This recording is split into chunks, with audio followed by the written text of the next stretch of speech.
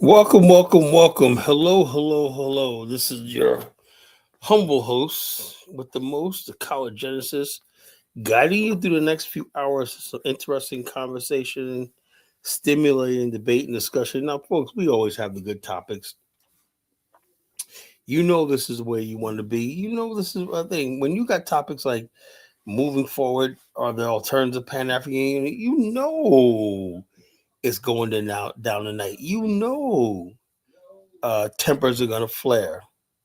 So stop what you're doing, like, share, and subscribe, tell a friend, tell somebody that the Collar Nation is on. You know what's going down tonight. You know it's the right thing to do. You know the right thing to do is tell somebody that the Collar Nation is on and popping.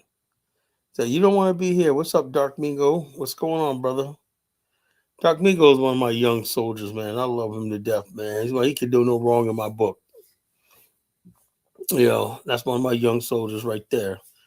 You know, And which go, yeah, this is Collar Bowl because I didn't watch the Super Bowl. I could care less. I don't even know who played, to tell you the truth. I don't know anything about the halftime show. I don't care about nothing. What part of I don't give a damn what happens in this culture, don't you understand? I don't care about the Super Bowl. I don't care about the NBA playoffs, the finals. I do not give a damn, you know. I'm laser focused on nation building and nationhood and building Black African infrastructure. That's all I care about. If I could organize a good 1,000 Black men in this country, Black men, you know, I don't even want no fucking women to tell you the truth. Sisters and everything like that, I love you, but y'all got to step the fuck off. This is a movement for men. I'm trying to build first time we're going to build a movement. Think about it. This is like the first time in like 100 years that we're gonna have a movement that is built for and by Black men. No watered down fucking females, no social justice warrior sissies, no POCs, no minority and all stuff like that. No equity inclusion. We need a Black nationalist movement, right? By Black men. We could do it.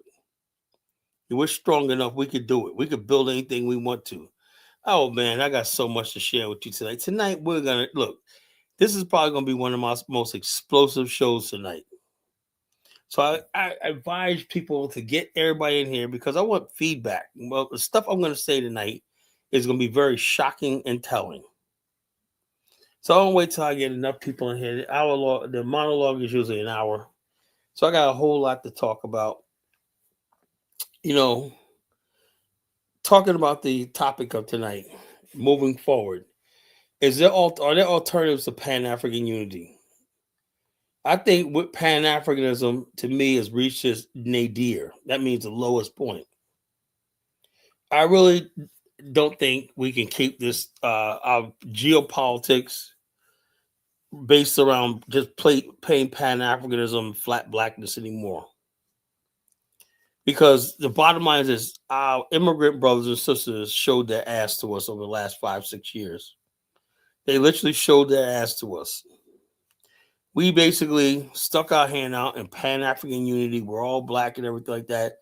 And they went and spit in our face.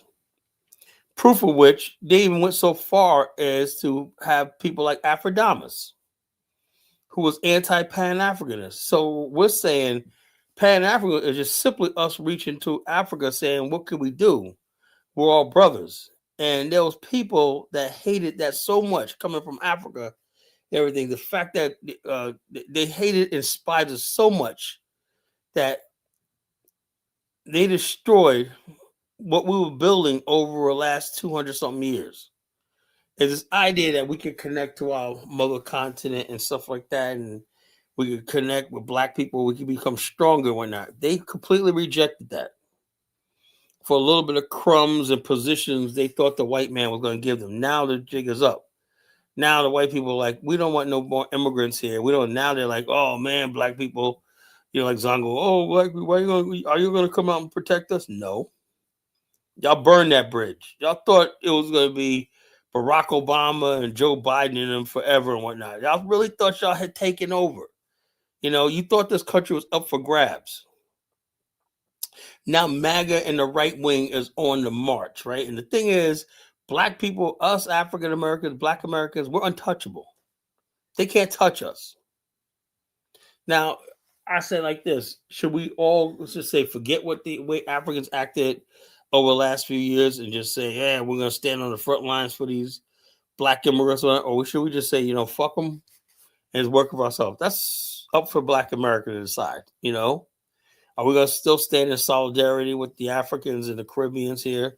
Because a lot of them here illegally. They have no papers, whatever like that. And so the argument is nobody is illegal on stolen land, right? I could test that, right? I don't think America's stolen land, to be honest with you, right? So we're not allowed to say that, right? America was conquered land. It wasn't stolen, it was conquered, right?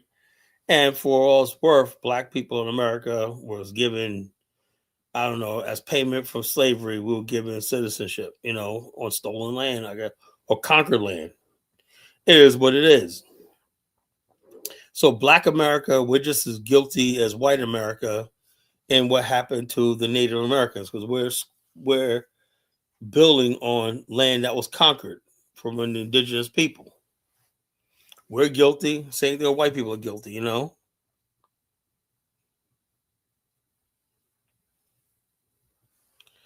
last 20 minutes of last night's show live was good. I don't remember.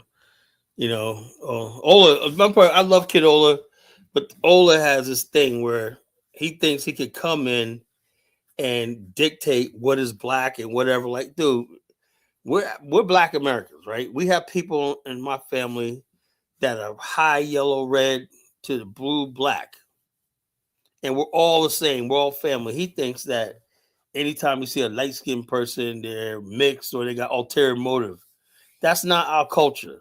So I can't let a Nigerian define black American culture. Like he has a problem with Smokey Robinson. Smokey Robinson has been an elder and a brother in our community, loved our community for generations. Why the hell am I gonna throw Smokey Robinson away for what a Nigerian fucking thing? Because maybe Nigerians may not identify with Smokey Robinson, but we have family members. I have uncles that look like Smokey Robinson in my family. So we can't let people come over here just trying to divide Black America based on a thing. So it is what it is. But I love Kid Ola. He's a good guy. Well, he just don't know Black America very well. He doesn't. We're not all over here getting shot by the police. We're not all over here facing racism, all this freaking nonsense. We're not all in the hood. We're not all going through all this stupid stuff. Black America is not a fucking a rap video. It's not a goddamn rap video. But I said last night, right? And let me repeat what I said, and I mean this with everything in me, right? I say that Black America, Black nationalists, right, have said that a deal breaker is we want land of our own territory. That's a starter, right? We're willing to negotiate, talk, and have the summits and everything like that. But there's always going to be the threat of force and violence in anything you do. Let me give you a freaking example. When I deal with people and everything like that, and I approach people, right? I'm the most diplomatic, cordial person in the world. But behind my nice smiles and like that, there's always the ever-present thing that I can freaking haul off and bust you right in the fucking mouth. That's what makes my mystique work so well. If people don't think there's force behind what you're saying, you got to put it out there like that. Last night, oh, Kala, man, you can't say that. No, yes, I can say that. Any real Black nationalist is not going to sit there and say, no, we can't use force. What happens if you get land or territory and motherfuckers want to take it away? No, you understand. We're going to be armed to the teeth, We're going to be armed to the fucking teeth. That's what I plan on having, I plan on having our own fucking military. Oh, man, Kala, you're talking to. But hell, you think I'm gonna fucking actually bring my people to the continent of Africa with no fucking protection? So these motherfuckers can kill us at any time, take out whatever we built anytime one night, and we have no grievance one night. And then they want us to come over there, like I see these fools going over there to Burkina Faso and falling out with their own government in America. I want citizenship. You gotta look at these bunch of fools in Ghana like we don't want to live in a land of our oppressors or whatnot. Are you fucking stupid? But yet you go into a country, right?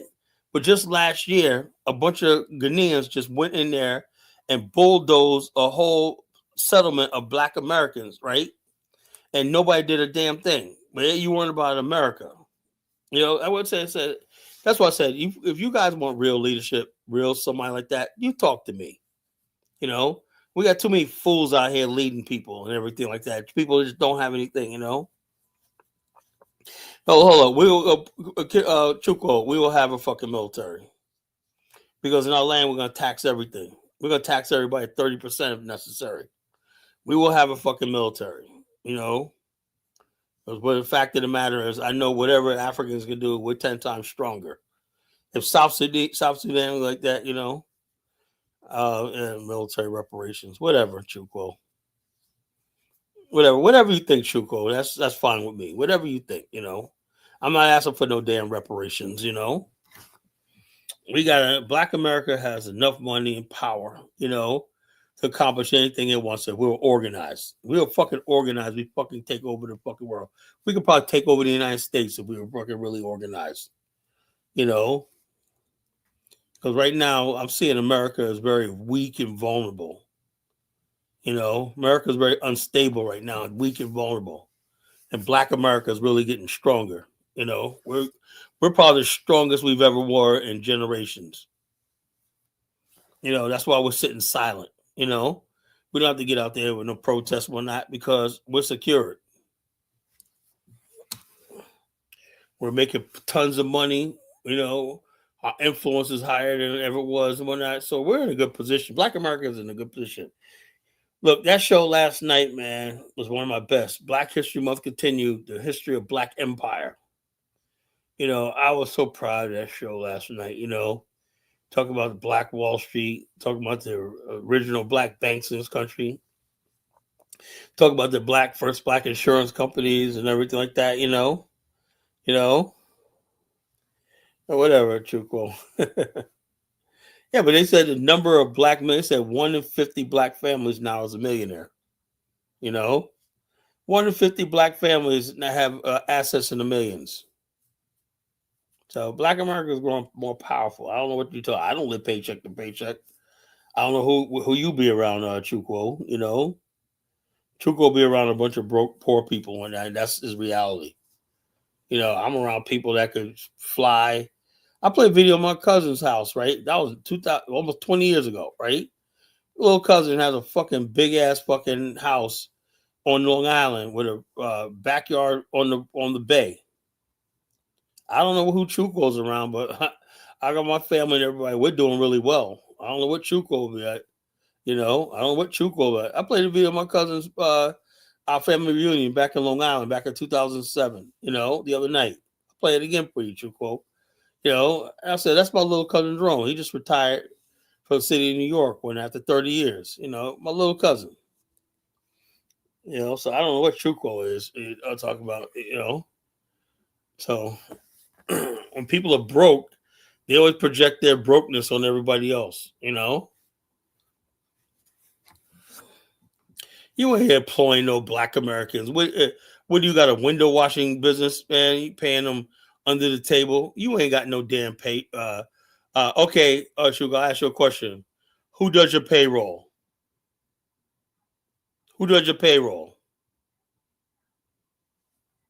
I can ask you simple questions and tell if you're in business. What spreadsheet do you use for your business? So he can't answer that. You know what the fuck I'm talking about. He doesn't say, so who does his payroll? If you got employees, you got to have a payroll, Who's the company you use for workman's comp? Paycam. That ain't no legitimate fucking thing, Paycom. That's not no fucking legitimate thing. That's when you basically do odd jobs and shit like that, and you pay somebody fucking like it's almost like through Cash App, man. Get out of here, Chupo. Please. You know, yeah. He pays crackheads, and pays them through like something like that's something like Cash App. There ain't no damn payroll. Please, Chupo. Please, when you come up to here, you step to the real person, man. Step up right.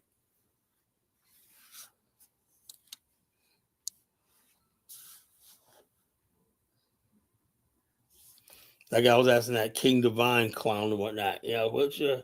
Oh no, the family handled all the business work and whatnot. Yeah, at least Bebe Rodriguez knows ADP.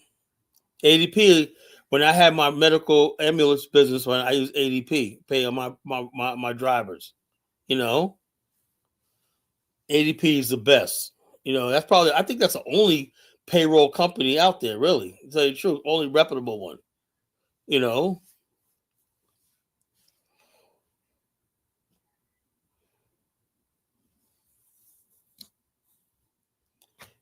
What's up, Marshai? But yeah, so folks, this is a black nationalist platform. The views of the college genesis will hurt your feelings, hurt your sensibilities, but these are things that need to be said. Tonight, I'm asking: are there alternatives to Pan African unity? I say this is because every time I look around, right, and whatever I look, I'm looking at other, okay, whatever, Chuko, uh, yeah, pay Cam, he can't afford whatever he's doing, Dark Media. He can't afford ADP. His business is not fucking on that level. He doesn't have a Duns and Bradstreet report. So I look. The bottom line is I've been asking for the longest time: is there any alternative to Pan African unity? Because I tried my best, right? And I'm just looking at even when I'm talking about Liberia in particular. And I said to my partner Ross on the ground, I told him yesterday, I've been thinking about this for a while. And then I asked him, I asked him, I said, for years you've been telling me about the Lebanese in the country, and I ignored them because I had my own prejudices. I'm a Pan-Africanist. They don't belong here and stuff like that. Now I'm starting to change my opinion. I'm looking at some of the businesses I see in Liberia that are owned by Lebanese, Europeans, everybody else, right? And I see a lot of business owned by Liberians too. Good businesses, right? But I know it's always the Liberians who are Liberian connected, and people who or either lived in the United States for a little while, a long time, and come back. They have a different mentality, right? But the people who got that stupid that want to keep this tribalism and this Congo versus Native people grievance going on, we gotta let these people go. We do. So, like I said, I want to build the Association of African American Liberia in Liberia. Right when I get there in 3 weeks, and I sit down. First thing I'm gonna do is not even talk business. I want to start shaking hands and getting to know other groups of people in Liberia. The way I see it, right? These people, I'm an outsider, just like they are. My people were shunned in Liberia. My people were rejected in Liberia. We're fighting for our place and trying to preserve our history in our country on both sides, the American Liberians and the African Americans there, right? We're outsiders, right? You got a culture that basically tries to cater to indigenous people, but they still are dissatisfied. They're still unruly. They're still lawless. And they're still freaking primitive. And they really don't have any long-term thing other than getting in public office and complaining all the time, right? So I'm saying, I'm looking at who's actually building shit, right? And I'm impressed by the fact that when you see in Liberia, right, the house I renovated in Liberia, the house I'm in, everything in there, and I got to be honest with myself. I got to be honest with myself. Would I be able to have a house in Liberia if the Lebanese weren't there? The answer is no. Would I be able to go walk into nice offices and whatnot? Because you know something, City Builders also sells prefabricated homes. If you know what prefabricated homes are, let's look it up. These are homes that you can order like in a crate and literally put them together in literally one day. And you see a lot of these 2-story nice houses. You know, it's like people putting them, some people putting them up themselves, or they get a contractor. And you see nice houses popping up all over Liberia, right? Thanks to City Builders. And I'm saying to myself, why did I hate these people so much?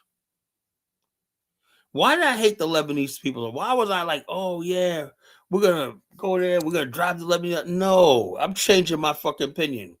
I want to build with the Lebanese there, the Chinese there, the Indians there. You know, because why? Because we're fellow foreigners. You know, we're fellow non-Africans. And so therefore we have to approach that way, because I don't believe in that Pan-African unity anymore when it comes to building anything. Africans will never allow us to build anything there. They give you the lip service and whatnot, but they don't really mean it. And I think we wasted a lot of time. It's time for us to start making some moves. In Angola, right? I thought about it. There's a lot of Brazilian and Portuguese in Angola, right? And Chinese too. If I want to build in Angola, these are the people I'm gonna most likely have to deal with. Before I was like, I'm gonna go over there and do the black power, get with my Angolan brothers, get with my Liberian brothers, and whatnot. And I'm realizing now, right? We've been doing that for all this time, and we have very little to show for it. My guy Mark Blanton in South Africa, real South Africa. I remember Diane sent me a video, man. He said, look, Mark is sitting now, his partner in real estate, Mark, the lady got him into real estate. It's a white Afrikaner lady. Now Mark's Mark's a smart guy. He didn't listen to the bliggity black Pan-African shit I was talking about, right? He went there and linked up with people like, because when he does his tours, he has finance and whatnot. You could do a tour with him and finance it. He has a financial company backing his tour and investment tour groups and whatnot. And as far as real estate and whatnot. So him and his wife got it covered. They got a real business on a level that I have not seen anybody else. He's probably has the most the most, let's say, dynamic or the most well-developed operation in Africa among any African American. The real South Africa. Maybe because South Africa is a developed country, you know, and that's probably what it is. But I have never seen anybody come close to that. And also, he's successful, you know. I said, ask him what country. We don't control any countries in Chukwu, you know. But he's successful in South Africa, right? He's bringing people over there who are dumping millions of dollars, African Americans who are putting millions of dollars into the South African economy in real estate and business development. He helps people get established in business. Somebody that's software engineers, IT, medical. He is basically doing the things that, you know, that I wish I could do. Because and another thing is this. For the longest time, you had Eugene Jackson, who went over there and 20 years ago. It was actually Blacks Without Borders debuted in 2006. And Eugene Jackson went over there. He said he invested all his money, but years later, he wrote that he's been trying to reach out to Black South Africans, right? Because Black Americans are also included in the Black economic empowerment in South Africa. But he says there's Black South Africans have been a hindrance to him, not reaching out, not doing business with him and whatnot, you know. So he built his business over there as a Pan-African business, right? Now that was 2006. He said this is a Pan-African business. You know, we have an IT, all that stuff. He has a real estate and IT business. And also, he has a farm, you know, and he was building a small town for African Americans in South Africa under the banner of Pan Africanism. I mean, but I don't want to. I want to know if Eugene Jackson's still alive, because it's old back then. How's the Pan Africanism working out? Because that's all. Everything's predicated on is that there's going to be some Pan African unity in these countries that's going to get us through the door and get us to the home plate. And so far as Pan Africanism, I have not seen it. Now I know a lot of African Americans who go to Africa and do business, but then most of them are not Pan Africanists. Most of them go to the continent. They'll have an Australian partner. They'll have a Swiss partner, a French partner, a Russian partner, whoever, right? And you may have some local people and like that, but the idea that you're gonna have this all black investment when look, years ago I had a few people, right, that went to Tanzania. Like, Kala, man, you gonna link with this? I look at this thing like, dude, man, you're going over there to a desperate country with $150,000 in your pocket, Of course, they're gonna tell you what you want to hear. Yeah, these are my brothers. And a lot of so-called African Americans are fucking stupid, naive with this Pan-African stuff. You can be a Pan-Africanist, but until it comes down to pulling out that checkbook and investing money. Yeah, people like my guy, he went over there. Yeah, man, this investment people, but now, he going to Tanzania or show him like this. The bottom line is this. He went over there and, I don't know, he met with Dr. Arikana too. She told him that he was going to get some a contract with Traore's government in Burkina Faso. I think he went to Burkina Faso too. He joined ADDI. ADDI is a fucking Pan-African scam. And so whatever happened, right? I heard because he had a fiber optic contracting business with City of Chicago. Whatever it is, man, he must have lost all that. Now he's back in his bumpkin land of Arkansas, where he started from. All chasing after this Pan-African unity nonsense. So miss me with all that nonsense about, Kala, we're all Pan-Africanists. Let's come get the fuck out of here.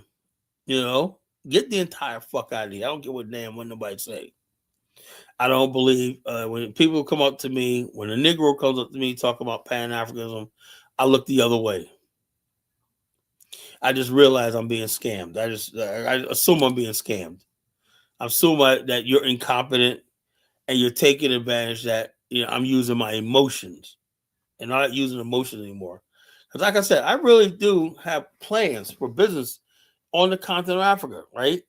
And all this time, I'm thinking, well, if I can meet this person right here, then I said to myself, maybe it's not what I'm trying to do. Maybe the average African he's not there.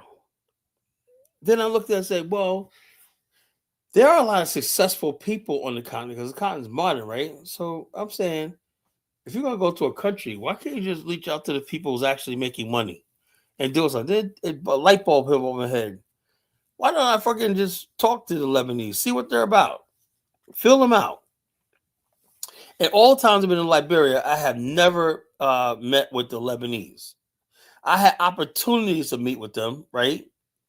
Because my guy Ross like, yeah, these guys are cool, Colin, man, blah, blah, blah. And I was like, oh, man, I don't trust them, man, blah, blah, blah, blah, blah. I'm a Pan-African, back to the 20th power, blah, blah, blah, blah, blah. Now I'm looking at it now, man. I'm like, every time I go there, I always enjoy going to stop and shop Lebanese stores. I like going to just a lot of stuff they do. I like city builders, every time you see a house, being built, or you stay any place, right? You stay in an Airbnb. When you walk in, you got a walk-in shower and stuff like that. Brand new kitchen, flooring, marble flooring. Liberians love marble floorings. We don't do carpet a lot in Liberia. We like marble floors, right? Furniture, and also in Liberia, the new Mall of Monrovia is about to open up. It's going to be there before I leave on the 5th of April. So I'll be there for that. That's supposed to be one of the biggest malls in West Africa. The Africans still have malls because they don't have Amazon, shit like that. But you got the China Mall. The China Mall. My wife, we went out and got us a big 53-inch TV. I got to give her the money to get a stand. When I don't want wall mounted. I don't want to take that chance of wall. I don't want a wall mount.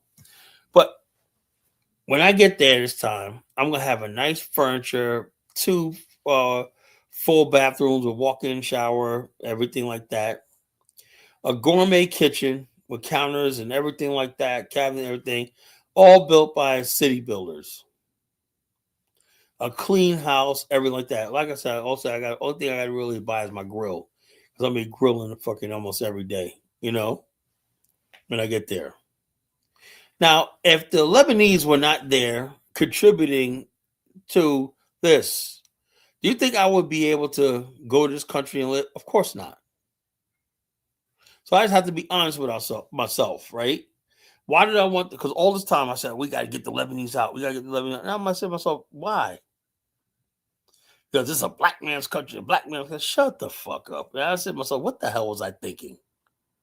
What the hell was I saying? The same people who say that probably don't even like me because I'm Black American, African American.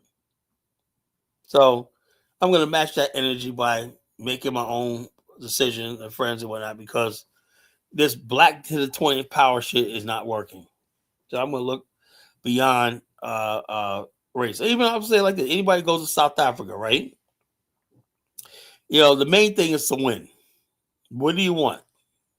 If your goal is just Pan-African unity, man, stay in America. But if you got a business idea that to build something, whatever like that, to develop something, and you're going to build something, right? That should be your end goal. Pan-Africanism should be able to facilitate that. But what happens is, with black people in America, is they just go over there and they get a Pan-African experience, but nothing really tangible. You understand? So in other words, basically like, okay, I didn't build anything. I ain't got $2 to rub together. I lost my whole entire savings. But we had a Pan-African feeling. We felt good. We had unity. And I'm saying, okay, well, what come out of it? It doesn't matter, Kala. I ask people all the time, right? Motherfuckers, like, I don't even put nobody's business out there, but some of our people said, yeah, I got $100,000 saved, Kala. I want to go. But you ask them, what's your plan to make money? You're just going to and look, let me tell you, this is how bad it is, folks. This is how bad it is.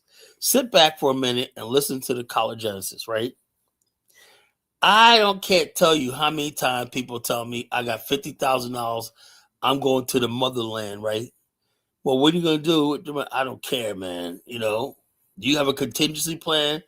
I don't know. They don't even care that whatever they're investing in is real. Did you need documentation? Have you got somebody on the ground? No. I met the guy on WhatsApp and he was sounding good.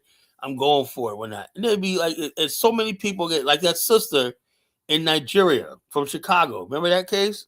Like a couple months ago? She lost everything in Nigeria. She thought she was buying property, blah, blah, blah. She went there and they're like, nah. So she got scammed. So, but I would feel sorry for the sister, right? I mean, I kind of do, right? But these are the type of people, she was probably warned. And then, let's be honest with ourselves, she was a bigger sister, right? She probably got sweet talked by some Nigerian slick motherfucker, thinking she gonna have a husband, or so many of our sisters are desperate for husbands, right? They get caught up with these Africans and whatnot, Anyway, she lost a lot of money. I think she lost other people's money too. Believe in anything like that. It's like all people have to do is go to Africa and dangle Africa in front of some people, right? In this, what's called, it's with the bum rush to coast culture, right? Now they say, Colin, what does bum rush to coast mean? Bum rush to coast means desperate black people, right? Who convince themselves that they're being persecuted. They got My guy that I tell you about in Tanzania, he was a classic bum rush the coast. He used to call me Kala, Kala. You know, we got to get out of here, Kala. Trump's in the office. I said, I don't give a fuck if goddamn the Pope is in office. I'll go to the continent when I feel like going to the continent. I gotta go. I said, man, yo, bro, you got a kid in high school, right? He's 15 and whatnot. Yeah, but I'm gonna leave him with uh, my relatives and go over there to Tanzania. We gotta get out there because America. I said, America ain't doing shit, man. So, but he was a bum rush the coast. Bum rush the coast means you got to get out of America at all costs and bum rush your African coast. Not using logic, reason, proper planning, and strategic, but you just got to bum rush the coast. You can't be a bum rush the coast Negro. You will lose. And then people think that once they get to Africa, they're gonna get a big house. Investment's gonna pour all over the place, man. You're gonna be sitting there meeting with African dignitaries. They're gonna tell you about the investment opportunity and whatnot. You're gonna have to be doing investment Ubuntu together, and y'all gonna be out there doing Ubuntu and whatnot, making millions of dollars and whatnot. And you're gonna share some with the children in the village, and whatnot. You go do your powwow in the village, whatever like that. Man, like I said, I could write a book. I have a PhD in Negroology. I really do. I have a PhD in Negroology. Every time Negroes, you give a Negro a chance to get out of responsibility and be reasonable and logic, he's not going to take it. Because a Negro operates on emotion. Powerless people generally operate on emotion. Powerful people use strategic, logic, thought, calmness, and delayed gratification. The powerless people, right, go by what they feel like in that moment. They don't care about the consequences or whatever like that. Whatever they feel like, So it's just I don't know, But this is all saying that I'm not against Pan African Union, right? But it's not working right now. It's not working right now. Look, we have to ask ourselves the question: do we really want to be on the African continent? Yeah, okay. So let's say a friend of mine I was talking about, right? He wanted to start his own trucking business and kind of bring some trucks over the continent, right? I said, first of all, why don't you go to an area that's developed, got a highway system? That's Southern Africa. Look, most of the goods that go up to Zambia, Botswana, and Zimbabwe start at the Port of Durban. Port of Durban is a big port where modern trucking system, truck up and down to as far as Lusaka, Zambia. No, look, until I act on it, right? I already said what an Afghanistan is, and I'm gonna tell you right now, the next person that comes up here and asks me what an Afghanistan is, I'm gonna tell you, go listen to my show. I explained it a million times, right? So when Truco said something stupid like that, right? The Afghanistan, as I laid out, is logical, achievable, reasonable, and practical. If you don't believe that, you haven't paid attention to my show. And if you basically keep asking me the same question, I'm gonna block you and ban you for good. That means you don't respect what I'm saying and you're not listening and paying attention. The next person who asks me about the Afghanistan, after I've said it 1,000 times, what the vision is. Now it's up to you to figure out what I mean and whatnot. That's where you have a philosopher. Oh, Plato meant this. He meant this. No, but words like this. You don't keep asking the philosopher. You read what he work at, and you draw your own conclusions. But I'm not going to explain myself anymore. Yeah, you'll see so many abandoned trucks in West Africa. I don't know what the trucking situation. I have not investigated that, DK. I know West Africa don't really have the highway system. They have these narrow roads. You need expressways for trucks, to be any sort of effective. You need expressways. You can't have somebody riding a fucking goat, walking on the road with a goat, and you got major trucks coming through, 18 wheels coming through. Southern Africa doesn't have highway systems, that go all the way up. Yeah, poor roads, you gotta have roads. So West Africa, so why would this guy think that he's gonna go to fucking Burkina Faso and start his trucking business? This is what I'm talking about. But don't listen to Kala. Don't listen to Kala. You listen, he listens to Dr. Arcana. Oh, she knows what she's talking about. This nigga went over there and lost everything. Messing around Africa, Took his $100,000, $120,000 and went over there. 2 years later, he's broke. Fucking around in Africa on some Pan-African unity. Man, get the hell out of my face. So I'm here to give it to you straight, I remember my good brother Dark Migo. Oh, Kyle, I got money to invest. I said, keep your money in your pocket. I can easily tell somebody, oh yeah, like there's a lot of opportunity in Liberia, right? I know it, but I'm not putting nobody on to telling nobody because I am not 1,000% sure. Till I'm 1,000% sure, then I'll endorse and say, yeah, okay, that's a good go and everything. I have to really be on the ground, Yeah, those people who come back and they turn to FBA. I have so many people really that was in Ghana. My girl Lucy, they're all FBA'd out now, because of the bitter situation in these countries.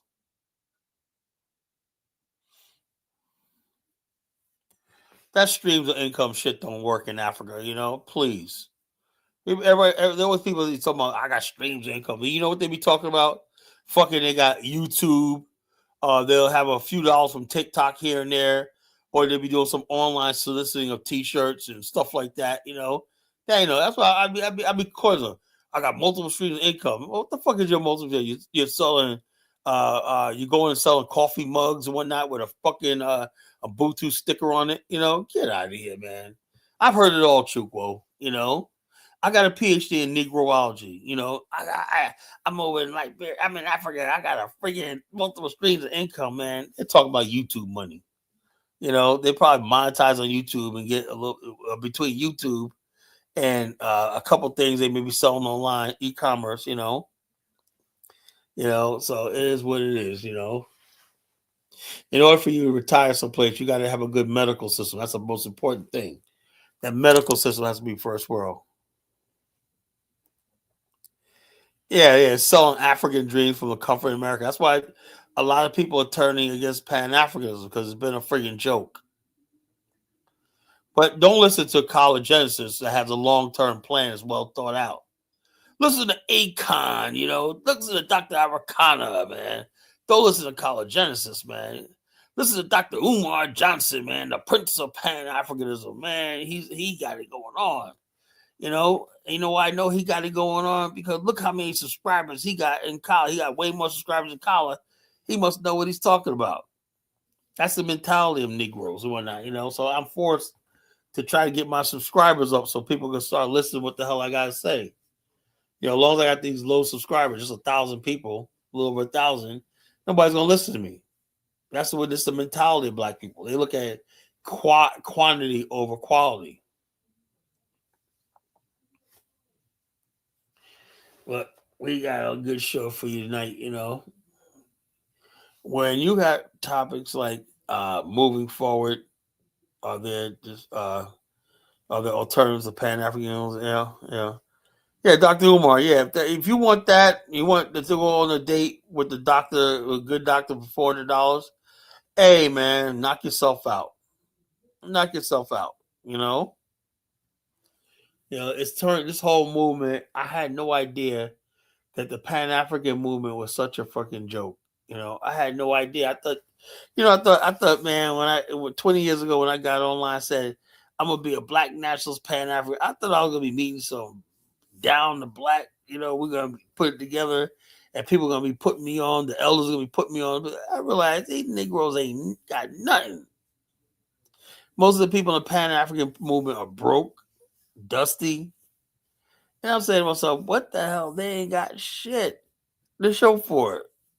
Like in a retirement home, whatever like that, behind. I'm like, man, I don't want to be that. I don't want to be that. Yeah, they watch Afro's think tank. Yeah, I don't want to be Afro's think tank playing with my little fishies and goats and whatnot in the middle of nowhere. I can't do it. Hustle smart. I just can't. I just can't. There's got to be a better way. I can't go out like Afro's think tank. I can't. I just can't do it. I just can't do it. If that's Pan Africanism, man, it's time for me to move on to something else. I'm looking forward to having relationships throughout the continent with people, and I don't give a fuck what color you are, what race you are. If you're on the continent doing major things in business, uh, I'm glad I can make you laugh, Marisha. you know, you know. It's more about yeah. Mark Blanton and his wife, his lovely wife, Latasha Blanton, these are middle class, upper middle class, educated African Americans. Mark Blanton is a type of like that, type of black African American I'll listen to. I'm not listening to bums anymore. My fool's dream about some sort of black unity is gonna fucking make us rich, and I'm like, get the fuck out of here. I'm ready to talk to anybody. I really want to build in Liberia, right? I'm ready to partner with anybody at this point. I'm desperate. You know, I'm desperate. I am freaking desperate to get this done, whatever like that. I don't care anymore. I really don't. Why are people in the African solar slavery didn't go back for us? Plus, they killed Africans in Liberia. Only food buys in this way. Look, yeah, Pan Africans is what killed Liberia. It killed Liberia. Trusted these people. Yeah, look, that's what I can't stand when people put Cuddy up there. Cuddy is dusty as hell. He's a felon. He's living in Burkina Bay. That whatever. Burkina Faso is a come up for him. He had nothing in America, and people would like say, "Kawa, look at Cuddy's on the continent." I don't give a flying fuck. You know, he's in a war torn country. Anytime something can happen to Ibn Traore, and they can say, something, all that shit he was saying to y'all gotta get the fuck out. Just like that.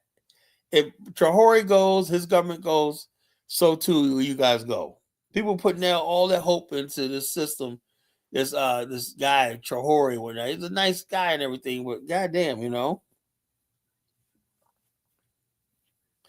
Yeah, that's true. I have to admit, most black people who go to he looks like he's starving, man. Most black people who are successful in Africa, as I've seen, are not Pan Africans.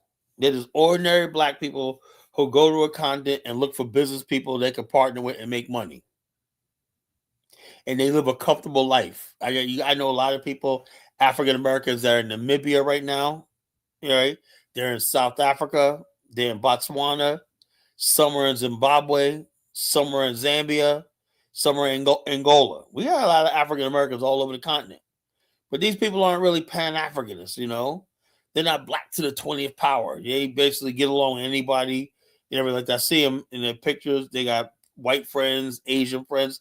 And I'll be honest with you, I'm getting into that too, man. I'm just freaking started. Look, I tried my best, man, to be and I'm still going to be a black nationalist. Black people are going to come first. But I'm ready to reach out to other races of people when it comes to business and the socialization. I realize now that I cannot rely just on black people for everything. You know, I think I missed a golden opportunity over the years I've been going to Liberia to link up with other groups of people. I saw in 2023 the Chinese community in Liberia. These motherfuckers are set up. They do a major contract. These Chinamans are coming from Taiwan and whatnot. They're living in these little tiny makeshift shops.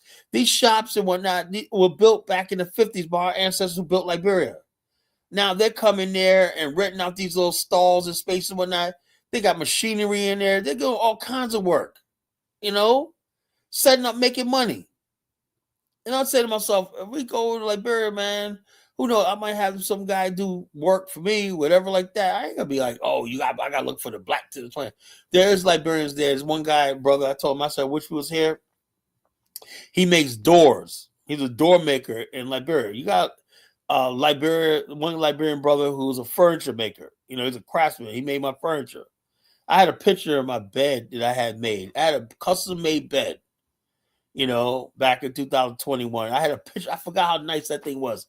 A picture of that thing came across my my thing. Like, you know how they have the memories thing on the photos? This bed was so fucking nice. It was paint. I picked up the wood and it was painted black.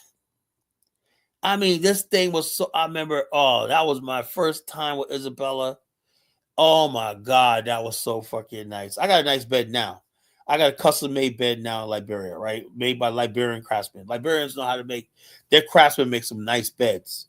The bed I got right now is nice. But that first bed was all black. That thing was nice. You know, real fucking nice with the headboard, everything. That shit was nice, you know? So I forgot all about that thing. What's going on, whoever it is, Kyra and Soul, man. Whatever. Good seeing you. You saying hello, I'll say hello back. But that thing was nice. So also, you know, like I said, the guy who made my living room furniture, this guy was a friggin' miracle Liberian guy. You know, he had a friggin' shop. Man, he said, look, you know, he had the bamboo, he had the big foam thing. He said, yeah, the foam was going to be a cushion and whatnot, and the glass. He had to cut the glass to make my table and a two love seat and a sofa, right? Out of bamboo. That thing was so sturdy and shit, you know? Now that same thing, that same furniture, I left it there, right? And my guy Paul and Sinead, that couple that hosted me time, they still got that furniture to this day, man, you know? You know? So it's so yeah, so but all that time, man, I should have been built. I was impressed by the Liberian craftsmen in the country, right? They make good furniture. Liberians had good furniture making, you know. But the thing is about in Liberia is instead of using your local craftsmen to build furniture for the government and office, everything, they still prefer to import crafts or furniture from goddamn China and India, whatever like that. Maybe because if they get a loan, where that's a stipulation, you got to buy your furniture or whatever like that from us, whatever. But Liberia and Africa never invested in their craftsmen, their local craftsmen, which are very, very good. You got people that if you see some of the artwork and the crafts these people do is unbelievable. How do you think modern Japan was built? They basically went to their craftsmen, their pottery makers, stuff like that, and said, look, you got the skill of craftsman. We're going to give you an assignment. We need you to make these parts right here for the ship. You know, you got to make it. You got to deliver the parts to us on a monthly basis. But so what about my business? I make glass. I make glass pottery. Well, you got to put your business to the side or hire some extra people. We need you to do this. So Japan went all throughout the country recruiting their craftsmen, you know, to make parts for the major corporations and companies like Mitsubishi, Hitachi, Sumitomo, and stuff like that. And so people understand, how did Japan do that? Because every last single village in Japan was turned into a workshop. Everybody, at least everybody had a job, and the craftsmen were making way more money than they do if they were just selling pottery and cottage industries, you know? The same logic and system was never adopted in Africa, as modern Africa basically abandoned its traditional thing. That's why when people come to me with this nonsense, like, Kala, you don't like tradition. I love tradition. The Kala Nation is part of the Nyamikala of West Africa, right? The craft group system. But I see now that Africans, that the so-called fake-ass Pan-Africanists, right? They only want Pan-African when it means that we're fucking, we have to act backwards and ignorant. Being backwards is not being African. Being progressive and building, right, is what we should all be doing. But every time somebody steps off the boat, what's up, Amar? go to fucking Africa. They feel like we got to go back in time. We got to be backwards, everything like that. Instead of taking what's good from the old world, old times, and then put them together, right, to build something new, so we could all benefit and we could all have a come up, right? You got people that want to be stuck in backwardness and stupid. And I don't even blame Africans, right? I blame the black people from America, right, who go over to Africa and they say things like, "Oh, I don't mind living in a mud hut," and stupid shit like that, you know. Instead of saying, you know something, we got a better way of building. We can have better building materials. Let me show you how to do this. Okay, I see you want to keep this aesthetic style, right? But here's the thing. We got prefabricated cubes and blocks where you could basically build this hut right here. And we got things where instead of having a dirt floor, hey, you can put this on a wooden plank or not. Put your business on top of that, your building on top of that. And then hey, right here, you can wire this out. You can have real electricity and appliances inside your thing, while your hut, whatever you want to believe, stays the same, but it has all modern amenities. That should be there. You have your style is staying the same, but it's all modernized because, like I said, you had a couple of African Americans in Ghana who built really decked out houses that look like huts. In fact, you go to places like resorts like Labasa, all the freaking bungalows look like traditional African huts, but they're freaking, oh my god, they're nice on the inside. They got bunk beds. They got it's all wood inside, bamboo. You know, they got the nice sinks. Whatnot. They got double sinks. It's beautiful. You know. So it is what. Yeah, Namibia is a very beautiful country. You know, there's a lot of African Americans over in Namibia. You know, they're doing really well. You notice how when you see people like my girl Kaylin Sutton, she was the first African American. She has a blog called African American in Africa. Look her up on YouTube. She was the one who got this all-star. She was way before Diane Samir. She started in 2010. And she married a Namibian guy that they met in college. She's absolutely beautiful. They have two kids right now, You know, they have a nice, beautiful life. And I always tell her, I said, tell your husband, man, you're getting one of our queens. She is so beautiful. And he got himself a beautiful woman, and she got herself a good Namibian man. She goes, I never met a man like this, you know. You know, me and Kayla Sutton, she's a member of the BAIO. You know, that's my girl right there. I always tell her, you know, that, you know, I say your husband got a good guy, you know, a good girl, a little woman.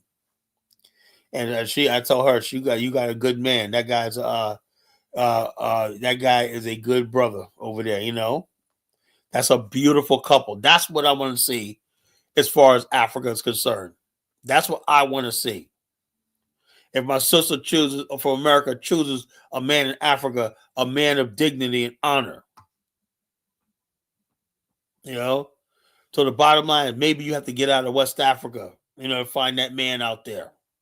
You know, she completely embraced his traditional way of life. Plus, they got a modern house and everything like that. So she's so immersed in the Namibian culture.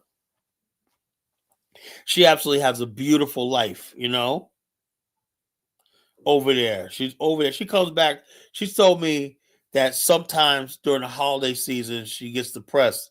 Because, you know, I know a lot of people live in the holiday season, you know, around their families and everything. You know, yeah, Namibians aren't tribal like that. You know, look, you get out of West Africa, you know, when I look at Dynasty Show and I look at the way these people are talking to each other, Fulani's going at it with goddamn thing, you know.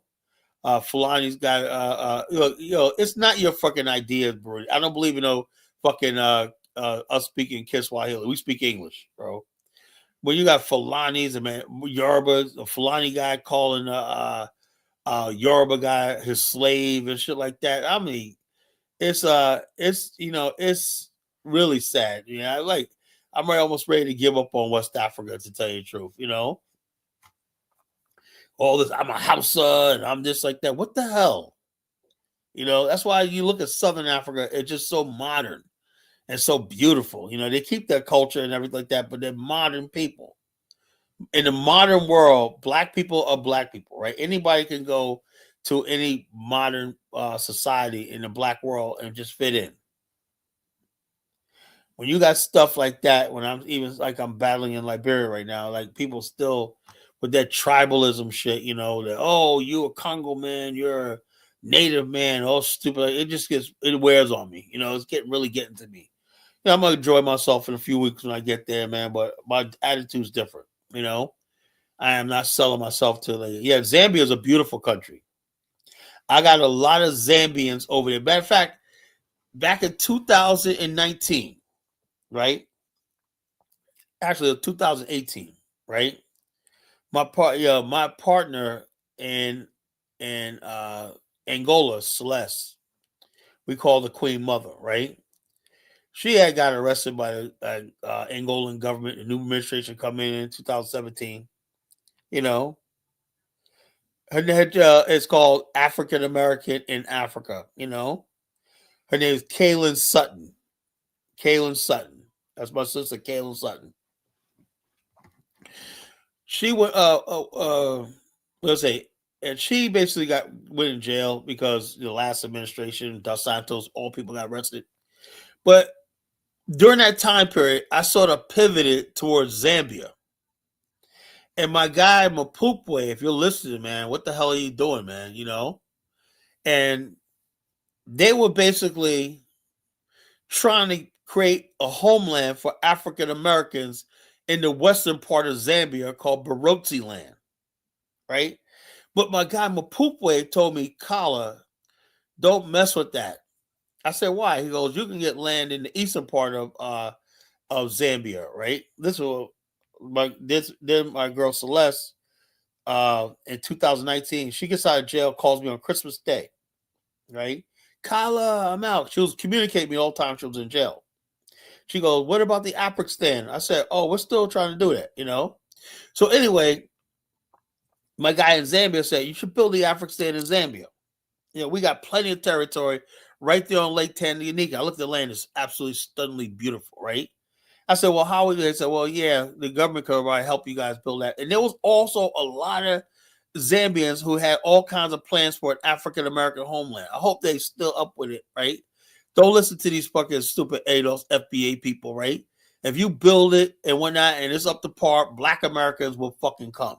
You know, I could see us going to friggin' Zambia. You know, I could see us going to Zambia. You know, I could see us going to Zambia. You know,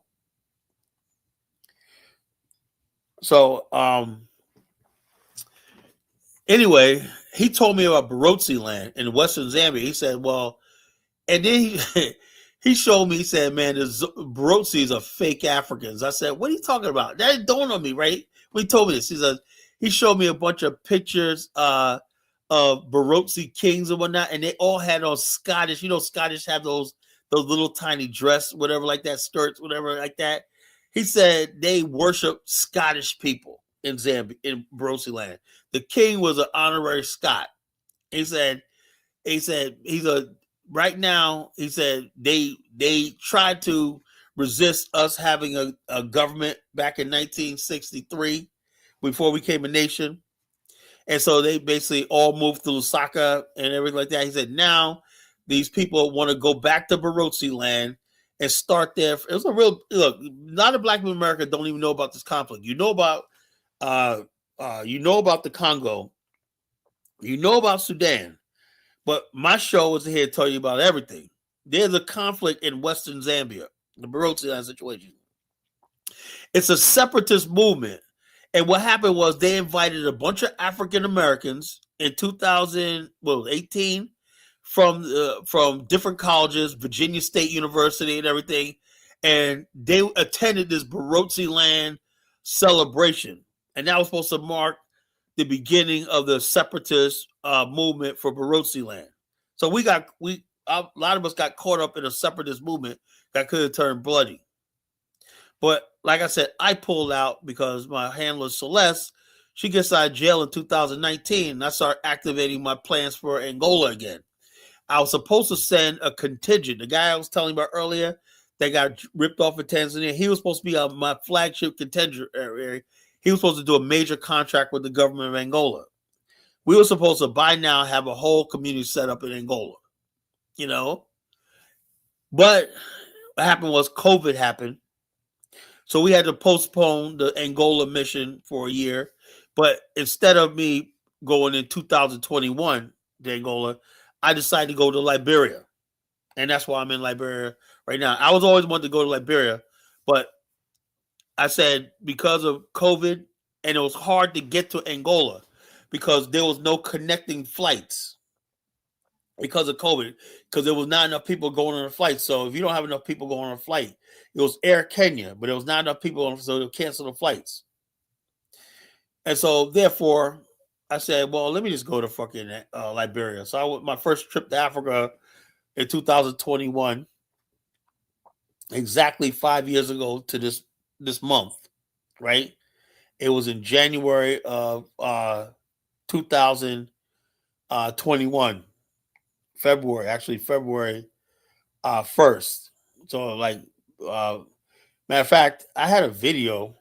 You know, how much I played. My first time in Liberia. You know, it had me. I gotta see if I can put this video up. It has me freaking my raggedy ass feet, getting my feet. Every time I go to Liberia, my wife always makes me get my feet done. I hate that shit. I'm not gonna do it this time, man. That last girl hurt my damn feet. My feet are sensitive, you know. She hurt my shit, you know. That's the one thing I don't look forward to is getting my freaking feet scrubbed, you know. But that's like a Liberian thing, getting your feet scrubbed, you know, every time, you know. So no, actually in Angola, they don't like Portuguese. They hate Portuguese people and they hate Brazilians. I found that out. I didn't even know that, you know. And I talked to Angolans. They're like, no, we don't like fucking Portuguese. They don't like Portuguese. They don't really like Europeans in Angola, you know, because of the war, the history of that country, right? And they really despise Brazilians. I said, well, you guys, he said, Brazil. They said Brazil steals from Angola. We got the diamonds, we got the oil, we got everything. Brazil got nothing. They come over here with their that's what they told me. They come over here with their mega churches and all stuff like that, and they got property and everything like that. We can't get anything done in Brazil. But they come over here, you know.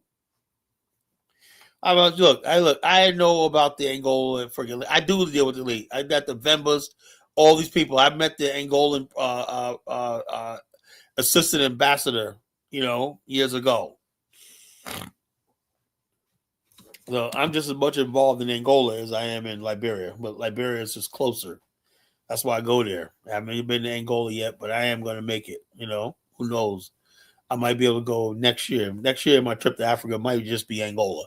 That's what I'm going to be my plan for.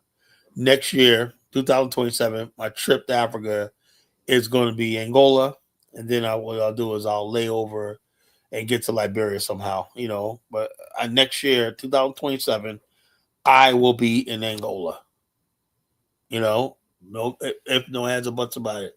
A year from now, I will be my trip, my normal March, February trip will be in Angola next year. We're going to get shit popping. So, anyway, folks, let me put the link in the chat room. You want to call in? You know, are there alternatives to Pan-Africanism? You know, we got to look beyond this. You know, is it working? Is it not? You know, why do we have so many failures in the Pan-African world? Why do we keep taking so many L's, you know, in the Pan-African world? You know, is there alternative? We want to build in Africa. We want to build around the world, you know. But why do we basically taking so many L's as far as Pan-Africanism, you know? You know, now people say, "Oh, FBA." No, FBA is not an option. ADOS FBA is not a damn option. Sorry to bust your bubble. You know. Let me get my good brother Amara. Amara, what's going on, brother? What's going on? I hear you out here complaining about West Africa, so I had to chime in, man. Go ahead, man. All right, Amara, what's on your mind, brother? Yeah, You see, it's good and bad in West Africa. The problem with West Africa, we have of Africa's 3,000 tribes, we have 1,500. Almost 1,500 tribes live in West Africa. So it's a territorial thing. Everybody want their own little space. Everybody control their own little area. That's why tribalism is like that. Then, places like Angola and, well, I say Angola, Southern Africa, the land is not in the hands of the black people, as opposed to us, West Africa. West Africa government, the government representatives are all Africans. Yeah, but You I don't think have that in East Africa. that could, to us, for us in America, that could be a good thing. Yeah, You yeah. know? No, but you're running away from that in America to go to an all black place. That's Yeah. what you crave. Well, hold on. Let me ask you. Amara, I love you. You know, I love you, brother. But I think Yeah. we're all blacked out, man. You know, it's like I'm looking at we're not making any progress with our brothers in Africa. Maybe we need to go Southern Africa where there's more, options and whatnot. I know Southern Africa has a lot of whites and everything like that, but the laws in Africa, West Africa, man, it's like tribalism and all shit like that, man. We can't get nothing done. I can't get nothing off the ground. Now, Yeah, because you gotta not to cut you off. You gotta link with elite movers and shakers in West Africa. yeah, that's They why get things done. I am. Now, let me ask you a No, but question, right? Let me ask you a question. This is controversial, right? Tell me what you say. So I knew this show was going to be controversial. I said at the beginning, right? I'm saying that maybe I should pivot towards working with Lebanese. They seem no, to they're not be, elite. yeah, but the bottom of they got shit done, man. Every time I look around, they got the new buildings. I mean, goddamn, Amara. If I want to go to Freetown, right, and whatnot, who should I hook it up with? The your Teman people or the Lebanese?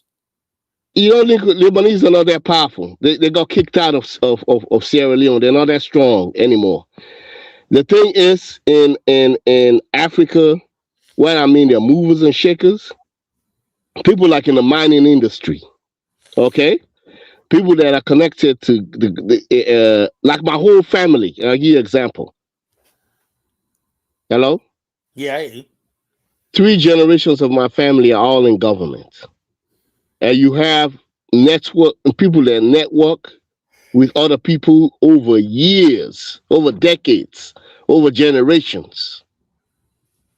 That's every African in West Africa. You need a Rolodex. Now, let me ask you a question, Amara. Uh, Do you guys discriminate against African Americans? I never see African Americans benefiting from any of this. The diamonds or not. When are we gonna have? all that again is who you meet. It's all by personal relationship and plugging you into a network. Hold on. Now, let me ask you a question. Diners goes to Sierra Leone all the time. He's people there. How come Diners hasn't been put on as far as like owning a gold mine, something like that? Even in Nigeria, Because he doesn't want to own a gold mine. Because you know how you get to own a gold mine. I have friends that are from the diamond people in Cornwall that own diamond mines for generations. These are friends. These are people because I know them because of my circle. Right. You see what I'm trying to say? When you do, the problem with most of these people that go to Africa, your biggest resource is the Africans in America. The majority, there is an elite class of Africans in America that have a large network on the ground. That's who you deal with. You just don't jump into Africa like that. The Africans over here is who you network, is your first line right here. You ask us, bro, I want to get into such and such and such. You're a member of the elite. Can you network me into your network? Because from the airport onto the mine, onto everywhere, these generations that like my granddaddy built and pass it on to my daddy built and pass it on to me. There are people I can call. I'm not on the political side, because I like my respect, because it's a respect thing. You see what I'm trying to say? I like to own my own businesses, and nobody ain't going to say nothing to me. But as far as like network, one man over there. When you say Nigerians and all these other people or whatever, they send their kids over here. They send people over here that are elite. Who all they got to do is call one or two people. They plug in the network. All these things people go when they go through the airports. They get harassed. They go here. They go this. They get that. Because they want to do things on their own. Your biggest resource is the Africans in America. That's the first person you deal with. There are a whole bunch of us over here that are elites. Liberians in America. There are a whole lot of Liberians I know. Like I'm family. I got family members in Ivory Coast, Guinea, and Liberia. And that came through. You know how that came through? Through networking. All that is like my brother's the CEO of a bank that in Sierra Leone that does business in all 4 countries. How did he get access to that? Oh, you say, hold up, but back that up again. You say your brother is a CEO of a bank? Yep. Commercial Bank of Sierra Leone. Hold up. What if I put together a proposal and I need a loan? Can I get a loan? No, it's a small bank. It's more retail. Come on, Amara, man. You're not gonna get what? Okay, what is the bank? The money you can get over here? You can get what I'm trying to say. How much are you talking about? Millions of dollars, like $500 million. I could start off with $80 grand. You know, with 80. You could start off. You could start off with $80 grand. You can get it here. I can start. Like I said, man, we want access to these banks. No, what I'm trying to say is, like, if people believe in your circle, they could invest. That's what I'm trying to say. When you plugged in, there are people who are in the iron ore business. People who, I know somebody that's in the silver business and gold business in Liberia. Like Africa is networking, and people that got cash not in the bank, they got cash flow that's coming in and out. People that got businesses that you see that this is the key thing about African Americans, particularly somebody like you that has integrity, because it could smell an African American who's doesn't have integrity from a mile out. Somebody like you that ran businesses, somebody like you that have integrity. Once they plug you into a network, you can pitch. You can make your pitch among people that have businesses. People are always looking to expand. You know, people are always looking. When a cousin of mine, RIP to him, he was involved in all types of businesses. His dad, my uncle, was the vice president of Sierra Leone. When that boy was going about doing his thing, all you got to do is tell, hey, you're running such and such business. Can I get 5,000? Can I get 2,000? Like the Fulanis, for example. They're good at that. You go into a network, you make your pitch, people got cash flow, money coming in, they're looking to grow. It's all about plugging you in the right network. Most of these African Americans, they do not talk to Africans here. That's the first thing you do. You talk to Africans here in America and let them tell you. I have Africans on the show every night. No, you don't understand what I'm trying to. You see, that's the thing right there. You don't understand. You make a show to encourage Africa. How about having an event? If you want to draw the serious African, if you don't want to be serious, having an investment conference about your Afristan. You go. This is what you do. You get a architect. When they got these architects that can draw images, and you have this little the architects can also give you a little plaque. Like a sandbox when we was going to high school, elementary school. you see sandboxes, right? Of a city, of a village. They got something like that they can do of your little town, of your little place. You hold an event, serious African investment. This is the thing with African Americans. You have so much credibility that a lot of Africans can't buy from you guys. They believe in you guys, but particularly somebody like you, that has a lot of integrity. You do it professional. You have your cocktail parties. You don't do it too big. You have your cocktail party about your investment club. You have your brochures. You already got the websites and brochures and stuff like that. But you have to do like a brick thing. Go to a convention center where you can have the whole layout. Oh yeah, Out there, and they could, like a little Mark, monopoly. Mark, I Go ahead. get some more guests on. All right, Oh. Betsy Adika, what's on your mind? Then I got Kidola. Oh yeah, I was just listening about the Pan African thing. I What think about? it's a thing of the past, man. It was good for the time that it was Well, there, but well, my point I'm trying to make is when I say alternative, right? I said the fact that matter is I still believe in Pan African unity, right? But I said, but if we're gonna get stuff done on the continent, right? uh, Like I'm just telling my personal experience, right? I was in Liberia all these years, right? And I didn't even want to look at anybody else. I've been trying to reach out to Africans and Liberians, and so for years say we need to build this, but and it just fall on deaf ears. But I'm looking at other people, right, that are successful there, right? And I said to myself, I when Bruce said, "Oh, we gotta be," look, I have no problem with people saying we're all Africans and blah blah blah, but when it comes down to it, right? If I'm going to take the time to come to the continent, right, I need success. Like Mark Blanton. You see Mark Blanton in South Africa, right? uh, The reason why he's able to do that is because he doesn't go there in South Africa about Pan Africanism. He has all kinds of business partners over there, that are real, that know finance, stuff like that. I'm saying that I think it's just time when it comes. When I say Pan Africanism, I always believe in Pan Africanism.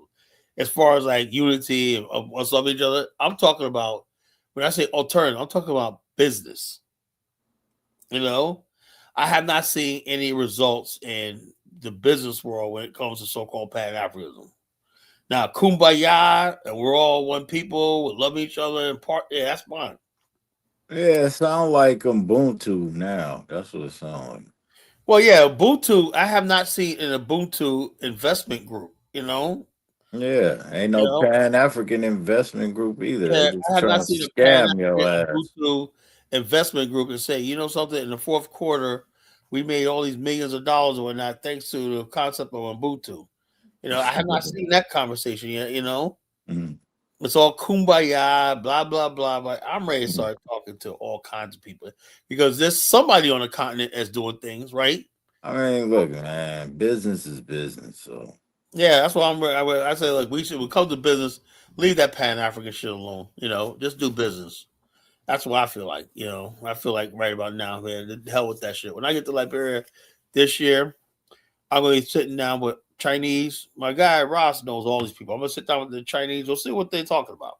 Just have a conversation. The Lebanese, the Indian community there, like whoever. what for like investments or something? No, I'm just going to have a conversation. I want to know what is their goal? Who are they? I didn't bother doing it. All I did was look at these people with disgusting despise for years going. You know what I'm saying? Yeah, well, Now I'm saying, since I get all this shit from people like Elvis and whatnot, I said, what the hell am I doing? Right? I'm a fucking I'm hating and despise my damn self. So why not? If I really love Liberia, why not just get with people who's probably just as hated and despised as I am? So I'm ready to talk to the Lebanese. Hey, I tell you so, we link with people like the Lebanese are really powerful in that region, right? Oh man, we could take over fucking West Africa. We could. We could retake that place. Kidola, what's on your mind, brother? Hola, Kidola. Dolo, you want to be B1 again? You gonna go? Kidola, you're on. Probably that Nigerian stuff going on. Whatever. That Nigerian bandwidth. Yeah. Ola kid Ola. But the thing is, like I Well, said, he just said the Lebanese is not powerful, as you said. oh, but he's Amara, a good guy, man. But come on, if you see anything in Freetown, Sierra Leone, that's modern, the Lebanese had something to do with it. So it is what it is. It is what it is. So I'm like, hey, look, like I said, you got people over there, right, doing work. I want to know, how is it that a fucking white people, Lebanese are white, basically, right? No citizenship, no nothing, and they're doing everything that I think we should be doing. How the hell is that happening? I don't know, How the hell is that man. happening? And then I look around, I said, it's like, I With look at it, I said, Pan-Africanism has failed me. yeah, that's what I'm saying. With Pan African, you think we'd have been the ones that doing all that shit, Right? You think we would be the Lebanese right now, right? So or the I got reasons. Chinese, or any rest of them Chinese, motherfuckers that's over there. everybody's cleaning our clocks in Africa because Pan Africanism is a fucking when it comes to business. Now, when it comes to kumbaya and we want to party, Man, fuck like that that's fine. kumbaya shit. When it comes to fucking business, Pan Africanism just don't work. I want to know what the Lebanese are doing. I want to know what the Lebanese are doing. I want to know what the Chinese are doing. Because whatever they're doing, I want to do the same thing. They can sing kumbaya anytime. Shit. Yeah. So Lewis, go ahead. What's on Yeah, your all mind? right, brother. I was just listening to your show, this same show, but I realized that I was a few minutes behind because I was listening to a brother from Sierra Leone giving you some good Amara, that's my good brother, Amara. Yeah, you still there? No, he dropped off, man. Amara's my brother, man. But oh, all right. Yeah, Amara is something else, Yeah. No, listen, he's the real shit. I like Amara, man. Yeah, he's the real shit. That's the sort of African. Hold up. Before you get going, right? Whoever your name is, Bob Funk, please turn your camera on. No camera, no getting on the show. He's crazy. All right, look. Can you put your face closer to the camera 1 second? People want to. All right, you're an American Negro. Okay, you're good. You pass. American Negro certified. All right. Go ahead, King Louis. Yeah, what I was saying is that guy is the real deal. He gave you some real good advice there. I thought he was still on. Yeah, but hold on. Where are these so-called elite at? Why hasn't Dynas Amir hooked up with these elite? Dynas should be a millionaire right now. No, hang on. Yeah, Prince, the Prince of what is you're it? in insurance, right, Carla? Yeah, I can't bring my insurance business over there. No. I can do a lot of other stuff. Bro, listen. My family owns the biggest insurance company in Africa, in Ghana, and one of the biggest in Africa, and one of the biggest banks. And I gave you an opportunity to connect you up. You ain't taking me. I know. Hold on. Let's forget about the level of insurance I do is not going to sell in Africa. Matter of fact, it won't even sell in most of Europe. Right. Carla, listen. Listen, brother. There's all different levels of insurance my family does. Okay. And it's a family business split up different sections, okay? All you got to do is just connect. You speak to them, the insurance people. Once I'm connecting you, God knows what's going to come of it. And it's all different levels as well. You know what would be nice, right? I'll tell you how it would work, right? If I had my property and casualty license, which I don't, I only got health and life, right? Mm-hmm. If I have a property and casualty license, right, and I set up an office in Ghana, right? You don't even have to be in Ghana. Let me say it like this, right? I set up an office in Ghana, right? And then and then Ghana passes a law that everything shipped in and out of this country got to buy a policy, right? I would be a fucking rich, but they don't have laws like that. There's back in West Africa, there's no law requiring you to have auto insurance. Insurance works because there's laws in place here that requires people to get it. In Ghana, you want to check the insurance on that. You got to have insurance to be on the road, just like UK. Yeah, but hold on. If they don't, not everybody could afford insurance. You know, in South Africa, everybody has insurance. Everybody's got a car in Ghana has insurance, unless they haven't been stopped by the police.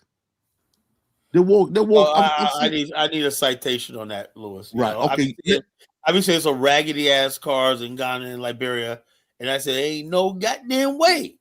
Well, you'd be surprised. You can go to the post office, buy insurance. It's not that expensive. Depending on the car. Obviously, people drive by insurance. You get caught where you've had it. But most of them got insurance. What's the penalty for driving without insurance? You're gonna be off the road, my friend. You go to jail for that. Oh, okay. Well, I have to see that. But hold up, Lewis. Let's be honest with ourselves, right? Somebody was telling me. What I'm trying to say is, Carla, listen. Now with your influence you're getting on YouTube now, you're gonna be surprised who's listening to your show. I keep telling you this stuff. You're not listening. That brother gave you game.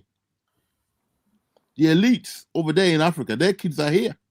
They're listening to you and meeting people like you and so on. You've got to get in there. Even if you Ahmed comes from elite in Sierra Leone. Right. Especially if you're in insurance business. Listen, especially if you're in insurance business. No, I'm trying to say. Look, let me say this. I'm not interested in insurance business in Africa, right? But I got a whole bunch of other stuff that I would be the biggest market for other country developed. That's one of the biggest markets you can have. Yeah, no, because you don't have a middle class. Until you have a middle class, bro. Stop underestimating Africans, bro. Lewis, you do not have a real middle class in West Africa, right? And bro, that's where you're going wrong. That's where you're going wrong, my friend. That's where you're going wrong. By all metrics, there's no real middle class. You know what the hell metrics are you looking at? Hold on. If the average pay in Nigeria is like $40 a month, how's that anywhere close to middle class? You, my friend, you're talking about your middle class in America. It's different from there. Yeah, well, that's what I said. That's what in other countries, right? Look, the median income, let's say in Southern Africa, is actually really high. So that by African standards, middle class, you know? Right? You ever heard a story? Right? You ever heard of a story of the man who was sitting in a plane? All right, plane crashed. Okay, he got out the plane. There was inside in Arabia somewhere. And he's a salesman, yeah? And he sees people walking around and got no shoes on. And he says, nah, they don't need no shoes here. Can't sell no shoes, he's gone. Next man turns up, his plane crashes, and he turns up, he sees all these people without shoes. He says, God damn, they need shoes. So he goes back to his country, brings a plane load of shoes, makes big sales. Oh yeah, I get what you're coming from. The difference between the Lebanese, right? Listen, the difference between the Lebanese and the other people, like Indians, they can see what you refuse to see. What's so obvious? Oh, that's why I would love to plug in with the Lebanese because whatever they're saying, I really want in on this shit. You know, it's very simple. Okay, stop looking at America and everything. America, this is look at what Liberia. I have look at their needs. Just hold my observation. What I could do in Liberia, I got a bunch of observations, right? What I did in Liberia, but things you're gonna need. You're gonna need a way of microfinance, stuff like that, because the things I would talk about building, but not, you got to have a system in place, infrastructure in place where you can offer microfinance, stuff like that, and you got to have a way of collecting debt, collateral, stuff like that. If you're in insurance, you should. That's not right down your street. Well, that's not. Look, and also insurance, as far as like what type of insurance. When I do health and life insurance, that's what I do. I don't do auto insurance. I do health and life. Right. So you as a professional person, you should be able to know how you can get the basic insurance starting in your country. My father was a foot soldier for my uncle when he started out, going around selling insurance to people. Okay, he started off small. I don't just sell insurance, right? I also put together health insurance packages, right, for hospitals and clinics and whatnot. Like you have a policy, right? And I'll say, okay, this policy right here, and I help underwrite. My suggestion for underwriting. Okay, this policy right here could cover this much in ambulance. This policy right here should add transportation. This will ask this policy can have a grocery benefit. This policy for this. And blah blah blah, and then you go to insurance, say, look, this will be a good policy, and and you also putting hospitals and doctors and clinics and dentist office in a network, right? On an agreed pay credential. You got a credential. Yeah, my cousin does the biggest. My cousin does the biggest health insurance in Ghana at the moment. All right, Lewis, but let me get Elvis on. Go ahead, Elvis. What's up, Colin? What's up, panel? Hello, Elvis. What's going on, bro? Yeah, man. Look, Colin, I keep telling you, man. I know you think it's funny, but you already have more privilege in Liberia than the Lebanese. You're in an advantageous position. If you can get, let's say, 30,000, the thing about Liberia, the bigger the investment, the bigger, the bigger the reward. But if you want to start off small, like with $10,000, you can raise that. It all depends on what you want to do. Lebanese, they have to pay an extra tax. They have to be corrupt. Yeah. They got to go in there and bribe government officials just to get certain deals. For you, it almost be like a birthright for you to invest in Liberia. That's what you don't understand.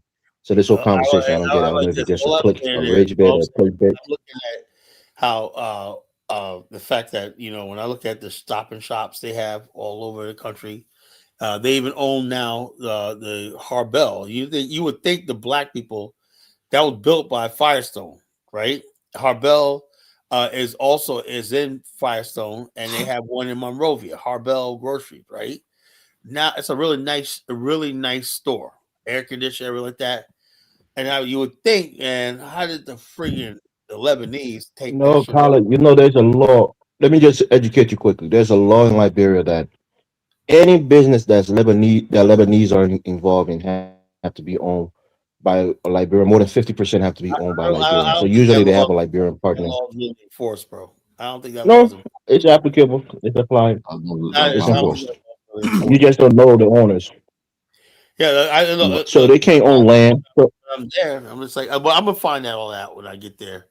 Because I was like, what the hell are you guys doing that you guys could do so well and stuff like that? And also, like I said, if I look, we need stuff done. We need stuff. I look at, and I said to myself, I remodeled the house I'm in right now, brand new marble floor. Everybody in Liberia, they love marble floors. Everybody, you go to any Liberian house, they don't have carpet. They have marble floors. They have the bathroom sinks, whatnot, are the latest, right? The toilets are the friggin' latest, right? The bathroom walk-in, sliding, everything like that, with the handheld shower, whatnot. That's what you see all throughout Liberia. Kitchens are all new, right? Without city builders, that company City Builders, right? None of this will be happy. All I'm saying to you is, all I'm saying, let me say this. All I'm saying to you is, for the longest time, I was saying, man, we got to get rid of Lebanese. We got to get rid of them. We got to get rid of them. Nope. And I hated them. I hated the presence of Lebanese. And I hated the presence of Indians and all these other people. And I was openly hostile towards, I wouldn't smile, whatever like that. These people, whatever like that. Then, it dawned on me, right? Why did I hate these people so much, right? The only thing I do is make a living when they're doing what our ancestors refused to do, was come in Liberia and build something, right? Why should I hate them? Especially the fact that, be honest with you, right? My wife bought the outside TV from actually the Chinese China Mall, right? They're about to build another mall in Monrovia, which is going to be bigger than China Mall, right? China Mall is just a warehouse. That's all it is. But this is going to be a real mall with shops and everything in there in Liberia. It'll open on April 5th. I'm saying to myself, I'm not going to fight it no more. It's Chinese that own China Mall, whatnot, and the Lebanese that own stuff like this. Right, Carla, listen. I'm like, hey, look, man, welcome to Africa, man. Welcome listen, Carla, listen to me. Those people, those Indians and the Lebanese, they're looking. What me one sec. They're doing the business that's not sexy. Black people like sexy businesses. They like big insurance, big ties, shit, and all that. These people do the stuff you don't want to do. You understand? Building work, building supply is going to be big in Africa for years to come. Is that Kidola? You woke up? Yeah. What I think is this, Carla. I think you have. I don't know how to put it, Carla. Black Americans are like South Africans. You might be in America for a long time into capitalist system, but you don't know call the rules and the laws how to navigate some kind of sophisticated businesses. You see things in an ignorant way. Africa is not that backward that you think. Chinese man that have business in Africa. Hold on. A Chinese man that have business in Africa must have part in West Africa, must have partnered with a Nigeria or a Liberia or a Ghana person, 50%, right? He cannot just come alone and own the business alone and dominate that business. That's why ShopRite. When ShopRite came to Nigeria, it's 50-50. Then Nigeria local business have to encounter them. It's all about competition. It's not about black power. It's not about why these people are here. Lebanese people are coming to do business. They're coming with money. Black Americans are coming to build maybe bungalow houses, but they're not coming to sit with the elite and the businessmen to they can't do mining. They don't have the money to do mining. Indians, Chinese, and Lebanese. It doesn't matter. But do you know what they're bringing in? You know what? You think they're just coming with about $20,000 to $50,000? Do you know what they're bringing in? They come with a lot of money. You know, it's not about sentiment. It's just me going to Liberia and say, "Oh, why Lebanese here?" Me as a Nigerian, why is Lebanese here? Why people don't give me the money right? It's like I'm fooling. Like they all look at me. You crazy or what? It's a part of mafia business. Do you have the money? Oh, let me answer Baruti. Baruti says Elvis Collar Elvis tries to give Collar info about security entry. Look, I know how to get entry, but I would just doing it the wrong way, to be honest with you, because I want to get in. I would really want to establish myself in Liberia, right? So I'm desperate at this point. In Liberia, but he's cut off by Collar. What a fool! Called me a fool. Okay, Collar will seek out Lebanese for business. No, I look. All I said was I just want to have a conversation. Lebanese. I didn't bother knowing who these people are. They're in there, and obviously, I just want to have a conversation with the Lebanese, Chinese, Indian people. Tyler, why don't you study the Indians? Why don't you study the Indians and the other races in America? How they do business? Well, I know Indians. I know Indians in America. I have friends who have business. So you can study them. You know the Indians tell me. They said, "Look, a lot of you guys, basically, black people envy them." He said, "But black people don't want to do what we do for a business." Hear me out. Friends of mine that their auntie owned a gas station in Virginia Beach, right? I never forget this, right? That was Larry and my boy Kevin, right? Anyway, they were working the cashier and whatnot because the aunt owned the gas station, right? Anyway, her aunt married this white guy who owned it, right? They got hooked up and there was a couple and she married this old white man, a gas station. But the thing is, though, they didn't run it right. They never had no goddamn gas. Like goddamn, man. They try, the gas man. They come. After a year, the Indians bought it. Gas all the time. There was way more, groceries and everything in the store shelves and whatnot. When they had it, man, the beer freezer be empty and whatnot. Soda missing. Like 2 sodas left in the thing, whatnot. Hey, I laugh, man. But when the Indians came in there, they have things like consignment and stuff like that. And a lot of Indian people, they don't see a dime for 10 years. They're paying back loans and stuff like that. The black businesses don't want to do that, especially African Americans. We want to be balling. If I was a gas station, if you want to make money in Africa, you got to do the business that's not sexy. Okay, if you're prepared to do those business that's not sexy, the success will come. Yeah, what I'm saying, that other races have an easier time doing business. Yeah. What you go? DK says something. Yeah, other races have a easier time doing business. I have no idea why that. I want to know what the Lebanese are fucking doing. Look, there was a Chinaman. I stayed at one place right there in Congo Town, right? 2023. It was like a hotel, real nice hotel, built back in the 60s. I love Liberian architecture, right? It was cut stone. It was a red stone cut with the white trim. You could stone, it's a white stone, but it was red trim where they painted it red. Anyway, this place was fucking nice. It was clean and whatnot. Had a stove, had everything like that. Wife cooking me fucking jollof rice. Love this place. But in the same parking lot, right? It was a gated parking lot, right? There was like these shops, a whole like 2 rows of shops, right? And they were all being rented out by Indians, Bangladeshis, and Chinese. And these guys can't speak English. And one guy had a borehole truck, right, on the property, but he had it outside the gate.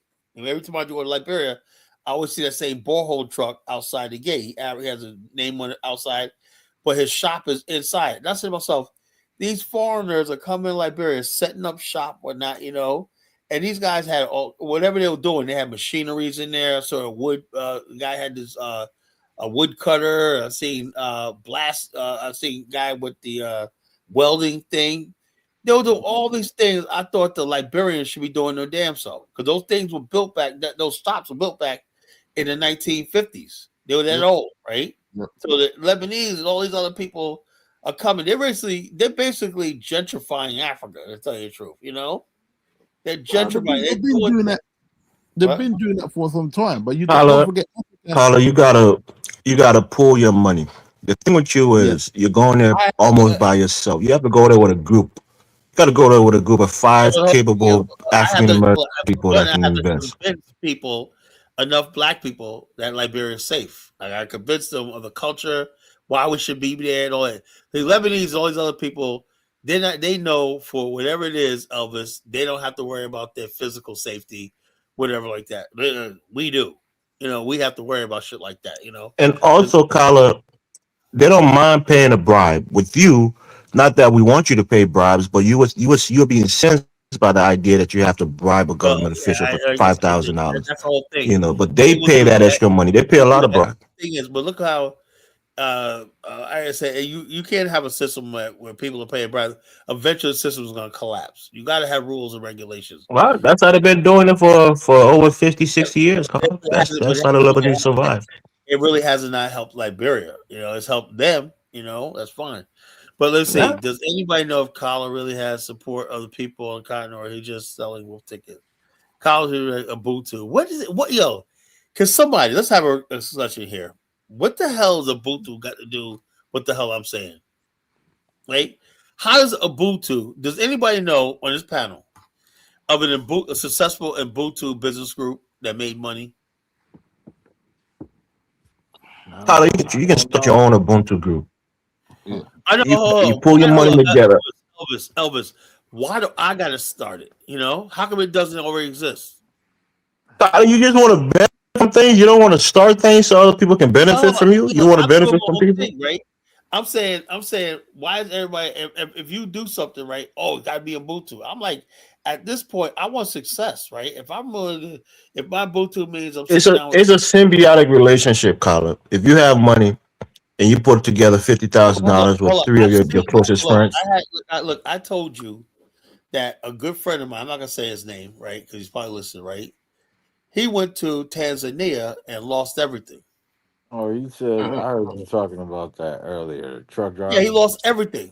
Under the guise of Unity, Ubuntu, and all stuff like that, they lost everything.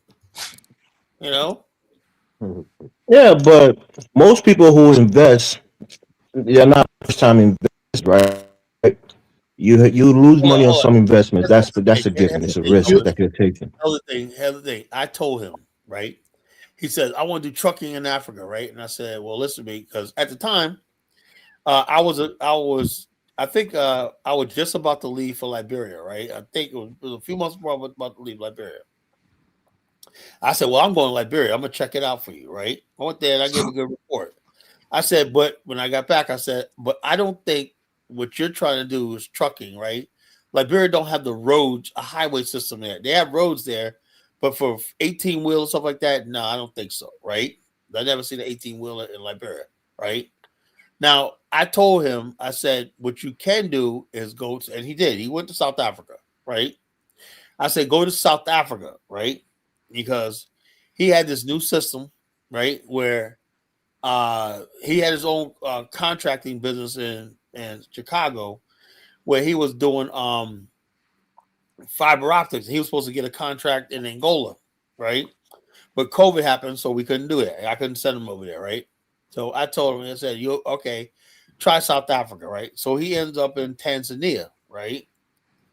And in Tanzania, that's when he met these Tanzanian guys. They were hooked up with Arikana, and she told him that he could get a contract with a government contract for trucks in trucking goods in Burkina Faso. Didn't work out. And I told him, I said, look, they don't have the roadway system up there, for first of all. And second of all, what you're doing is this. This is how he does. He has a dispatching system, right? You got to pay for a dispatching system, right? Where a whole bunch of businesses, right, are plugged up and they need goods thing, right? He basically handles all the trucks, where to get the load at and stuff like that. I said you could only do that in Southern Africa, up there from South Africa to Zambia, because they got a highway system. They got way stations. They got all this stuff like that. They have a modern infrastructure. He didn't listen, right? And so he wasted a lot of money, wasted all savings and whatnot, He had $150,000 burning in his pocket, and he went broke because he believed in, oh yeah, he go, but Collar, why are you always talking against the brothers and whatnot? You supposed to be so. But every time somebody black do something, you always. I said, man, because it don't sound right, I said, I'm telling you, I was already part of a Susu, Baby Rodriguez, and I got kicked out of it, because the Susu people, they went ADOS FBA on me, and it was a big fallout, They went FBA on me, like fuck Pan African Collar, and they kicked me out of it, They went FBA on me, So I was part of a Susu. I was making real money, stuff like that. My turn when I, African Americans have a lot of money if they ever unified. We raised like $3 million in 6 months, in a pot, 6 months. Kala. What happened? They went FBA on you. What the heck are you talking about, man? The bottom line is this: it was completely unnecessary too. Completely unnecessary. I said, look, let's just focus on business, and they started saying, "Wow, what the fuck is Africans?" I was like, Kala, let me tell you something, Kala. You see, Kala, I told you I would just wait to bury my mom in December. It seems like people that are coming from the United States, my sister have already copied that kind of stupid lifestyle too. We all have to bring money to bury my mom, right? Everybody have to contribute money, right? My sister promised to get me as the first one of my mom. He said, bro, look. I make 35 million naira a month in business. My hair get blown up. I said, okay, you can afford 5 million naira for everybody, for each person. Guess what? We in the village now to show what you got. My sister in Italy, that we were thinking it doesn't have enough, that all came as a superpower. But the one in America come with a very sweet mouth. Eddie girl, bring your money. Oh, brother, wait first. Oh, brother, wait first. This first, that first. You know what we did? We all carry half of our burden and we do it. And I answer, why is it American people have too many sweet mouths? They talk a lot, but they cannot do shit. She was looking at me. I said, be very careful. Don't underrate nobody in Nigeria because they have more money than you. That's the way I see Black Americans. They have a lot of big dreams, but they don't know how to negotiate. They don't have the money. They underestimate Africa. You see, they don't have the money. So if you come into Africa, you think you come into Africa that they're poor. You're lying. Forget it, bro. That's why that man who called himself I forget it, who was Nigeria for 30-something years, because he didn't know how to negotiate. He was far more busy with Fela Shrine, smoking himself out there Johnny that know how to sit Cashin. and John navigate. Cashin. I, Yeah. I know I know how to navigate, how to make business, how to make Nolan, money. could you have gotten my friend John Cash in that Oh yeah, I'm deal? talking about John Cash, dog. That's why I give you an example of my sister who live in US for 18 years. Why you didn't help him then while he Yeah, was out dog. there? You know, Let me you see, pull it up, man. you see, I give you an example. I give an example of my own sister who live in the US for 18 years in California. Now my mom died. I say, okay, as the first one, everybody should bring 5 million naira. She said, oh, no problem, bro. I can do that. But she came and oh, bro, look, I'm making this business in my boutique, 35 million naira every month. I'm like, whoa, man, you make a lot of money. But okay, now we in the village right now. Where's your money? Where's your money? Where's your money? He was out, bro. Wait, let me call customer. Oh, bro, wait. I like, look at her. Are you crazy? But they will stay in my house. At the end of the day, they get pissed, she get irritated. You know, she wanted to fight her baby. So I said, if you try it here as a first one, I will fine you. Straight up. Yeah, let me say what? Says Baby Satchel starts now the Susu gifting thing that was a part of. Forget about Susu. Susu cannot make you an oil magnet in Nigeria. Susu cannot make you a people who dig mine in Nigeria. Dollars that you could raise, and how it works, Kidola, is you have compounded interest and stuff like that you borrow against, right? It could be, well, you got the principal. You could raise like a few $1,000,000 in principal. You could use a compounded interest to buy and stuff like that as a line of credit. You know? That's how your Susu work, Carla. No, that's not how African Susu but that's how I would do it. You know, that's how I would. No, that's why I'm asking you because our African Susu. Kala, you sitting with poor people in Nigeria. Hold on, controller. Let me say it. I said the Susu that I was a part of was called a gifting. You put in, everybody put in a certain amount of money, right? And then when somebody comes under you, whatever like that, they push you into the water and the fire, whatnot, and then you get a payout. I got one payout. It was like $1,400, right? And then I got kicked out. You know, I was around. Look, I was around to get another, and this other thing with crypto we was doing, a Susu gifting. And the girl that kicked me out. Okay, so let me explain it to you, right, Cop? Let me explain it, right, Cop? Let me explain it, right? So for our Susu, for example, right? It's about pulling resources. It's a form of Ubuntu. Carla, can you let me speak, please, bro? It wasn't. Oh, jeez. So it's a form of Ubuntu in a way, right? So if you have 10 people and each of you putting in $1,000 a month, that's really high, but I'm just giving you an example. So the first person that quote unquote eats, as they call it, you get $10,000, right? Up front. So everybody pull their 9,000, including his 1,000, that's 10,000. The next month, the next person, everybody put their 10,000, the next person get 10,000. So you put 10,000 in 10 different times, you know, you put 1,000 in 10 different times, that equals 10,000. Each person put 10,000 in, but one person is getting 10,000 at a time. That's how our Susu works. So if that person wants to buy land. We had literally thousands of people contribute. This is how ours work, right? You put in $200 once, right? And then when you go through the line and everything like that, you get pushed through the circle and the flour and the water, right? When you get your payout, right? It starts again. You pay $200, right? And it's gonna circle, right? And then you get the same thing. Somebody's behind you, they're putting the money in. So you always basically putting $200 in, right?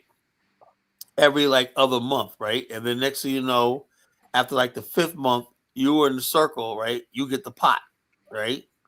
And so that's how it worked, right? Then we had another one that was like a thing where you put it in one time. Right. So all this interest bearing thing you're talking about, because that's how the Susu works. No, what I'm saying is now other people, now would you have the money in the pot, right?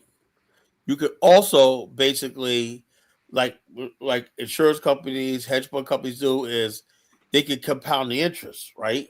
And say like this, you can still have the people pay out, right? But for that brief period of time, let's say you hold the money in account for 3 days, right? and you do compounded interest, right? That means you compound it over a certain amount of time, right? Pay it out, right, and then start all over again, right? That's called compound interest. That really works. So in other words, basically, let's say it's 1%, 1% interest, right?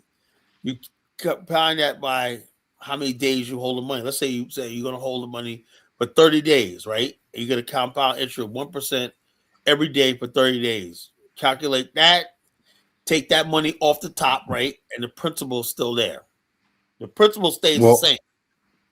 Elvis, what Carla is saying is this. I think they also have it in Africa, whereby everybody's giving money every Sunday, right? Then somebody need money, right? It's at that contribution. Some of this they be sharing it in a year. Oh yeah. That's a borrowing susu. Yeah, some people can borrow from the susu, and they so yeah, if but they that's give you type of money to susu. borrow to do, if they give you money to borrow to do something, they start putting interest. That interest is what everybody will share to his own money. But if you refuse to pay that money in time, you must have what called collateral. And then you have tangible property or something as collateral. So if you refuse to pay at the due date, they inform you. The person that stands for you as a guarantor is okay. Look, your client refused to pay us this money. The collateral, which is the entity property that they have, it might be a land, it might be anything, it might be a car. They will seize it. If that person, if that they could not get hold of that person, the guarantor property will be taken over. So it's that this is have been happening in Africa. That's why I said you must have a full picture of Africa. Africa is not just backward. People get killed. Yeah, people get killed in Africa for that. In Liberia we call the person the susupa. The father of the susupa. If that nigga took that money and flee the country, like sometimes they do that. If they have like $20,000 in a susu pot, and the susu pa or the susu father takes the money and flee, they might go and get his family or get his daughter or whoever. Or sometimes if you steal the money and you don't flee and they catch you, they might hang you, they might burn you with a tire. So it's already a position of trust, and your life is depending on it. Try to visit people like you're talking to people you put it together in the buka. There's elite people in Liberia that sometimes you underrate talking about Lebanese. People control Lebanese. You think they're in Liberia, they're just the same there? They answer to people top there. It's a mafia game. Yeah, Lebanese get extorted. They get extorted all the time, Carter. Don't think they're so powerful. They get you just think Africa government just official can walk into a Lebanese man. All right, let me get look into a Lebanese man's store, take merchandise, and not pay for it. We got some more guests. Let me get TariqABC on, and then Amara. All right, TariqABC, go ahead, bro. Peace, my black brothers. How y'all doing? Hey, what up, Nate? Yo, what's good? All right, brother. All right. So, yo, what? I'm kind of listening. What the show is about? Something about Pan-Africanism. Oh yeah, that's what triggers you. Everything I know that's a boogeyman for you. Well, Pan-African, I say it in your sleep, man, to scare you, but not. I want you to have nightmares tonight. I was saying Pan-Africanism as far as like business is concerned. I'm talking about business, right? Because I'm basically gonna change my tactic as far as like how I approach everything in Liberia. Like I got a whole list, like literally hundreds of people that I deal with in Africa, right? All black. I have no white, Chinese, or anybody else in my network, right? And I'm gonna change that. I'm saying to myself, I just really want to get stuff done, right? Stuff that should have been clicking. Tyler wants to work with the Lebanese and the Chinese. That's the crux of it. Oh yeah, well yeah. I think about 2023. How well organized the Chinese are in Liberia right now. They got, it's just unbelievable. It's like, well, let me say this, Elvis. Right? We'll say this, right? And tell me what you think. When I talk to not just Liberians but Africans, even friends of mine, right? And I tell them about stuff like that, they're like shy away. It's like in Africa, not just Liberia. Anybody look like they got to do blue collar work or getting their hands dirty, Look, in Asia, somebody who's skilled, a craftsman, is revered. I look. I gotta find these pictures of the guy who designed when I first went to design my bed and my living room furniture while staying at. Excellent craftsman, but they don't value that. That's looked down upon. You're working with your hands. So therefore, in the void, because everybody in Liberia, you got young men out there protesting at the Capitol right now. You got more people protesting the demolition. By the way, you see how they clean up Center Street, Elvis, right? The mayor of Monrovia, I can't wait to meet him again.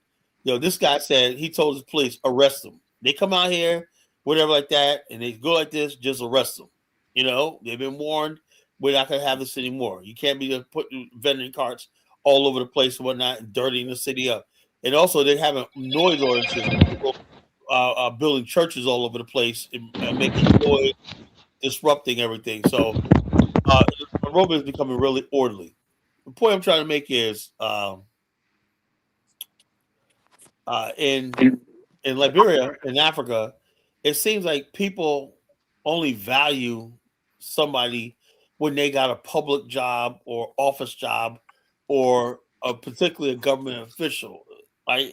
So and even like something like running a store, that takes a lot of work. Owning and running a store, a complicated store like that takes a lot of work. So I'm looking at the Lebanese, all these other people that's succeeding in Africa, right? The Chinese and everything like that. And I'm saying the only reason why that's going on is because the society has not taught people that it's okay to be a farmer. Like which call my guy, Great African, he's a farmer, right? I went to the farm. A lot of Liberians won't do that. Both backgrounds, Congo people and Native people, right? Because in Africa, in America, a farmer, you say I'm a farmer. Oh yeah, you got money, you're rich, blah blah blah. You go do the rodeo on the weekend and you do less. There's a certain culture of farmers in America. But in Africa, a farmer is looked at down. It's called a miseducation of the African. Yeah, let Nakmizi. I want to hear from Nakmizi. I want to come to this point. Nak will know when's to come in. Hold on, let Nakmizi talk. Nakmizi. Okay, before Nakmizi come on, let me get 30 seconds quick to respond to what Carla was saying. Right. It's Look, called in Liberia, Carla, there's two. Hang on, Elvis. Lewis. We just gonna cut me off? Bro, how rude are you? Yeah, I was speaking, bro. Oh, bitch, I was speaking before you. I was speaking, Lewis. Don't me like that. No, fuck don't get angry, Lewis. Take a pause. Look, Carla, there's three groups of people in Liberia if you want to do business, right? The Chinese are in a different category. Why? Because their country, the Chinese embassy is in Congo Town. They have a lot of power there, and most of the investment that they do is coming from the Chinese Communist Party in Liberia. So you don't have a lot of individualism, in terms of Chinese businesses in Liberia. The two main groups there are the Indians, and Lebanese. Lebanese has had a foothold in Liberia for a long time, more so than the Indians. And they've built relationships, especially with the politicians. They've had multi-generation, Lebanese owning business. And they do tend to pay bribes, and they do tend to give gifts and discounts to high government officials. So they have kind of a untouchable status because they're so well connected with the political class. But for you, Carla, you have advantages, like I keep saying. Say somebody like Nagmezi and yourself and maybe another person wanted to invest in Liberia. You guys came with $50,000, right?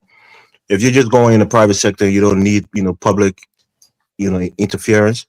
You can go in there and start a business, get your permits, and do well. You don't have to go pay bribes to anybody. As a black man, you can own your business outright 100%. But a Lebanese cannot own a business outright 100%. He has to be partnered with a Liberian who owns more than 50% of the business. So I don't get your conversation. I keep saying it. You have the advantage. They don't. That's my point. But I'll pass the mic. All I'm doing is, all I want to do is have a conversation. I just want to feel these people out. I should have done this a long time ago. I meet a lot of them, right? But I refuse to talk to them. I refuse to talk to them, Chinese or Indians. If you're not Liberian or black, whatever like that, now in the name of the ignorant of Pan-Africanism, Now I'm saying maybe I've overlooked something.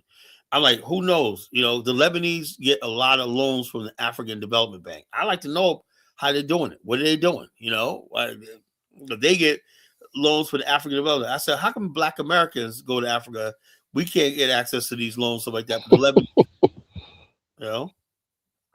Okay, Carla, Because what do you think about it? Pan-Africanism, I think that the reason is because, Black Americans and Black Caribbeans who are Pan-African a lot of times tend not to be financially well off.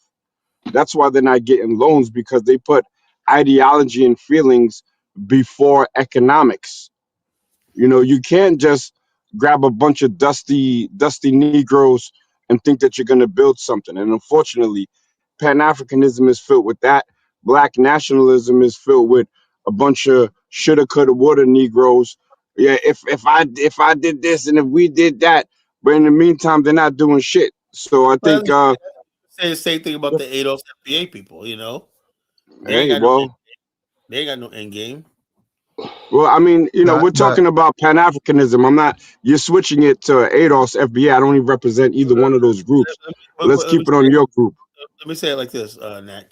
I get you what you're saying, right? I get what you're saying, but the thing is, though, we had people like Julian Darity, right? He's the head of the UNIA out of New York, Pan Africans, whatnot.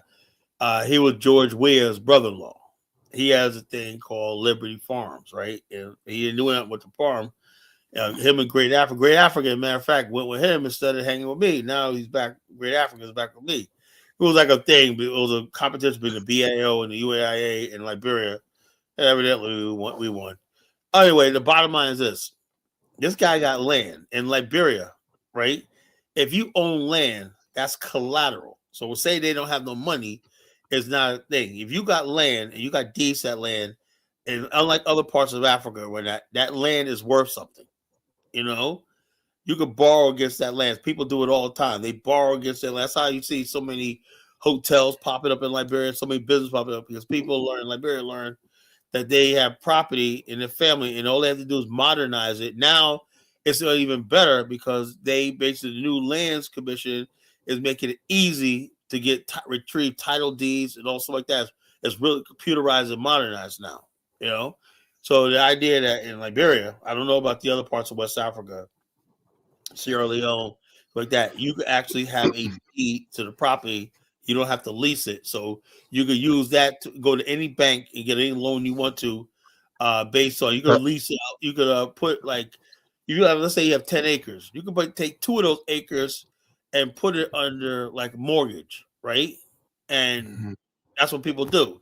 So if you ever default, that plot right there, they can take it. So, Kala, how many acres do you have, and where are you planning on putting Africa? I don't have. You don't have anything, and that's my point, brother. Hold on. You're leading an African, and you don't even have land. Look, NacBeezy, my brother. I had when I want to. Believe me, I'll tell you.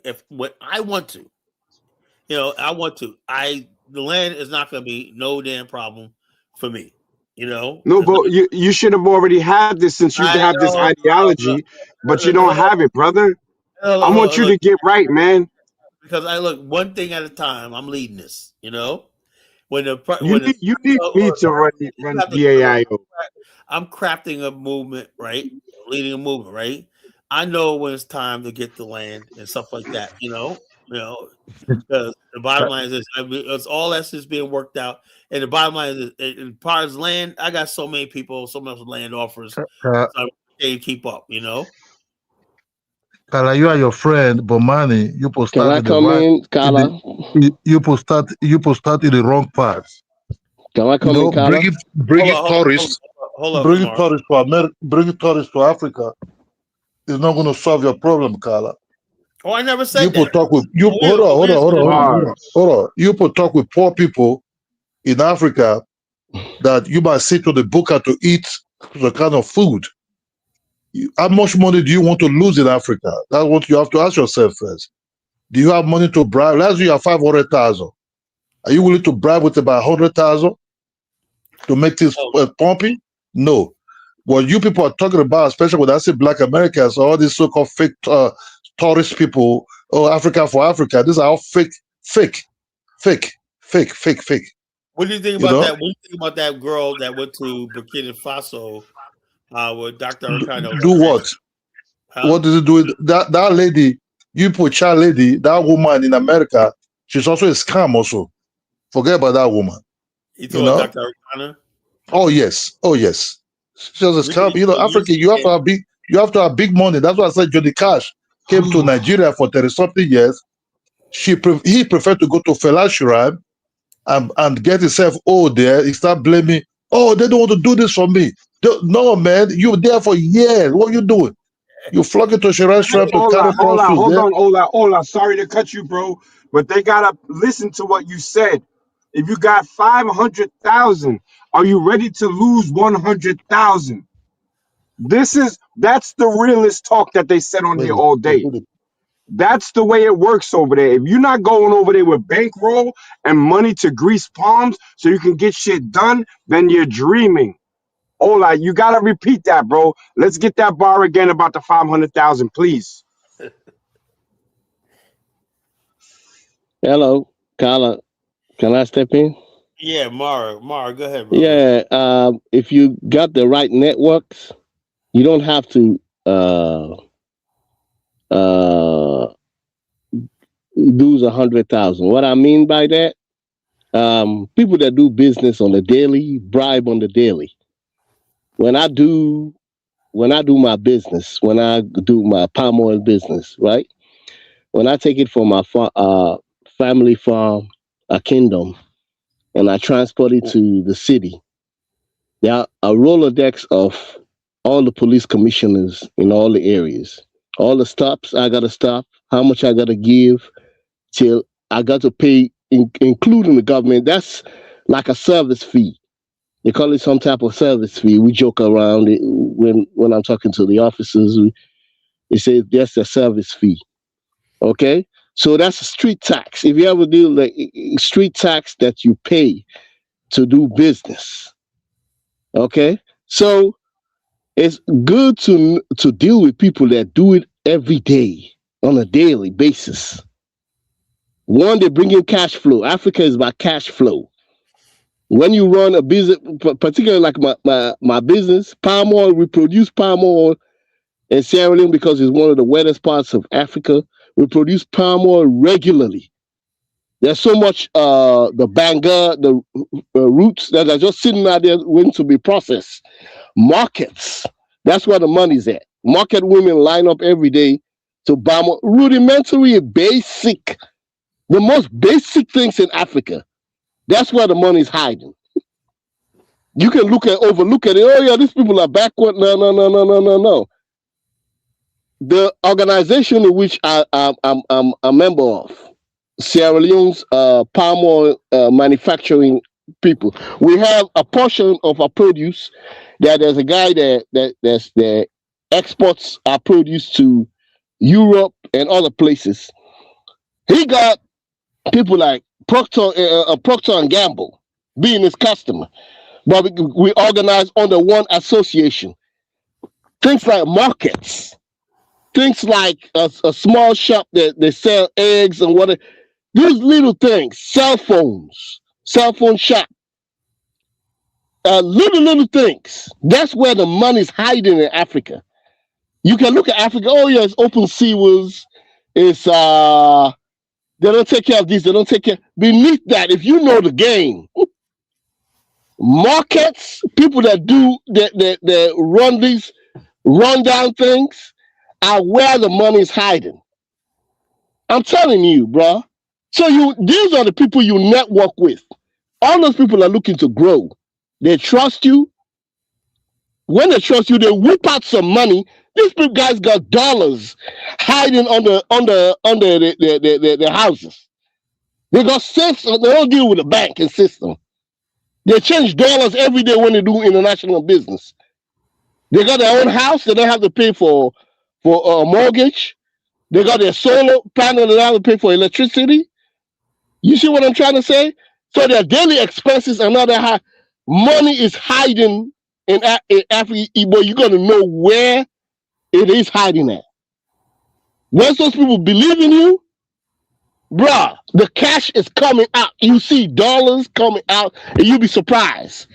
So that's all what I'm trying to say. All this white man thing of having go to the bank and having interest rates and compound and all that. Forget about that. That they have two economies in Africa: informal economy and formal economy.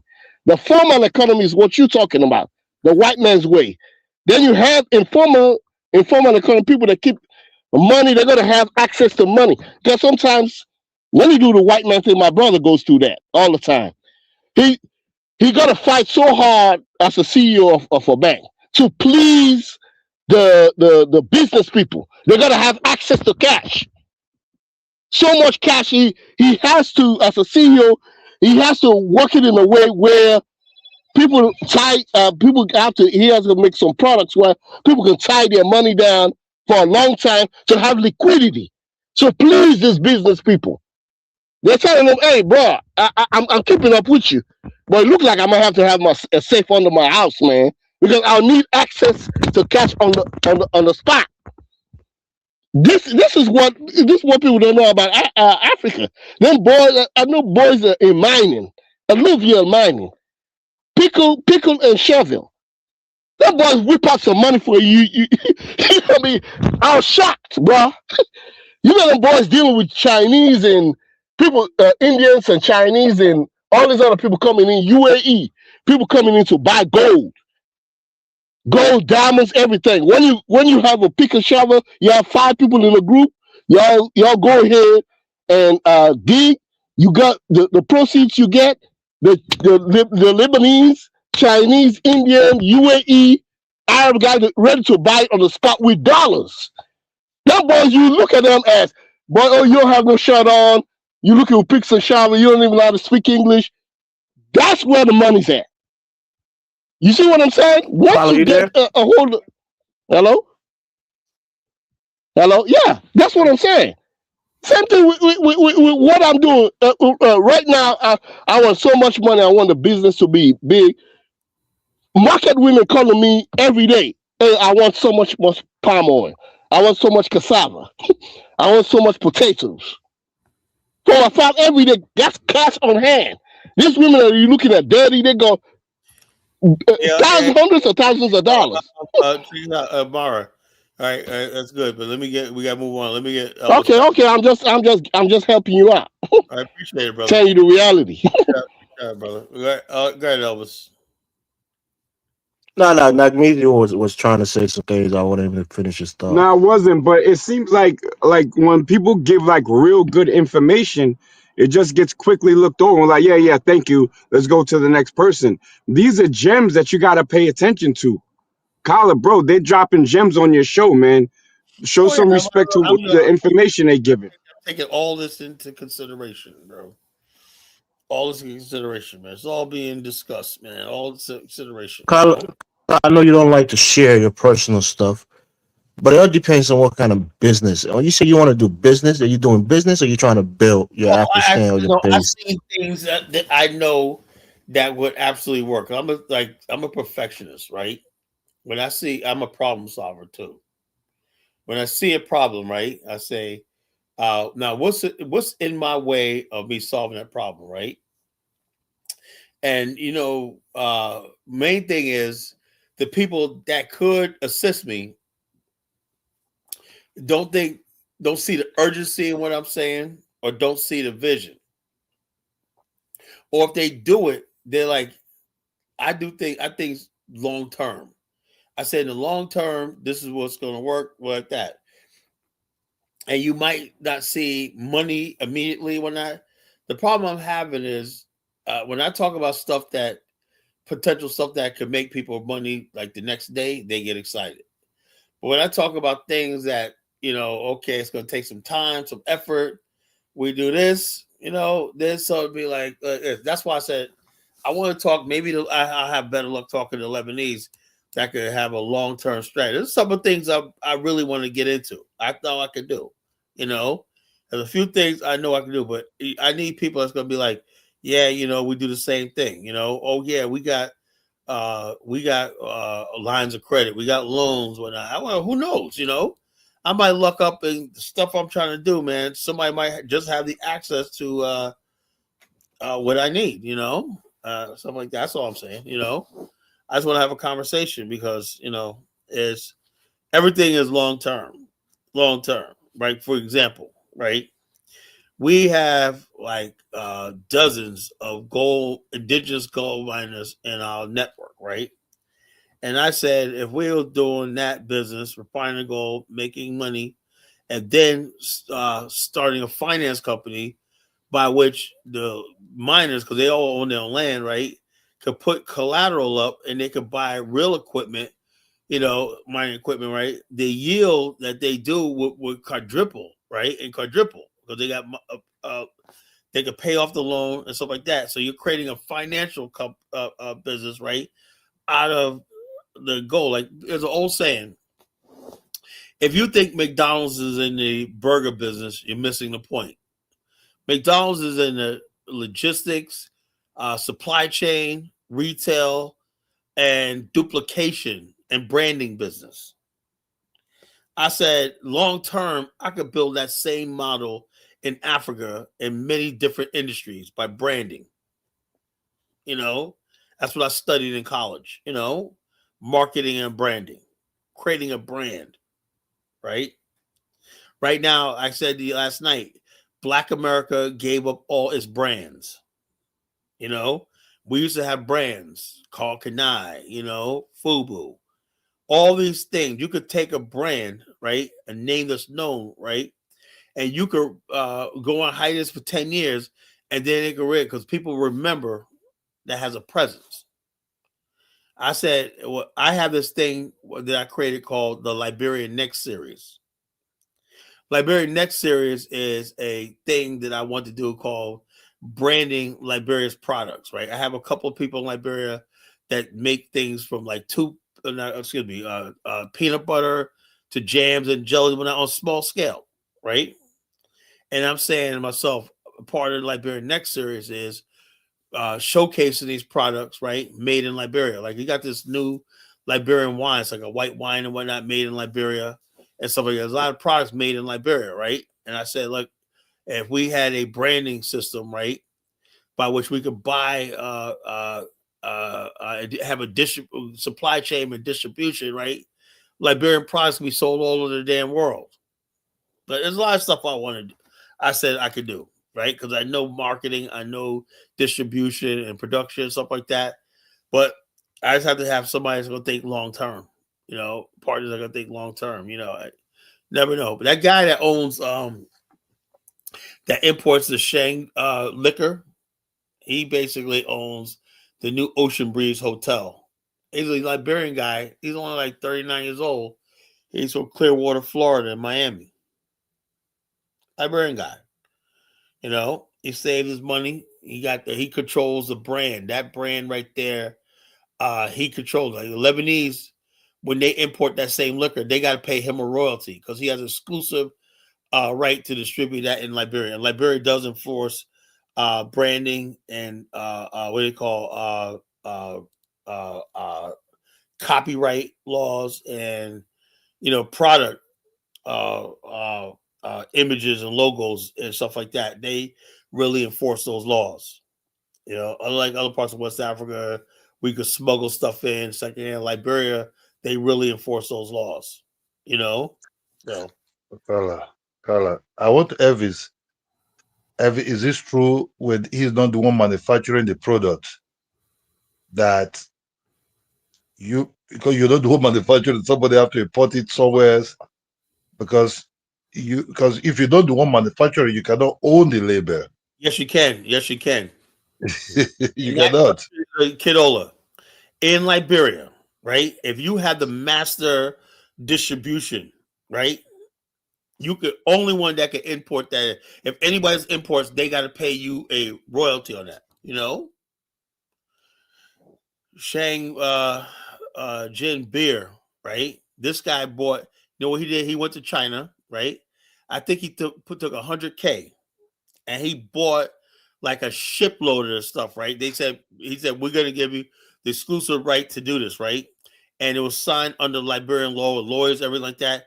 He has the only right to distribute that liquor, that brand in Liberia. It's not Nigeria like Nigeria, bro. Liberia, our ancestors who built Liberia put these laws into place, So yeah, you could become a millionaire in Liberia, easily. Yeah, Just by it's okay.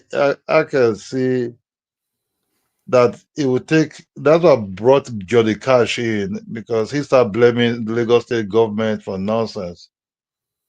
Why he went there, he didn't really. He went there even with dictators was there. Kala, you can have a product.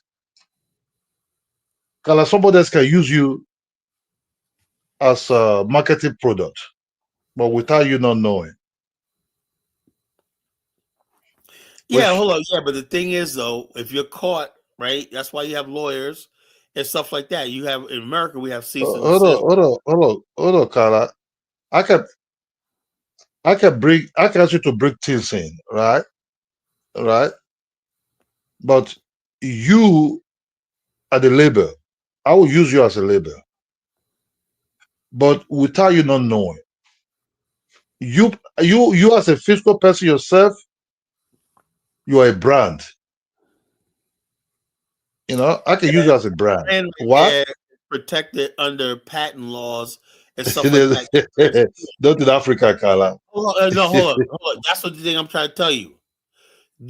Nigeria is Africa. Liberia is something different. And we're not using the same ECOWAS. Laws are based it's on. Not the same. It's not the same ECOWAS. It's the same ECOWAS. They are similar market rules. Kala, you can import doors in anywhere. That's what they have called competition. You can be bringing your doors. I bring my own doors somewhere else. Yeah, if somebody else controls the licensing and the stuff like that of that particular doll, and when that, guess what? Your property is going to be seized. Is that true? Is that true, Elvis? What? Yeah, the way you asking Elvis, that is the truth, man. What do you mean? Why you asking Elvis, Tyler? Yeah, Condola, through the Commerce Ministry, you can get exclusive, but it's for intellectual property, right? So it's something that has to be unique to an individual. So like a brand, a specific, particular brand. It can't just be a basic commodity like rice or something else. It has to be something that is intellectual property. Shang Beer Corporation, right? The So, liquor. So you talk about the liquor owned by a Liberian, right? Who went there and brokered the deal in China for $100,000, right? He got like a friggin' so much liquor. Is that what he told you, Carla? No, I noticed. He's the one that. No, I'm saying, how do you know? You just know it from the scar. He told you. Because I know the guy who owns the Calabash. He verified it. The guy that owns the Calabash. And he said those two guys are friends. Those two Liberians are friends. The guy that did that, he now owns Ocean Breeze Hotel. He built Ocean Breeze Hotel, and also he's building a marina. And it could just be that it's maybe not from the government, but from the Chinese company. Hold on, but the thing is, though, I can't even get a word out, Carl. I can't even make my point so that people can. The Liberian government enforces it.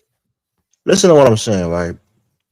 The exclusivity is only for intellectual property, so something that is unique, So, for example, hold on, Carla, beer is not unique. There's many beer. You just put a brand on it. My point here is that perhaps the Chinese company agreed to sell to him exclusively for that market. Right. But it doesn't mean that if they then change their mind and have somebody else. Yeah, they have an agreement.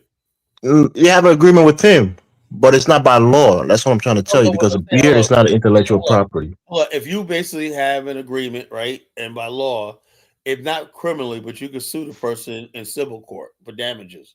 Because for a fact, right, the guy said that anybody that wants to sell that, right, the way Liberian law is, anybody wants to sell that liquor, import it, because he got the master distribution from China, and the Liberian recognized it, right?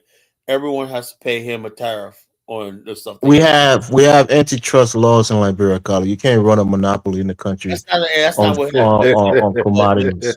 that's not what that was antitrust laws mean. Elvis. That's why if it was like that in Liberia, there's no competition, the price will be rocketing up there.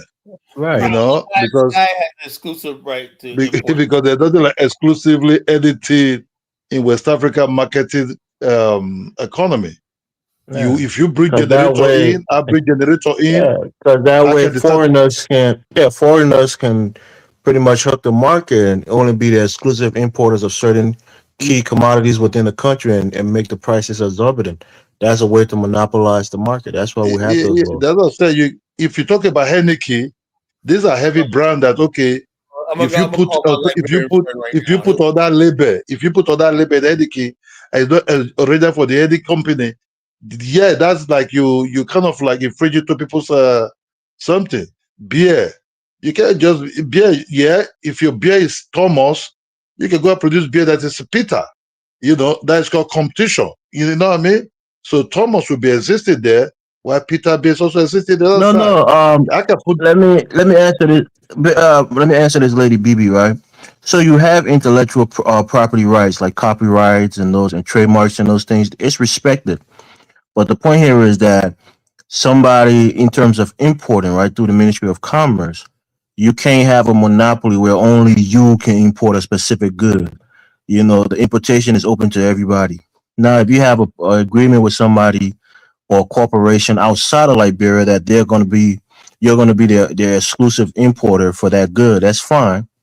But that's with that company outside of the country. That's not with the Commerce Ministry that is going to protect you for importing something exclusively. And that's the point I was making. But they do respect copyright and trademark laws for intellectual properties in Liberia. That's true.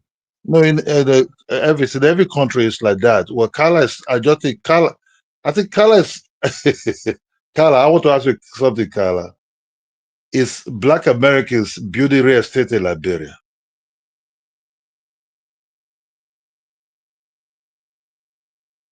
Carla. Say that again, Kadola. I'm asking Carla because I'm asking Carla if Black Americans are building real estate in Nigeria, in Liberia. Because what I'm saying this is, Carla, Elvis, Black Americans are not there yet. They don't know the. Check us out, Elvis. I got my boy Naya on. He's a mono king from Nimba County. We're not. Hey Naya. Say hello, brother. My Naya. Hello, everybody. How you doing? Yeah, Naya. That's what good, brother. This guy's got a heart of gold. Anyway, this guy is the one who introduced me to modern Liberia. Because of him, I was there in 2021. He guided me through the whole time, even though he couldn't make it because he lost his passport. But yeah. I forgive him. But tell us about the guy with Shanghai beer. I mean liquor. I don't know his name, but he owns the right on Shanghai beer that like no other person can bring it into the country. That he has that copyright. I think he has the copyright or something. Yeah. Because he's the only person that bring that drinks can bring it into the country. No one else. Yeah. I remember he told me that. And also, check us out, Diane. Have you seen the Ocean Breeze Hotel yet? 10,000. They even sell it here. Yeah, but he owns the Ocean Breeze Hotel too. Yeah, he owns the Ocean View. Yeah, Ocean View Hotel. Ocean. I thought Ocean Breeze. Carla, can I ask the guy a question? Carla, hold on. Can I ask the guy a question? Yeah, I'm friends with the guy who owns Calabas, man. He's on board right there. He says, man, Carla, anytime you come, man, just let me know, bro. I said, no, I'm good. Carla, can I ask the guy a question? Shit, whatever like that, but he just likes taking care of me every time I come to Calabas. But Naya basically said it. And Naya, let me let you go. I'm gonna give you a call. I'm going to Liberia in a couple of weeks. Are you gonna be there? No, Carla, you just allowed the guy to go like that? I'll meet you there. Oh, you're gonna be there? Okay, I got a house now. When you leaving? I'm leaving on the 28th. I'm leaving on the 26th. How come we're going? Oh, good. We're gonna be there together. Yo, before you get there, just go to my crib, man. I got a crib there now. Contact Isabella, and crash at my crib, man. You know, Where you at? in Old Duport Road. Okay, no problem. In Painesville, I'm gonna be in Painesville. Yeah, Painesville. You know, just what you call crash at my crib. Help Isabella put my TV up, man. You know, we got a new TV. You know, everything like that. So we're gonna have a ball, man. I'm gonna go up to Nimba with you this time. You're gonna put me to work. You're gonna what? You remember you said you're gonna put me to work? I go up to Nimba. I gotta put you away. We gotta go to. However, man, you didn't tell me y'all got deadly snakes up there, bro. You didn't tell me about that. You know. I gotta put you away, killer. We gotta go down there. Yeah, we won't go out there, but I don't want to get bitten, man. You know. You'll love it, man. Don't worry. I'm on the ground. I'll be on the ground too, guys. All right, man. We're gonna have a ball, man. All right, Naya. I'm gonna give you a call probably tomorrow, right? All right, do that. All right, brother. Okay. All right, brother. Peace. All right, take care, brother. Peace out. Yeah. There you go. These are the type of people I got. Give me real information. Yeah. Shanghai Beer has got his friend. Kala, do you want to do business? The guy said he doesn't even know the guy's name. He said he doesn't know the guy's name, Kala.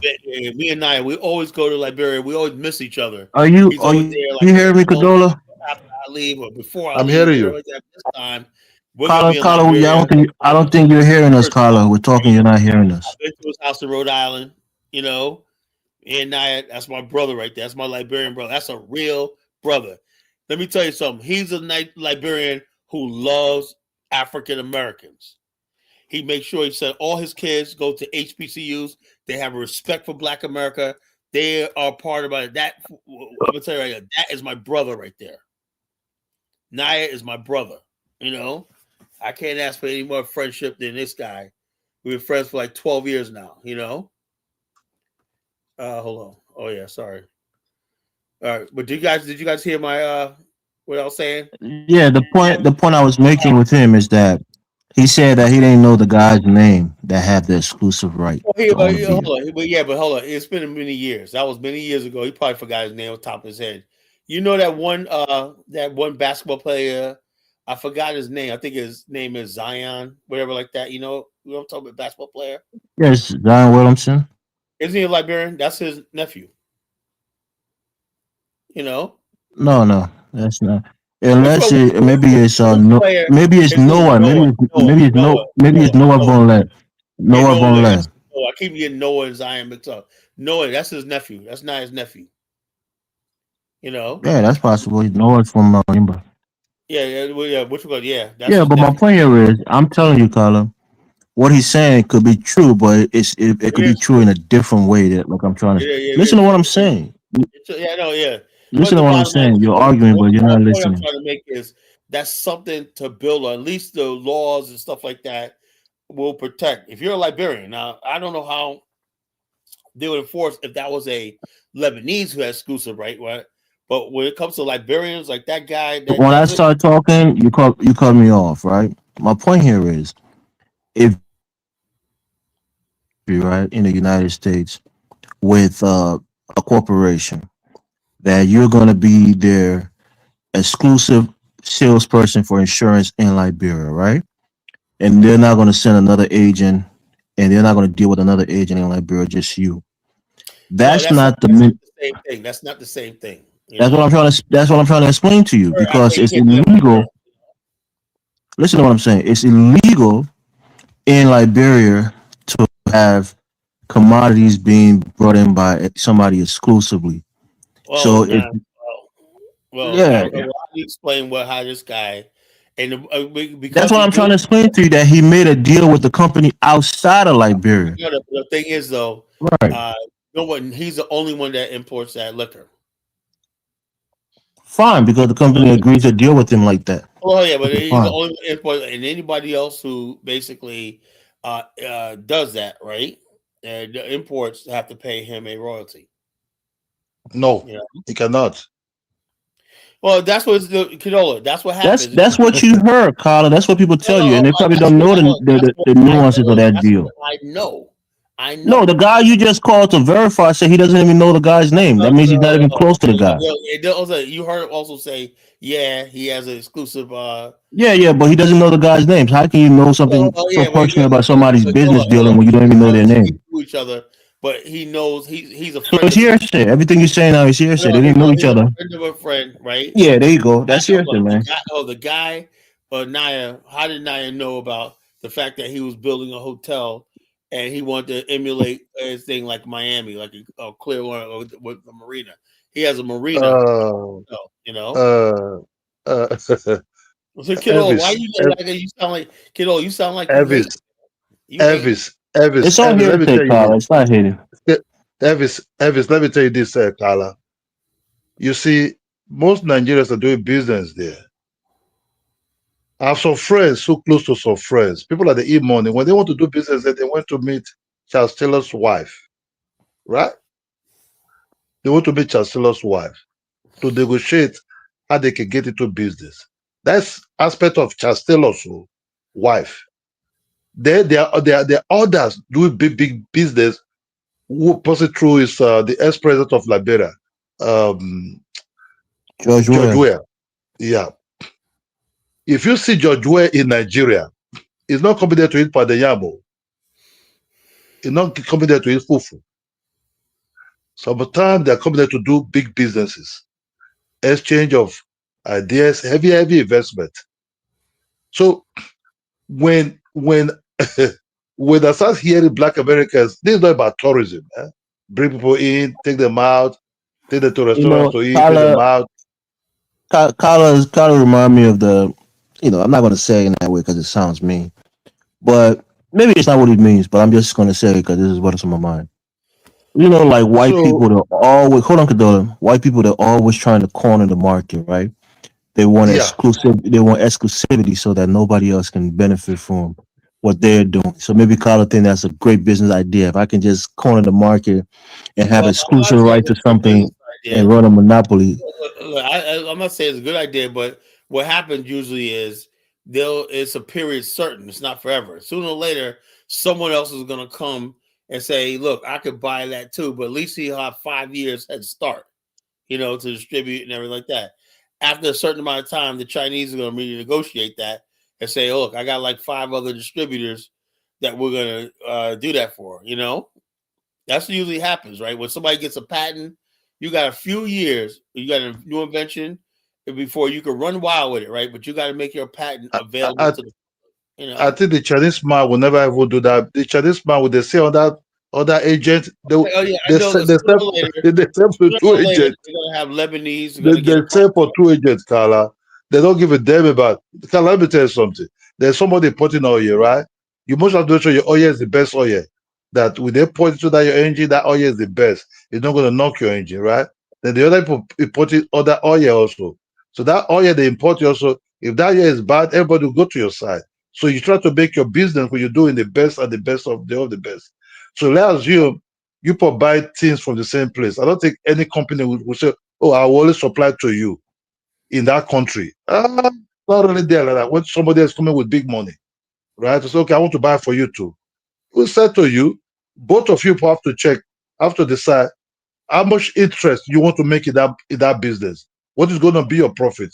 If you think you want to push other guys out, you can reduce your price a little bit. Where you be making $2, the other guys making $5. Everybody run to you because you're the one giving them the cheap price. That is called competition, marketing. That is fair marketing. You can push other side by doing anything also. Just like Coca-Cola, Pepsi. So I don't see in a place like Africa, whereby the things are buying expensive things might be too much. I don't think the government will allow you to dominate while you're not the producer of that product. That you will just have to say, "Oh, pay tariff or pay." No, it's not going to go like that. It's not franchise. It's not like McDonald's. There's somebody that's going to put McDonald's. You pay, okay, let me use your name. No, it doesn't go like that. It's ECOWAS. We know the whole business.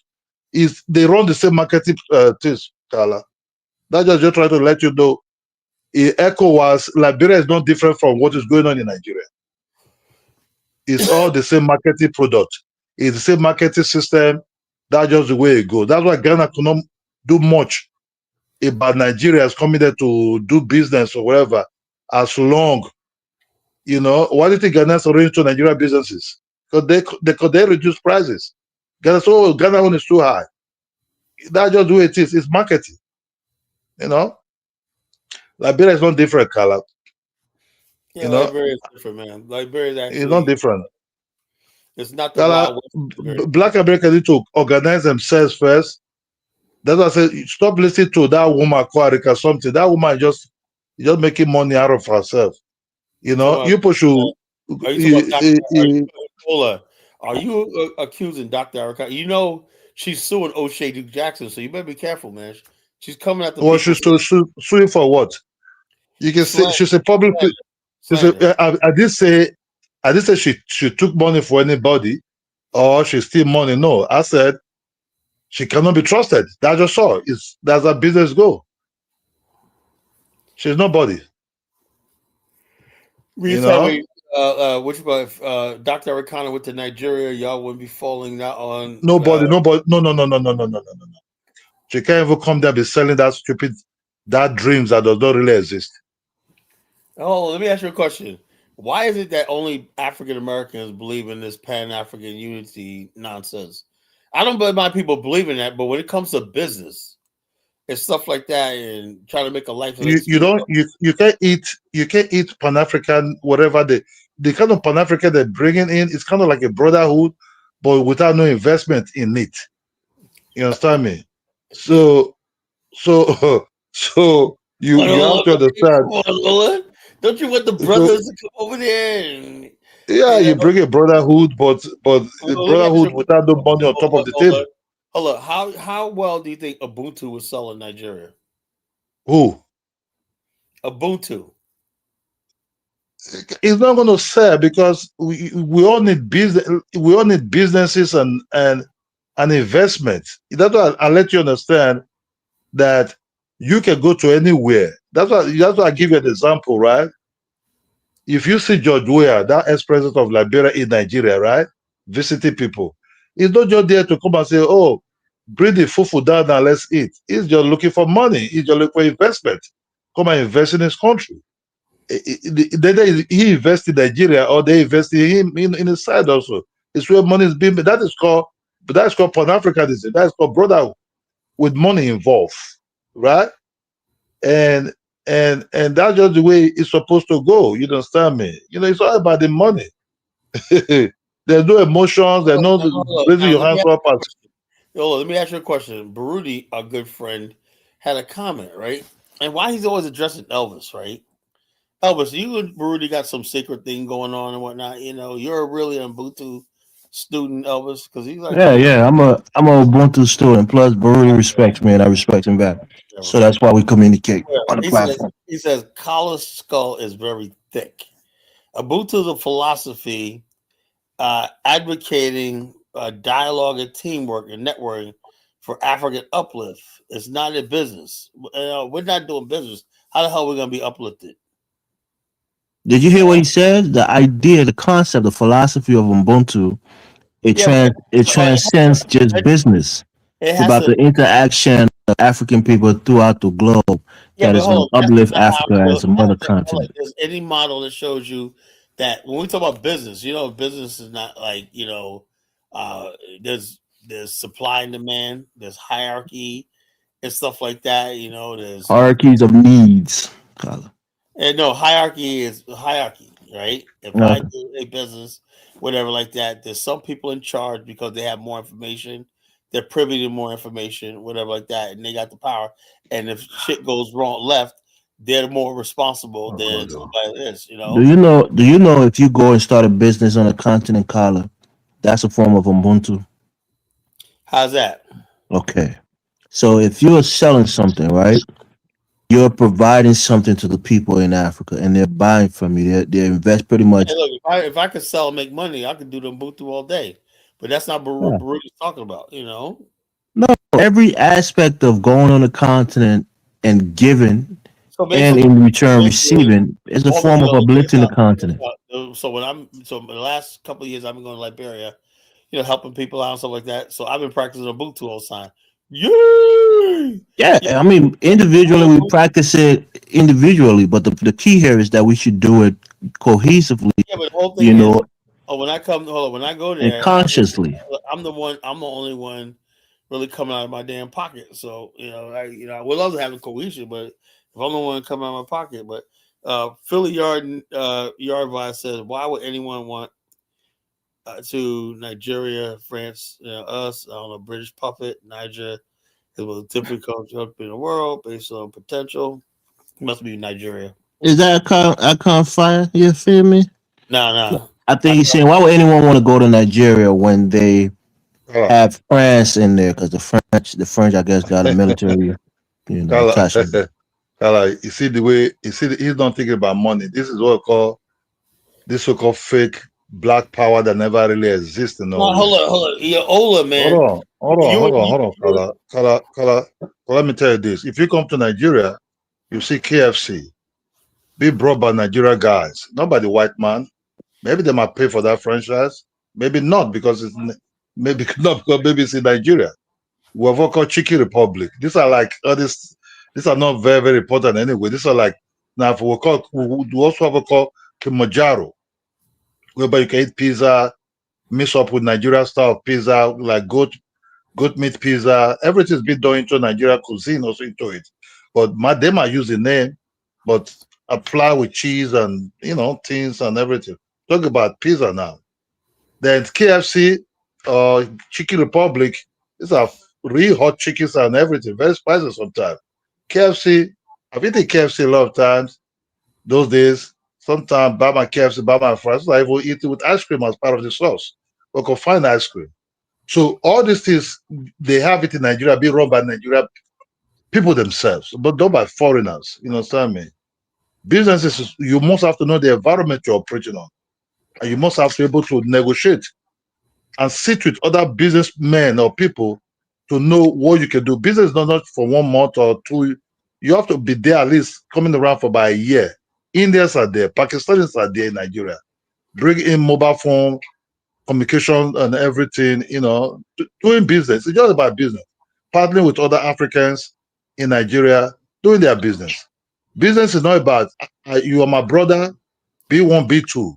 I don't give a damn if you're B1, if you're B2, it's not my fucking business. I hear you, Ola. I agree. What can we make? Can we invest in money together, right? How much can we make? So that's why I said something. My sister have already copied this Black American way of life, exaggerated things that are not real.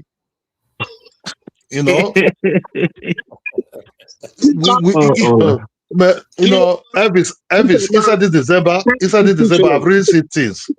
My sister came with a very big lie, exaggerated things like the way I see Americans are doing, right? Black Americans. They give you high hope, make things very sweet, Are you saying that's what Carla does on the show? No, man. Oh yeah. When I said, I'll tell you time, man. Look, so like Dark Migo will test this, right? He said, "Colin, man, I got $100,000." I said, "Man, keep your pocket." Look, how much I love Africa or not, I am not telling nobody to go to Bumruster Coast, and get into Kumbaya. I had a guy, $150,000 less. He went over there with this dream about Pan Africa. He told me I was crazy, that I was a fake Pan Africanist and all stuff like that. So, all right. He went over to Tanzania. A year later, man, that nigga's back in Arkansas. Losing because money. It didn't network. It didn't network with Africans here. You see what I'm trying to say? Listen, Carla. When you have 150,000, when you deal with real business people, you keep it in your pocket. He had some Tanzanians that had a flyer. He showed me the flyer. That's a scam. I'm telling you. If you really deal with business people, real business people, they don't want your money. When I got cash flow coming in, I don't want your money. I want your ideas. I want you to pick your brain. That's what I want. That's the value you bring in. You keep your money in your pocket. I got millions of anybody that's doing real good business in Africa. Got 100,000 ways of raising cash. That's not a problem. It's your ideas and your credibility. That's what Black Americans got. You got it in your head. You guys are big dreamers. Y'all can come into Africa. Listen, y'all can come into Africa and see stuff we don't take serious. We want to hear fresh ideas from fresh people. That's what you bring in. You don't bring your money. You can get money from plenty of sources. People believe in you. I'm telling you. I'm involved in different associations. As you believe in you, people, it's your belief in you. That's where the money comes out. That's where you mobilize funds. Amara, you keep your money Amara, in your what pocket. I told him? Amara, what I told him? I said, you just told him the right thing. I said, Carla, I can use you as a brand without you not knowing. He was like, how? I said, I can use you as a brand. Carla, first of all, you talk about Black Americans. You people don't even have no. Hold on. You people don't even have no. Let's say, okay, the cheapest food, the food, the soul food, American food, right? I can open the shop, right? I said this shop is called Chicky George, right? Africa, they work with Chicky George. That might be coming from America, right? I place you in front. I place you in the front of that business. As I say, hey, bro, you see this guy, man? This guy is the owner of Chicky George. He's from the States, right? I would just say, Carla, I would tell you, Carla, just speak English with an American accent. Now you're not a brand right now. Without not spending money, you're not a brand. They will believe you. You will say, how you doing? You just also say, how you doing, man? Oh, you good? Is that you? How you gonna come with you? Hold on. You're not a brand, right? I'll tell you, Carla, I don't want to see you wearing African clothes, dashiki. I want to see you wearing those t-shirts and those jeans and those Baka shoes and your baseball cap. Forget dashiki right now. You are now a total different type of brand right now. I want to see when you coming around, I will go and look for old school Cadillac or maybe a powerful Jeep that might be latest that you'll be pulling right now.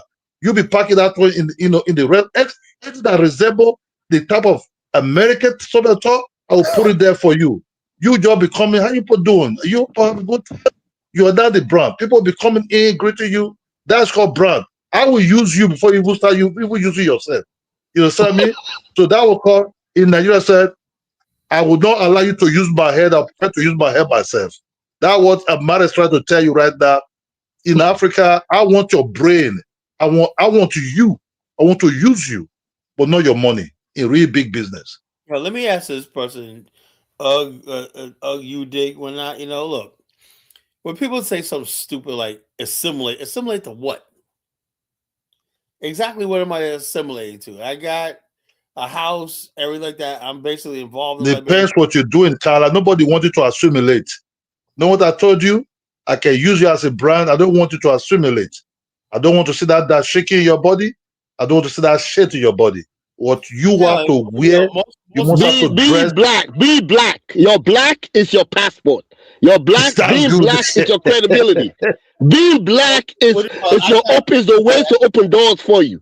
Being black is your way. That's your way, bro. The more American I act, the more privilege and more fun I have. Thank you. You being you. Like that's not taken away from being of African descent. Everybody knows your history. You see what I'm trying to say? But your credibility. People got money. People make money. Money's not a problem. I'm telling you. The informal economy in Africa is 10 times bigger than the formal economy you see on paper. People don't have bank accounts. There's no way to trace money in vaults. You know how many vaults are in Africa? Underground vaults on our people's houses? Millions and millions and millions of dollars. All they need is somebody to believe in. You as an African American, you're coming in with, you're selling a brand, you're selling a lifestyle. You're selling something people emulate to. You get it, Amara. That's all lifestyle. That's what well, if anybody says cash, run away from them, because to raise cash in Africa, the people that go, well, I got cash flow coming through my hand. People giving me money. I'm telling you. There are market women. There's a market woman right now that gave me $10,000. All woman. You look at her, a homeless woman. She whipped out $10,000 cash. I said, why? She said, keep my place in line. When you produce your palm oil, I want you to move me 10 places up in the queue. I said, why? I say, I can't do that. She said, I'm giving you the money in advance. I'm giving you $10,000 in advance to move me up the queue. These people got money. All they want is somebody that they can believe in. Here comes the money coming in and investing in you. Yeah, well, Because No, that's what I said. I'm gonna start tapping into that. Yeah, I'm looking for loot, investment, and whatnot. No more Pan African. I don't care who you No, are. that's what I told you. Yeah, that's what I told you. bro, let me tell you a secret, bro. Kala, all these Lebanese and Indians and whatever, have you looking at their books? All this business they run. You're a businessman. Look at their books if they run a profit. Or it's two ways to run a business. It's market share and profitability. When a Lebanese or Indian or anybody, Chinese, you got to partner with a local African. That's the invisible hand they don't see. You can't, there's no way in which a Lebanese or Indian or anybody comes over in Africa and fully 100% run his business without no involvement of a local. There's no way. That's the invisible hand behind the Lebanese and the Indian. Secondly, they look for market share. Oh, Mar, I want to say something before I forget. I meant to say this tonight, right?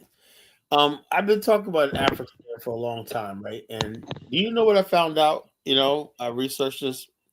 The Catholic Church is not a government, right? Do you know how much land the Catholic Church has?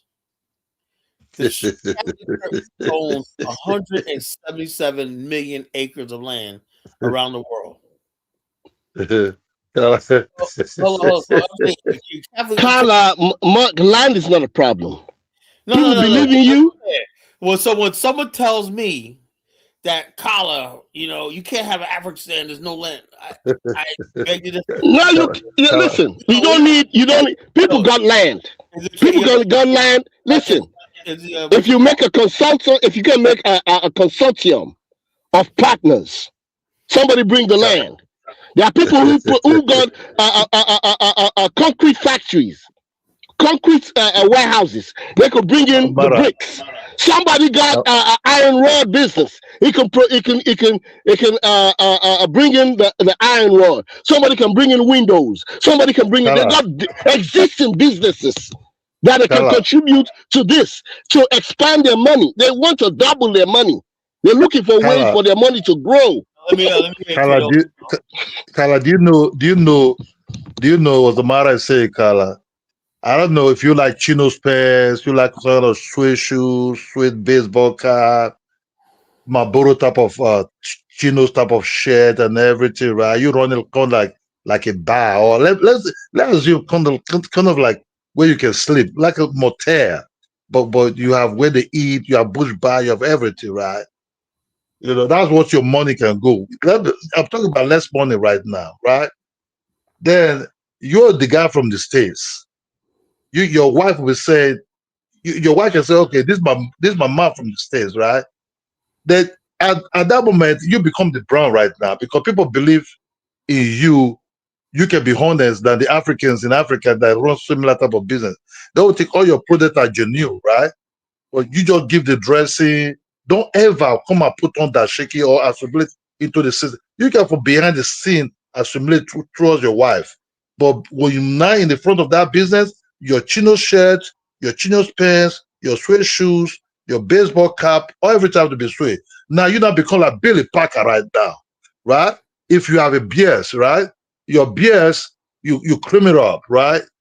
Then everything look like the way American standard, look like, big Muhammad Ali poster somewhere, or it might be that Ray Charles or something. You look crispy now like a jazz player, right? People will be coming there to eat, just to look at you. People be just for you to shake hands. These are middle class people be coming your restaurants now to have good time, right? You be making money as long your products are good. Now you become the brand. You don't need no much money, but you can make money and start making money for a very, very long time. That's why I said, I met somebody. The man told me he came with Cadillac. That was way back. He was running some business. I said, who are you? The man told me he's Billy Parker. Billy Parker. My head shake. I'm like, whoa. Look at this Cadillac, red long Cadillac, you know, convertible one. What is it selling to me? Image. So you can be image. So forget about this Pan-Africanism, Ubuntu, Afristan. Do you want to eat, or you want to eat Afristan that never really exists? What do you want? You want to make money? If you want to make money, go down that route. Make money. You are the brand. Or if your wife can even use you as the brand, you can open all kind of businesses in Liberia, you become the brand. But you have to be very careful of people not to fall under you. So it's going to be your own money, not somebody else's money. Carla, you ever heard about brand ambassador? A brand ambassador? You ever heard about that? Oh yeah, something like that. Yeah. Yeah, a brand ambassador. You're selling the American lifestyle. You get in front of TV, advertising. My Liberian people, here comes the American lifestyle.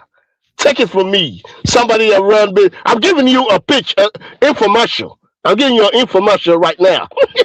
To be on TV. That's the clout Black Americans have. You have clout. As far as financing, land, all that extra stuff, you can get it in Africa. People, when even you build your Afristan, you know what people are going to say? When they buy a house over there, they say, hey, they'll tell the people over here, they say, hey, I'm not living in America. I never went to America.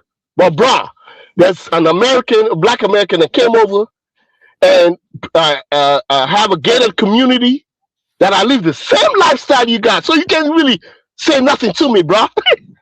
Here come a Black American that can, that has contacts I have this gated community, just like in America.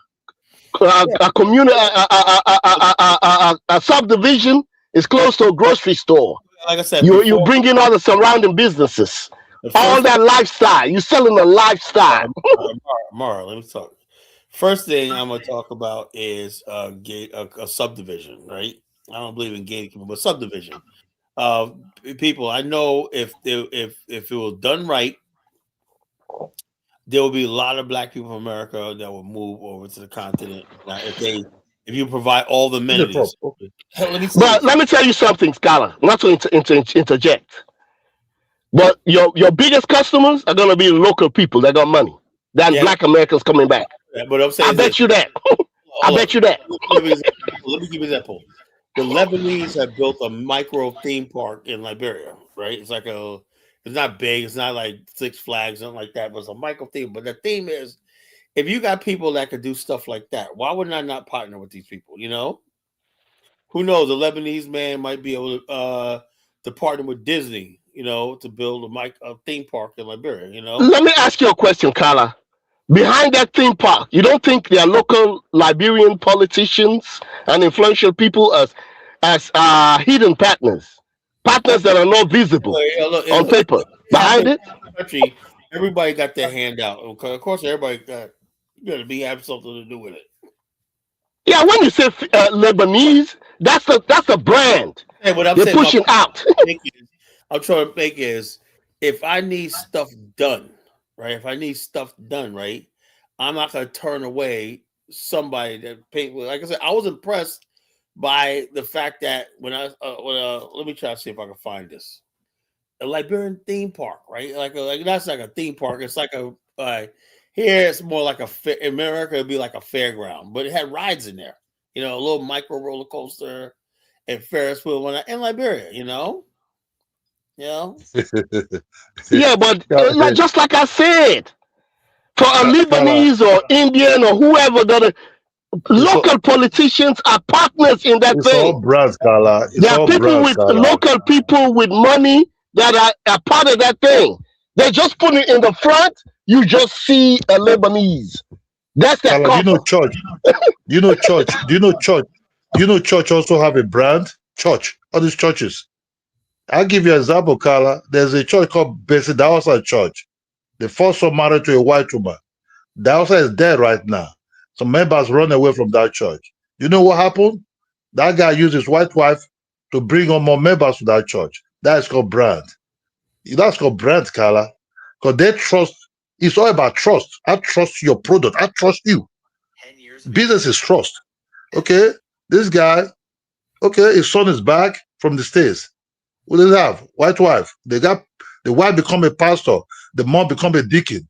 You know, the man is very, very rich, but the white wife able to bring in people back. Now they even have universities, they have schools, they have everything now. Under that woman job become a brother herself to that so-called organization. I call it company. You know, now they have secondary school, they have university, just because that woman is giving them honest product. You know, so it's honest, but she's the brand. The wife, the mother of that dude, step back. The son and the wife, they're not in the front. It's all about marketing and it's all about branding. That Amara is right. It's just what are you selling? Who are you? You know, everybody can be a brand, but are you a trusted brand? Your lifestyle, anything that Western people put their hands into. What some people say Lebanese also have a brand also. They are trustworthy. They bring beautiful goods that are good TV, good crystal to buy or good customer service. Good customer service. So people are flocking there. So it's not about that. I said tourism is not what Africa. You people come with tourism at first. Oh, Africa for Africa. Who's buying that? Fuck out my face. Africa for Africa. I want to sell Africa. You know, feel me? So Africa for Africa. Come and eat. You see here, they're here. The so-called the 5-year slave trade. Those are sad news. We want happy happy news now. Nobody talking about slave trade anymore. Forget about those things. Don't bring sad things. Don't be sad. Okay, you can be around. Are you saying the slave castle and all that is sad things? Those are sad news. Those are things that happened way back. Nobody want to dream about those things anymore. I think let's move forward. Why Ghana is put a pause on the immigration, because I think they're saying they don't want that sad energy no more because the diasporans are bringing a lot of sad energy. That's what I feel, you know. Yeah, why must you be bringing the past into the present? Is the people that did it, are they alive? Yeah, the British that perpetrated the Danish, are they not far more richer and have a lot of money? But it's good. They're using it as flagship to make money. You know, Ghana is also marketing that tea also to you people also. Can they market it to Africans? Africans don't want to see something like that. It's a painful thing. No, I don't want to hear this thing. Move forward. Bring me a goosey soup and bushmeat. Let's eat. This, I'm talking about money now. I'm using food as part of the whole thing to describe everything. It's all about investment, Kala. It's not about what you're going to... I don't want to hear Black Power, Africa for Africa. Yeah, Black economics. That's what we want to hear. Black economics. You don't go to Africa now. Let's do Black economics. Let's do something together. The history part, yes, we got a history together. But it needs to evolve into Black economics. Yeah. When you do Black economics, is another thing called group economics. That's what I was trying to just tell you, Kala. Kala, you guys do not know the credibility. Business is credibility. The number one thing, credibility and trust. Just like King Allah said. Credibility, trust. That's a huge thing in business. Particularly in Africa, it's huge. I'm telling you. Your position is, if you listen to Africans that do business, that are regularly involved in business. I'm not talking about people that are just thinking of getting a 9 to 5. I'm talking about people that involved in business, their day-to-day dealings. They'll tell you that credibility is a huge thing. Like when I say you sell lifestyle, customer service. You go to your grocery store, everybody stands in line. You see what I'm trying to say? You don't have expired food or none of that. All that's a lifestyle that Americans live, that people want to live. Ease of doing business. Your roads, your your communities where you live in, 24-hour electricity, access to water supply. Your kids, if they go to school, are they teaching them anything within your community? You know, you sell the entire American stack. That's what you're selling. You selling the entire the thing people risk their lives to come to. People risk their lives to come to America. It's not easy to come to America because they want this lifestyle you lived every day in your life. You move, you work your way, you bust your butt. You live in a high-end community in Virginia Beach because you work hard for it. These people got dreams too. Can they hitch their dreams to you to your project? That's what you're selling. People got money. But they want credibility. They want it to be like, okay, if I go to Kyla's community, everything works. You know, the 24-hour electricity, customer service. Even if you have fire and police, you can work a deal with African police, African EMS. You can work all that with them. Daycares, if somebody calls 24 hours, somebody answering the phone. You got all this system set up. That's the lifestyle. When people move up in Africa, they want to move up and elevate, just like the same way you moved up and you moved to Virginia Beach and you're enjoying the fruits of your labor. People want that in Africa, but they can't come to America. You know, they don't give them visas. It's hard to come to, but they can dream. They can dream of a lifestyle. You sell a package deal. You see what I'm trying to say? Amara, there's a friend of mine that live in Baltimore, right? The guy opened a big supermarket, right? Then on top of the supermarket, they have the restaurants, right? In this supermarket, guess what it's selling? It's selling all kind of like digestive biscuit. It's selling kind of like chocolate paste. Don't want to be chocolate for bread, chocolate paste, and all kind of spaghettis and macaroni, all kind of things like that, right? Then all kind of things you can get in Europe and America. And guess what he did to these restaurants, right? What he did to the restaurants, it come with a better power bike, right? It come with a power bike, he placed it in that restaurant, right? It came with those bikes that have like four legs, right? It's a bike, right? He placed it in one corner. Then you have in one side of the restaurant, you have what called American flag there, right? He built it up like an American setting. Guess what? That guy, when I came to that supermarket, then guess what kind of car the guy is using? The guy is using a Wrangler, huge one. Then, then when I came to such this thing, my kids love to buy all kind of American cookies there, all kind of digestive cookies there. So we will buy some macaroni to even eat at home even there. Then when I saw the university student that coming there to buy things, right? And I imagine if this guy closes his eyes, just dip himself into a swimming pool, by the time he raises his head up, he's making millions of naira already, without not even being in the shop. But what he's selling to you is about him being in the United States. Exactly. It's lifestyle. You know, that's what he's selling. Yeah, and you see the product. What he's selling, all the cookies, some of them came from the States. He bought some from Europe. He bought some maybe from South Africa. He bought some even in Nigeria. But add everything together, he just have everything there. This October 4th, this July 4th baseball cap, he placed it on a glass. You understand me? All kind of baseball cap. If you see this dude, he dressed like the way the Puffy and Jay-Z, you know, the way they dress. Chinchillas, with the chinchillas, yeah. He's just chilling. And this supermarket is huge.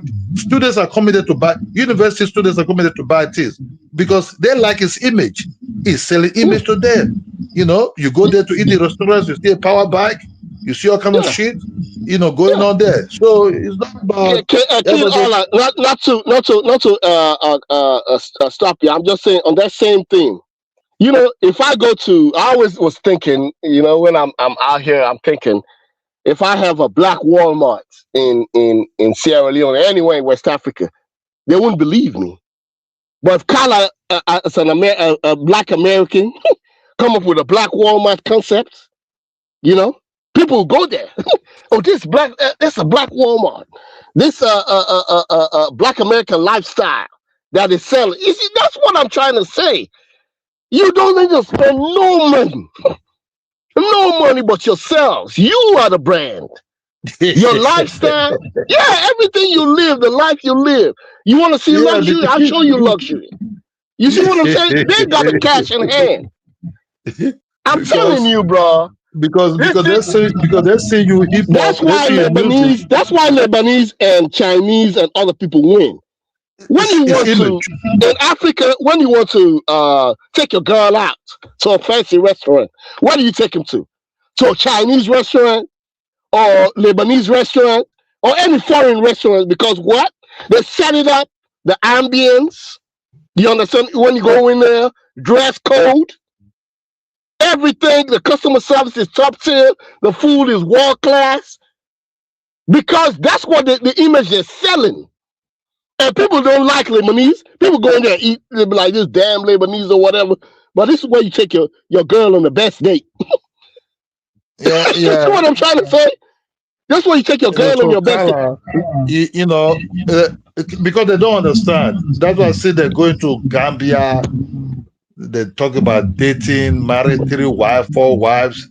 What are you bringing? You're bringing nonsense. You know what I mean? You just bringing nonsense. After that, for a long time, they start dating young boys there.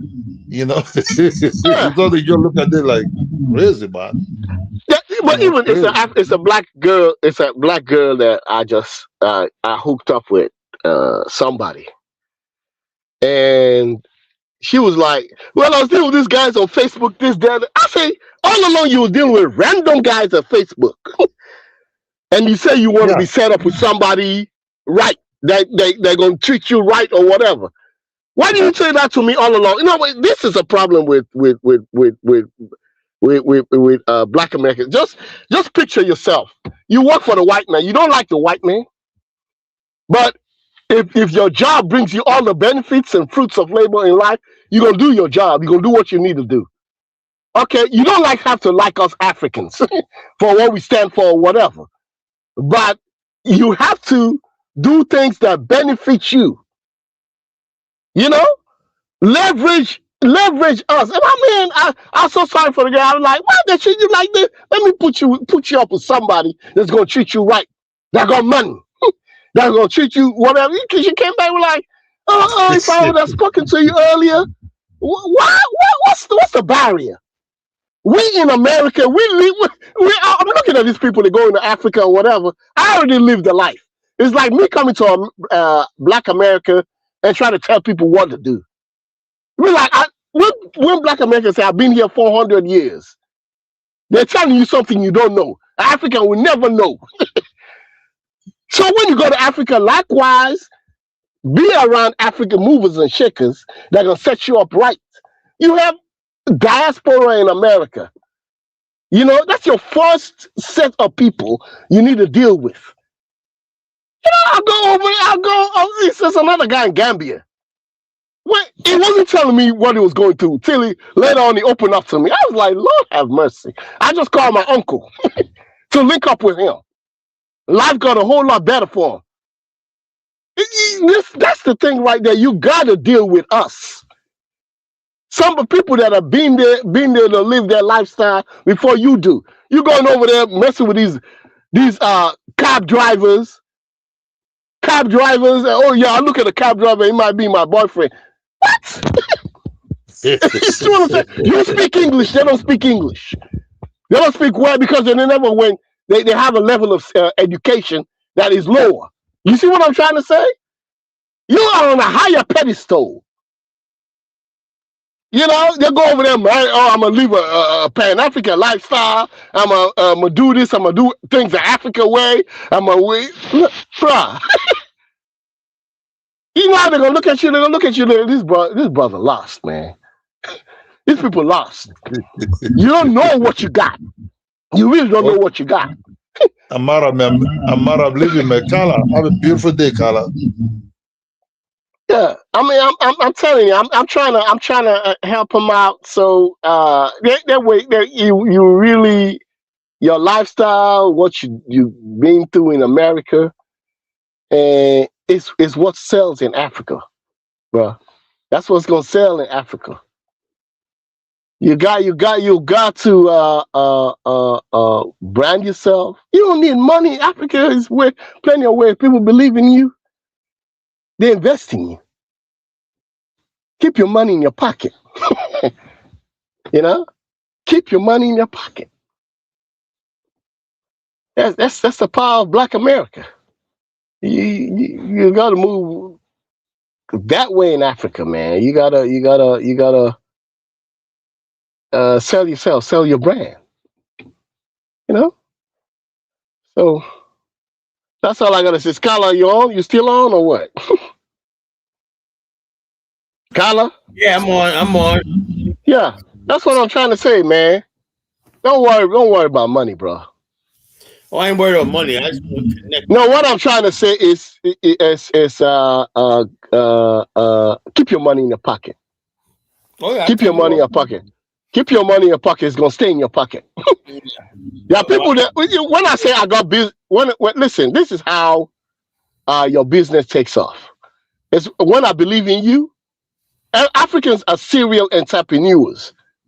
A serial entrepreneur is I'm trying to always let my money double. When I do one business and I master the business and I'm very good at it, I'm looking elsewhere to branch into other businesses. I can finance myself. I can find ways to I got credibility where I can finance myself. You see what I'm saying? So African Americans, that is what you're selling. Your lifestyle. You got standards. Yeah. You know? You got standards. Your standards is what you sell, bro. I'm not gonna lose my standards in Africa, you know. I'm gonna maintain these. If we can maintain the same standards in Africa, now we got something to work with. Some people say we should go to Africa, forget all our standards and no, sir. They're aspiring to be you.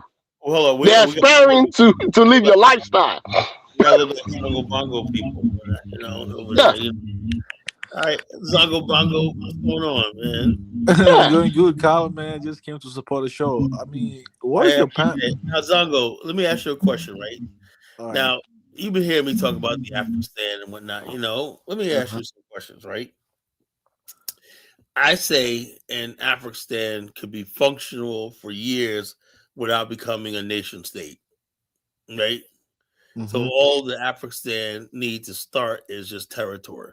Be honest with you. Yeah, they need land. Yeah, land is the most important.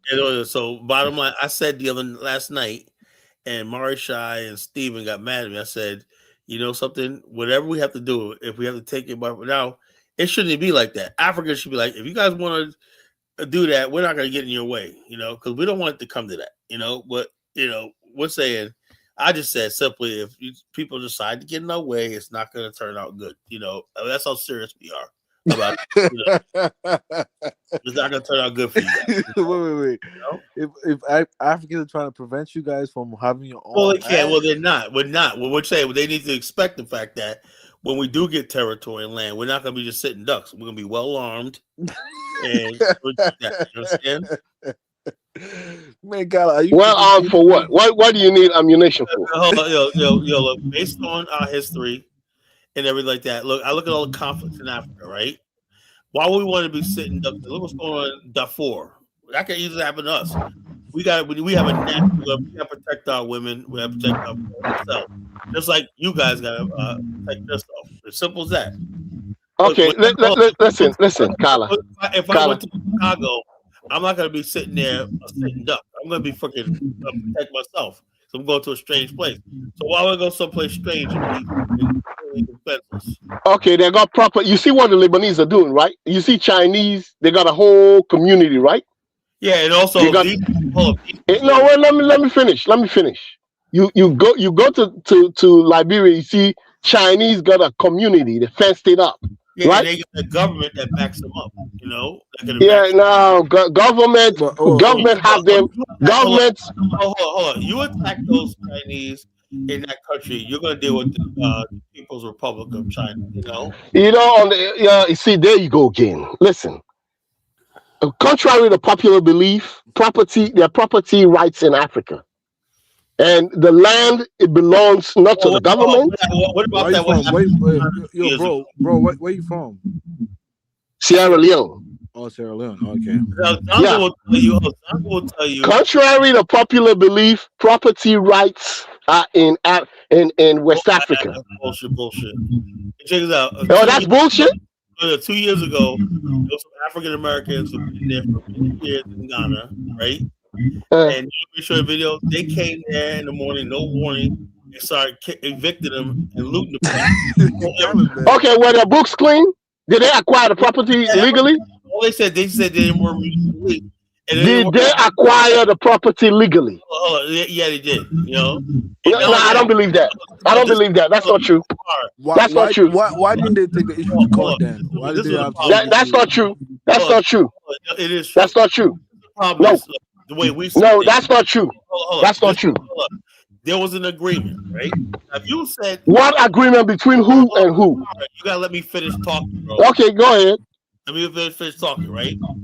The agreement was that they said the local said that they made all these promises. You gotta fulfill them, right? In other words, the property, the Hebrew Israel property, built beds and breakfasts, whatnot. They had a restaurant there. They had all stuff like that, much as what they could do, right?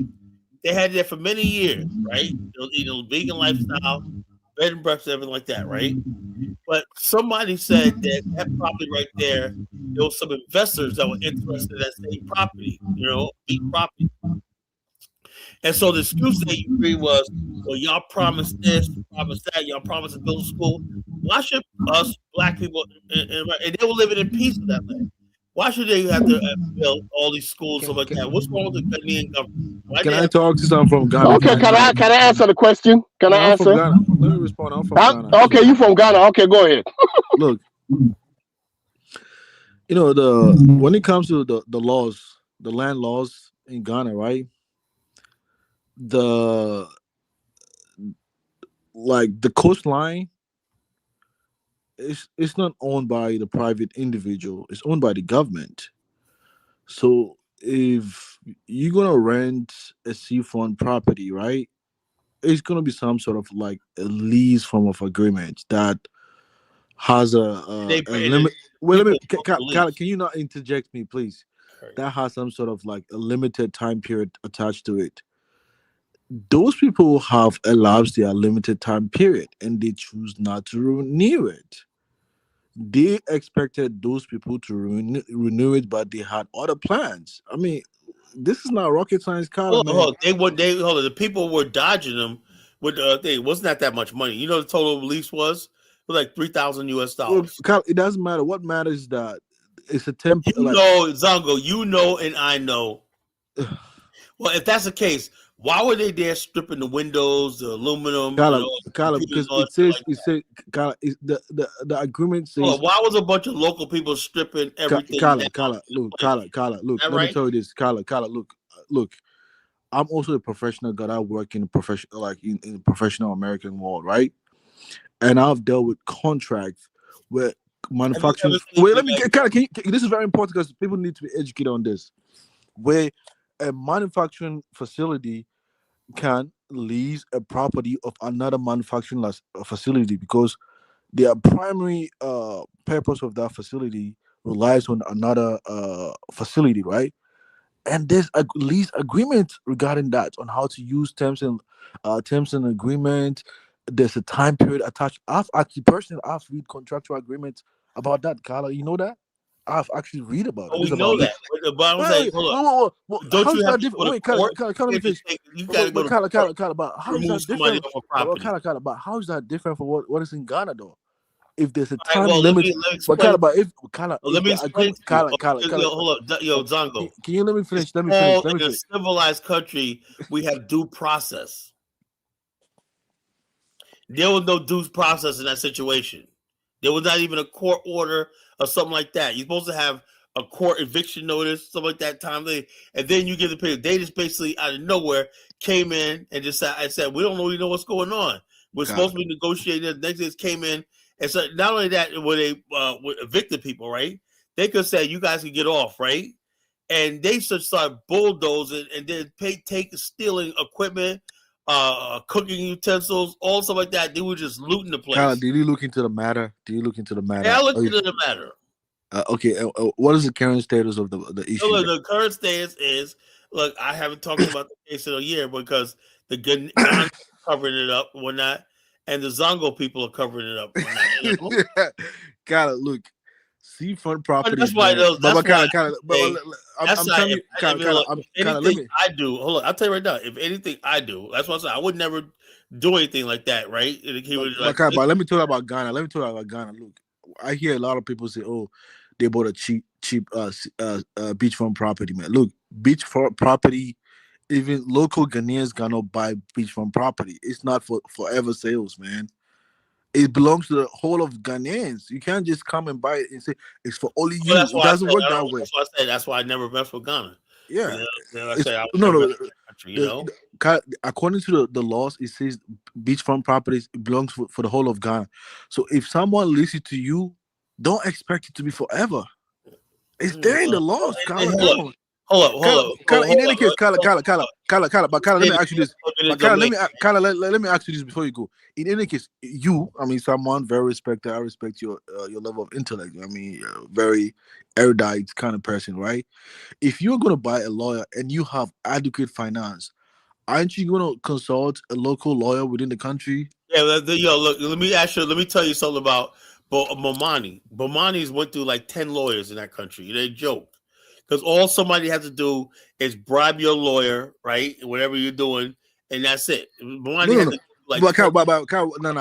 I'm talking about you pay your lawyer to let him look into. Okay, and a lot of them are incompetent. But what I mean is that if you pay the lawyer to kind of look into the property, this property that I'm buying, even though these people are saying it's illegal, you can buy it legally. And they can I finish? But within the laws, foreign people or even Ghanaians allowed to buy beachfront properties and own it to themselves forever. Let them interpret the law for you. Nobody. I'm not hearing people asking that question, Carla. My point I'm trying to make is this, right? If you say in a country has eminent domain, which I agree with, right? You can seize property back anytime you want to, right? But you're still supposed to get fair market value. Then again, but Carla, even here in America, look, like I told, I work, and I'm currently even working on a project where, let me tell you about even the project. It's like it's a recycling facility, right? The recycling facility, they sort of recycle, ashes and stuff like that, right? Metal ash or something like that, right? So there's another company that has leased the property of that recycling company, and they want to use those recycled ash and recover metals from it, like copper and those kind of things from those things, right? But they have a lease agreement with that recycling company, like the recycling company, right? They have a lease, and actually read the lease. There's a term limit to that lease agreement, Carla. They actually stipulate in that lease agreement. This is actually confidential, but I'm kind of revealing today because I didn't even name those facilities. There are term limits indicated over there. There are contractual agreement. You can do this, not do this. You can do this, not do this. Do this, do that. They are binding agreement between both parties, Carla. It happens that way. This is no different from what is in Ghana, Carla. I end this about the lease agreement. Why are they not telling us the lease agreement? Those people, those are African Americans. Why are they not, letting us see the lease agreement that was signed? Well, what I'm saying, we don't know. Just like the Fianca situation, we don't know nothing about that. They say they caught a guy, whatever like that. We don't know what happened. We don't know when the court case happened. The two elderly black women that were murdered in 2015. We don't know nothing about that case. Ghana just buried it. So I don't know what kind of country these black people. But can I tell you something? That is going to even bust your mind. Do you know the guy that this African American of African Caribbean descent that says he's building this island? He bought this island in Ghana. I'm sure you've seen an ad about him. That guy. You remember that guy? Yeah, I remember. They call him like he's building a shark island or something like that. On the media, you know what he's telling people? That he's bought an island. It currently owns 7 islands in Ghana. But that's not entirely true. It's actually a lease island that he has leased it. It's not for him That's forever. what I said, man. I don't. Well, anybody goes to Ghana with that lease land stuff is the stupidest thing. Like I said, like I said, the Pan African community is not the sharpest tools in the shed. You know? They look, people like Zongo Bongo loves it because he knows you guys have to get a kick out of these stupid Negroes that go over there. God, if we give it forever for you guys, are gonna buy our land and take it to yourself, man. We don't want to have that shit. You guys are selfish. The Zongo Bongos of the world are selfish. But Kyle, before you guys started coming to Africa, man, there were other foreigners that were coming. If we were selling land forever to them, don't you think over time they're now claiming the land to be theirs, Carla? Because they have access to capital? You don't think so, Carla? Carla, Americans can print money out of the blue. So you think that lease system is not a way to safeguard? Like, well, yeah, people. Look, I get that as far as like foreigners and stuff like that. I get that, you know, but why is it that I could actually own land in Liberia? God, if you allow that, man, all of you guys. Hold on, let me ask you a question. Hold on. That's what I love about Liberia. In Liberia, I could actually own property. I don't have to worry about that. Now, what safeguard Liberia is that they say it has to be of well, African how can you own property? Sorry, Zongo. How can he own property in Liberia? I want to know. Because the laws of the country set up, bro. The law says any African American or anybody can come in and buy land. In fact, to tell you the real truth, I probably can get land in Liberia faster than the average Liberian. Faster than the Liberian.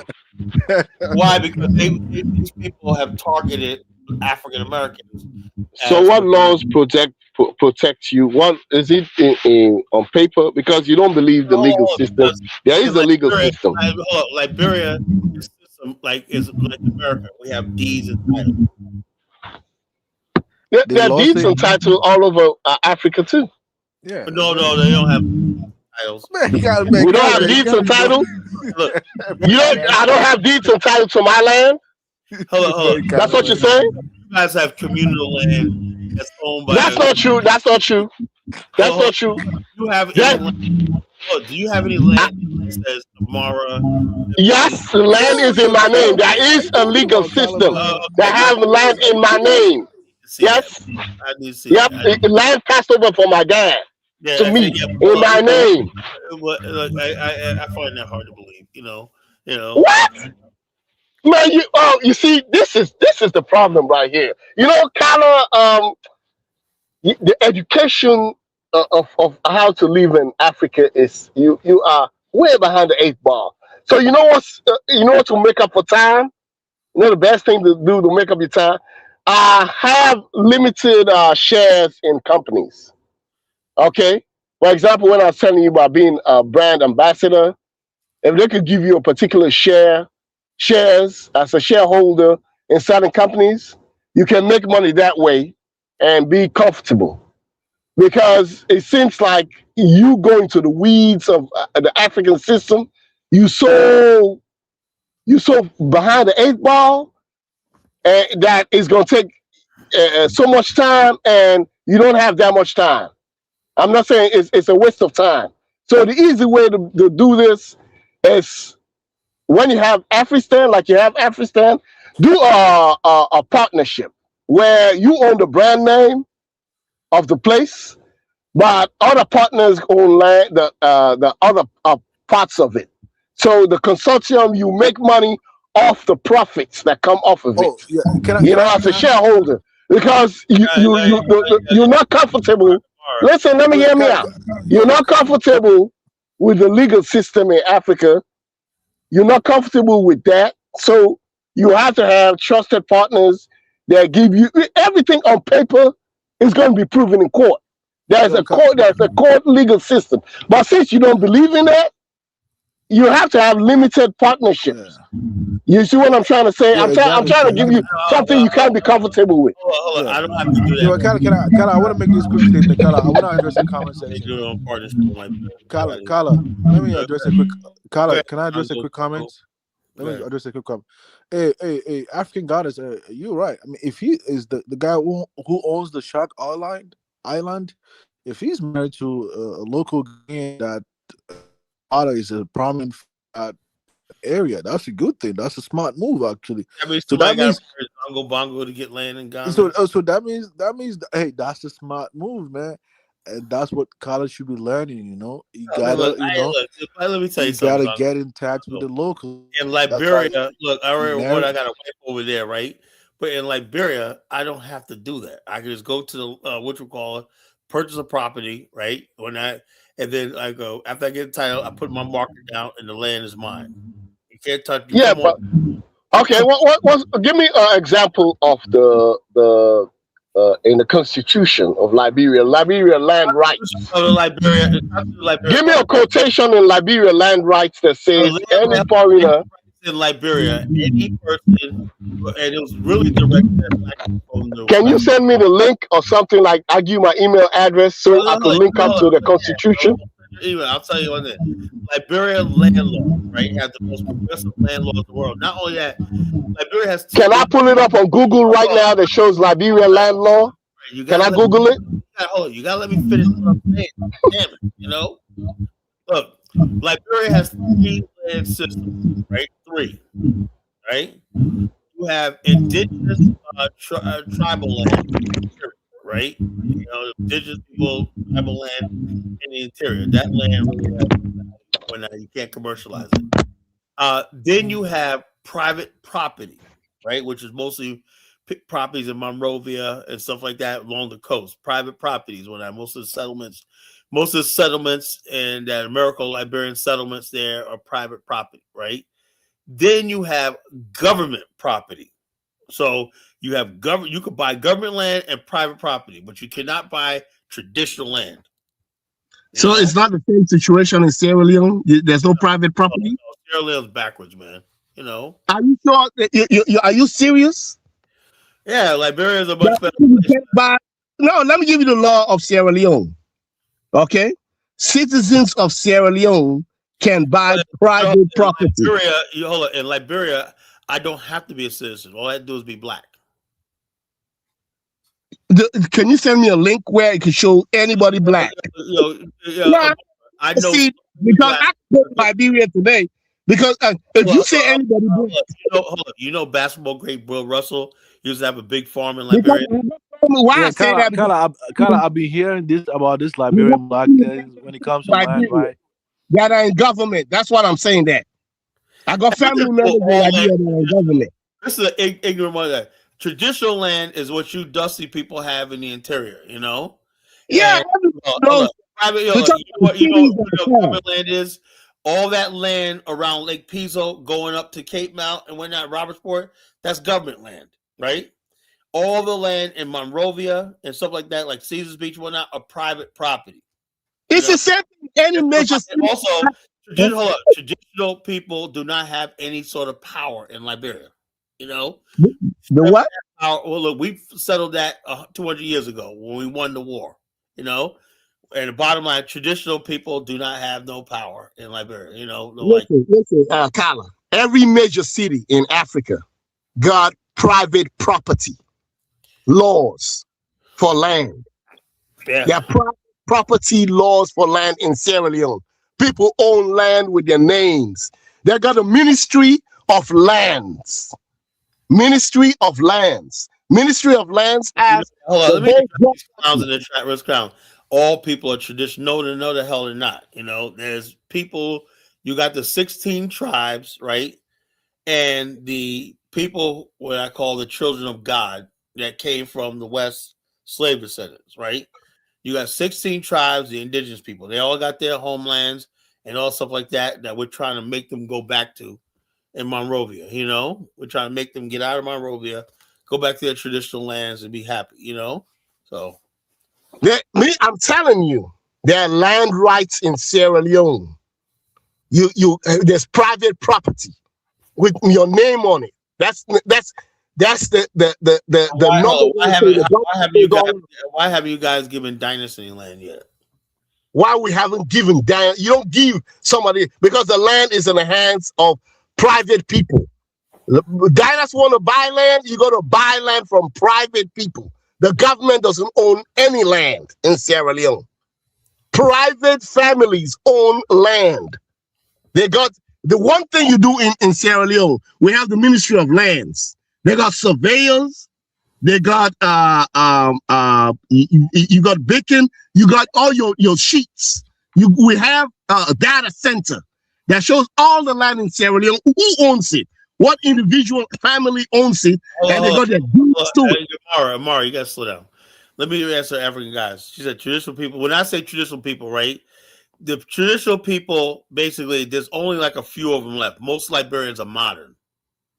Most Liberians are modernized people, right? When I say traditional people, these are people who still practice the ways of their ancestors. They live in the interior, and very few of them. I would say not even no more than 20,000 in the whole country, right? And so, therefore, every Liberian that's a citizen can own property, and like that. And a lot of traditional people who have traditional land can go and have their land registered as private property. You know, that's a new thing. That's why you got so many Liberians now who are getting rich. They're taking their traditional land and register as private property. You could do that, right? but people. So you say that doesn't exist in Sierra Leone? What? People don't own private property in Sierra Leone, private land. Yeah, it's backwards. You know, it's backwards. It's backwards. You know? Do you know that for sure? Well, I'm saying like in Liberia, you know, you have private property. We're talking Sierra Leone. You're saying okay, you know about Liberia. Okay. I don't know about Sierra Leone. I'm educating you about Sierra Leone, that people own private properties with their names on it. We have a whole government department that has a database of all the lands in the whole country and the legit owners. There's a whole ministry, a government department, like a government Department of Defense. Let me say Department of Defense in America, or Department of State.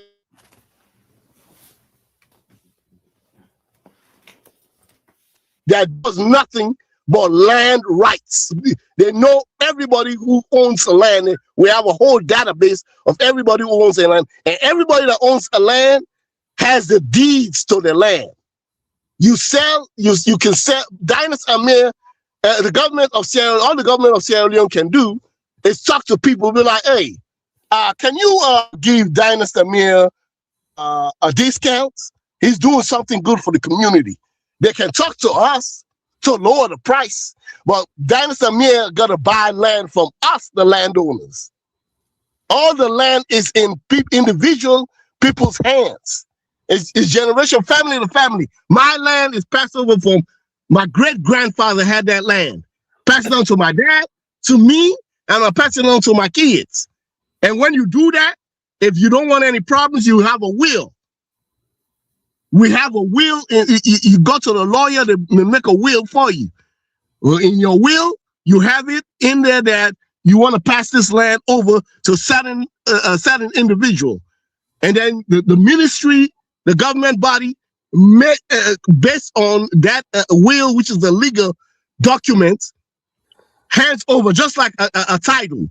Like when my son wants to buy my car, we have to go to DMV to pass the title. That title between me, exchange of ownership of the car between me and him, is me passing ownership over to him. We have that. And so, I mean, you know, it's a lot of work. But if you, that's why I suggested, if you're not comfortable, do limited partnerships. Because when you're going in with these ideas, you bringing in seeds of doubt in people. Africa is trust. Africa, for anybody to believe you in any major project, you got to have trust and credibility. When you start sowing seeds of doubt in anything, it's a problem.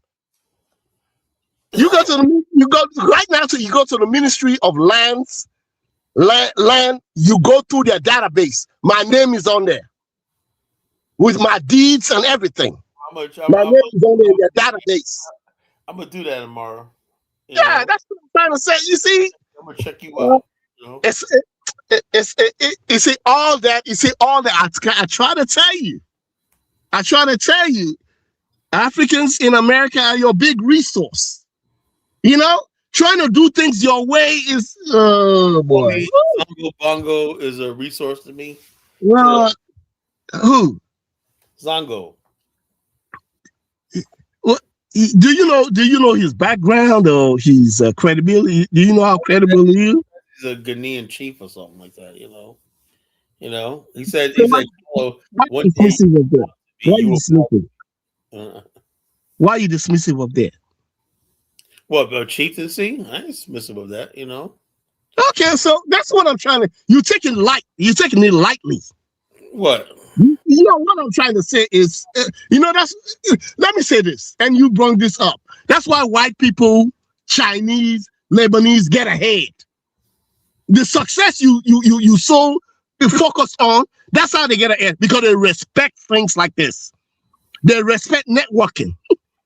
They respect people on the ground.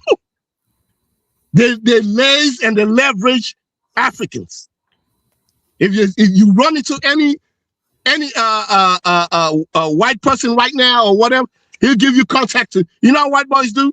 They give you a contact. You say like, hey, I don't know anybody that you let me say, for example, my farm. I want to expand.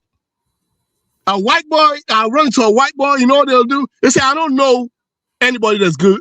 I'm not good in farming, but I could network you to somebody that's good in agriculture. That's how white boys do. We're dismissive.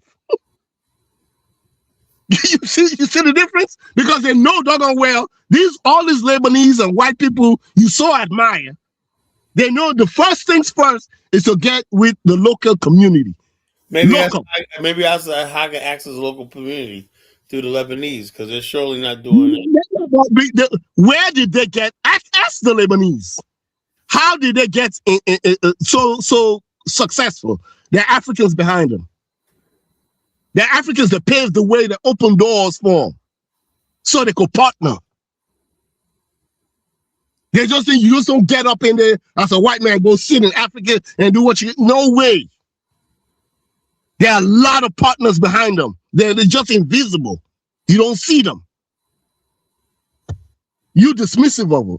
Okay. Now, everybody, see, just like Zongo said, he exposed something that's confidential. I'm not going to expose confidential agreement, because that's trust. People hear that on social media, they won't deal with me anymore. But that's what it takes. When you build trust, you're not dismissive of people. That's when doors open for you, like the Lebanese and Indians and Chinese. They went down that route. That's what I'm going to say. We'll see. Yeah. Like I said, all I'm doing is, when I get there in a couple of weeks, I want to sit down and talk to these people. I'm like, you Lebanese, how the fuck did y'all do it? You know? Because they're doing what we should be doing right now. You gonna tell me?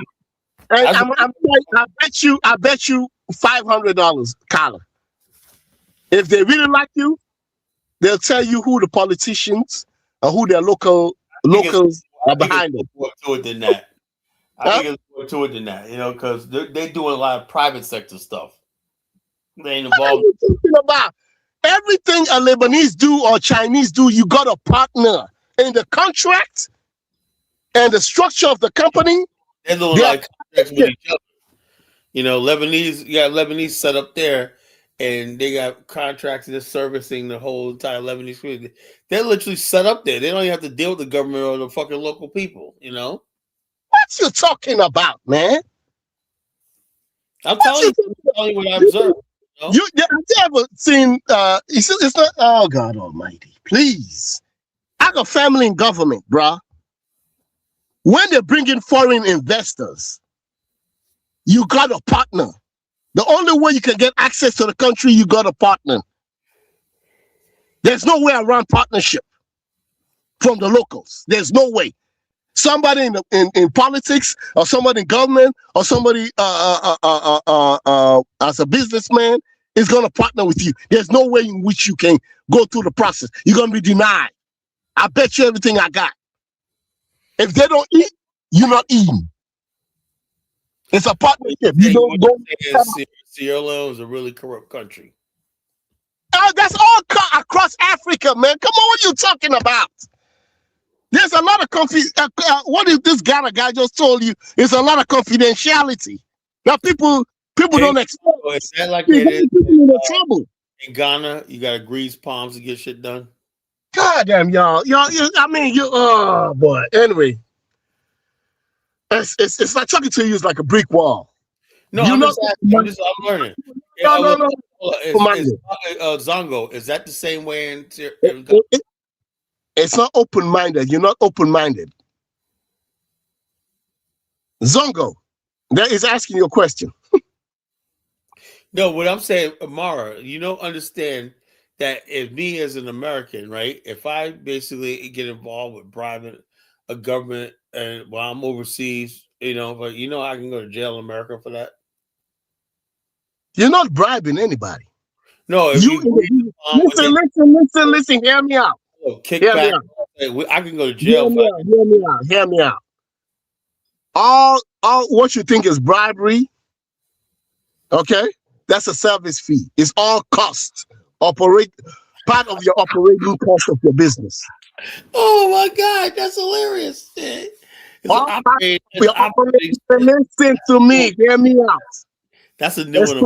Your business. Maybe I need to become more of an African, man. That's the way Africans do business. It's an operating cost. This is part of the operating cost. It's part of your operating cost. You going into making donations to any agency or anything, every cost. It's part of your operating cost. African guy said that. Because I had this guy, Nigerian guy named George one night. And I used to ask him, so what the hell is George? He's a facilitator. I thought it was some, and I realized now he's just a motherfucker can get shit done. He's a facilitator. I remember. Of course, it's part of your operating costs. You got to hire him. He's a facilitator. Oh God Almighty.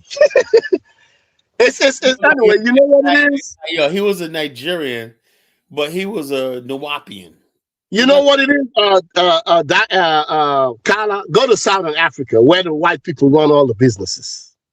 Okay? Where even the local black people in Southern Africa don't have access to move up in the business world. Where there they set the standards you're used to in America. But the only people that can have access to it are white people. Go over there. Go over there. Because that's what you're used to. That's funny. No, it's not funny. I'm telling you, I'm giving you the reality. I'm saying, when I do my palm oil business, every time I get stopped by the police and I got to make a donation to one of their causes, it's part of my cost of doing business. So when I do my spreadsheet, I add all that in one column of business, P&Ls, profit and loss. When I do my P&L, I'm learning a lot tonight. I'm learning a lot tonight. It's more severe than I thought it was. I was wondering why. I'm giving you the. So in other words, you're saying the reason why I haven't gotten anything done in Liberia because I was not greasing palms, and now it makes sense. Okay, all right. Okay, you don't have. Okay, listen. You're an American, just like you said. You're American. You get high standards. You're liable. Okay, so why don't you have a facilitator? A facilitator can have things in his name, and you're not liable. And all you can do is sever ties with my facilitator. He was the one that was going to do things for me on the ground. And I hear he's crooked, so I sever ties. But on paper, my name is not on anything. How about that? You see what I'm trying to say?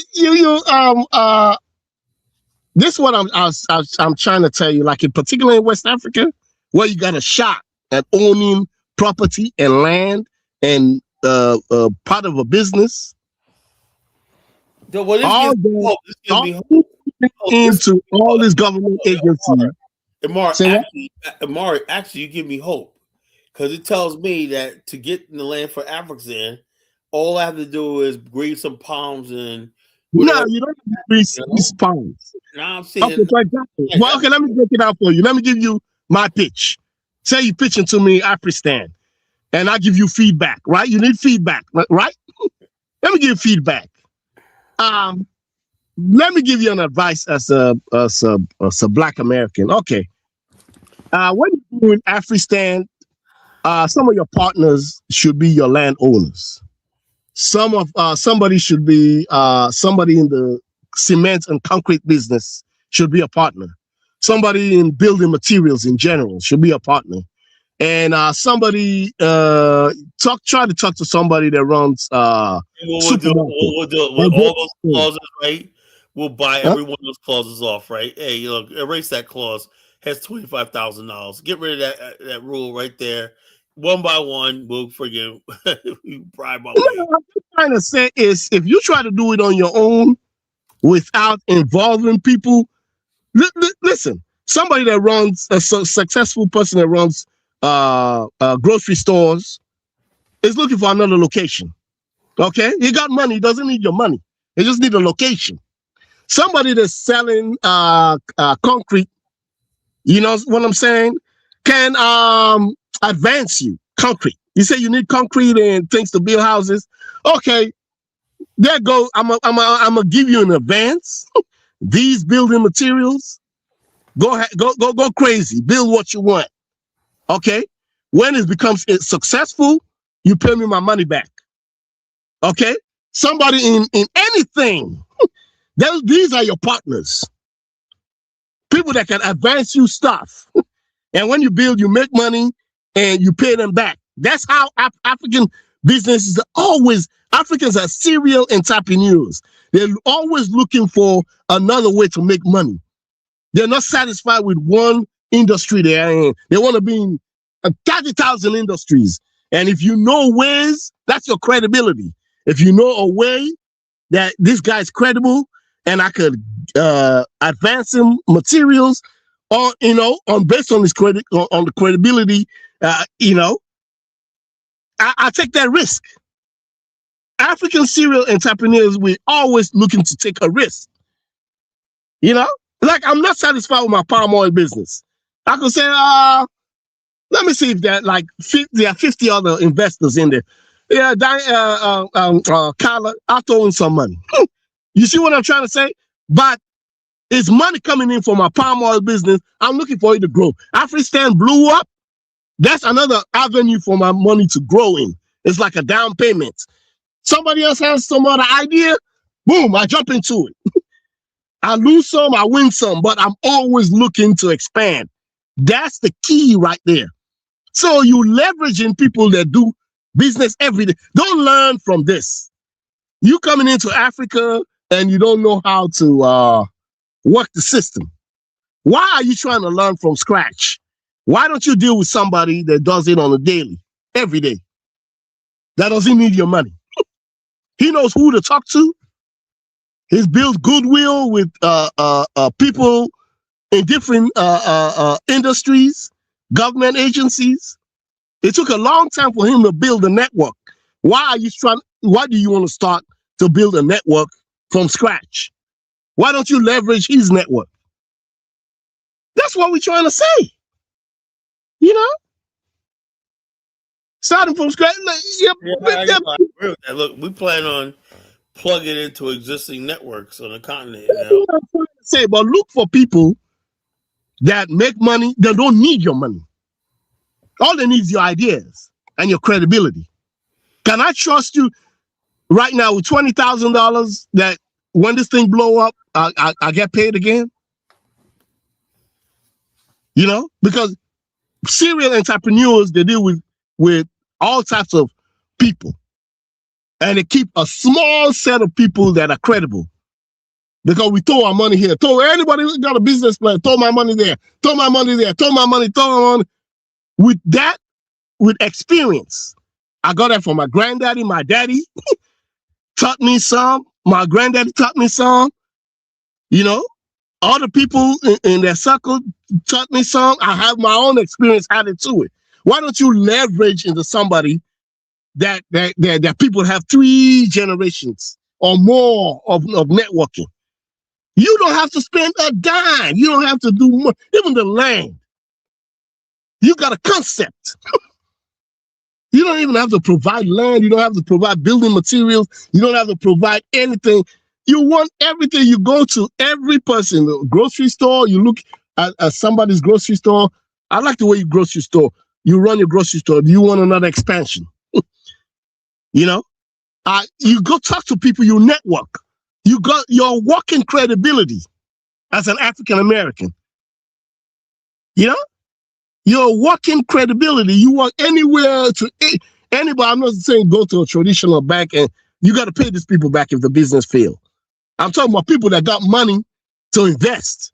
That could give you $20,000 and it doesn't bother them because they make money. You know, they're just looking to expand.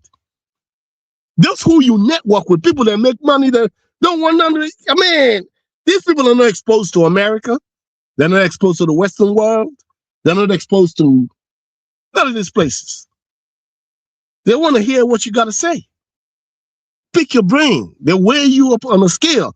And your credibility is where the money comes in. It's like, okay, well, I'll give you a shot. I'll give you $20,000. I'll give you $15,000. You go to like 2025. That's why I told you organize professionalism. People, where they work in America, you hear when you work for the white man, you professional. It was a bunch of white investors. You have a dress code. You see what I'm saying? Black suit or whatever. You have convention. You have a convention. You have maybe a cocktail party after that. You have brochures and everything professionally done, right? So why can't you do it for the Africans that got money? That's your credibility. That's what you're used to. You know, that's what you're used to. Yeah, the African Americans do not know how much credibility they got. Your working experience, your business experience, your life experiences of living over here, all that is credibility. Trust and credibility, that's the key, bro. I'm telling you, man, y'all take yourselves lightly. Y'all really take yourselves lightly. Yeah? Look at you, don't run several businesses in America, running an insurance company. You know how much wealth of credibility that is? Oh, yeah. Well, trying to translate to building something permanent on the African continent. Why can't we build a city state in a financial district? That's why I want to build a Black Wall Street in Africa. Okay, yeah, okay. When you're saying Black Wall Street, is it all inclusive? When I say Black Wall Street, I'm talking about a financial district. You know, okay. Financial district, banks, stock exchange, all that. We need our own stock exchange on the continent, our own central banks. Yeah, you can build that. You can build that. Now that's the idea you're selling. Well, that's what I'm gonna do. You know, so anything less than that is wasting my time. So that's why I said, idea to people. Black Wall Street district. You'll have a Black Wall Street district. You'll have all that stuff like that. You can sell that idea to a man that owns a lot of building materials. You say, okay, I'll provide building materials.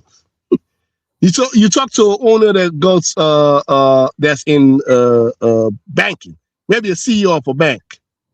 Okay, say you want to open a series of banks over there. This is my idea. Somebody says banks are irrelevant.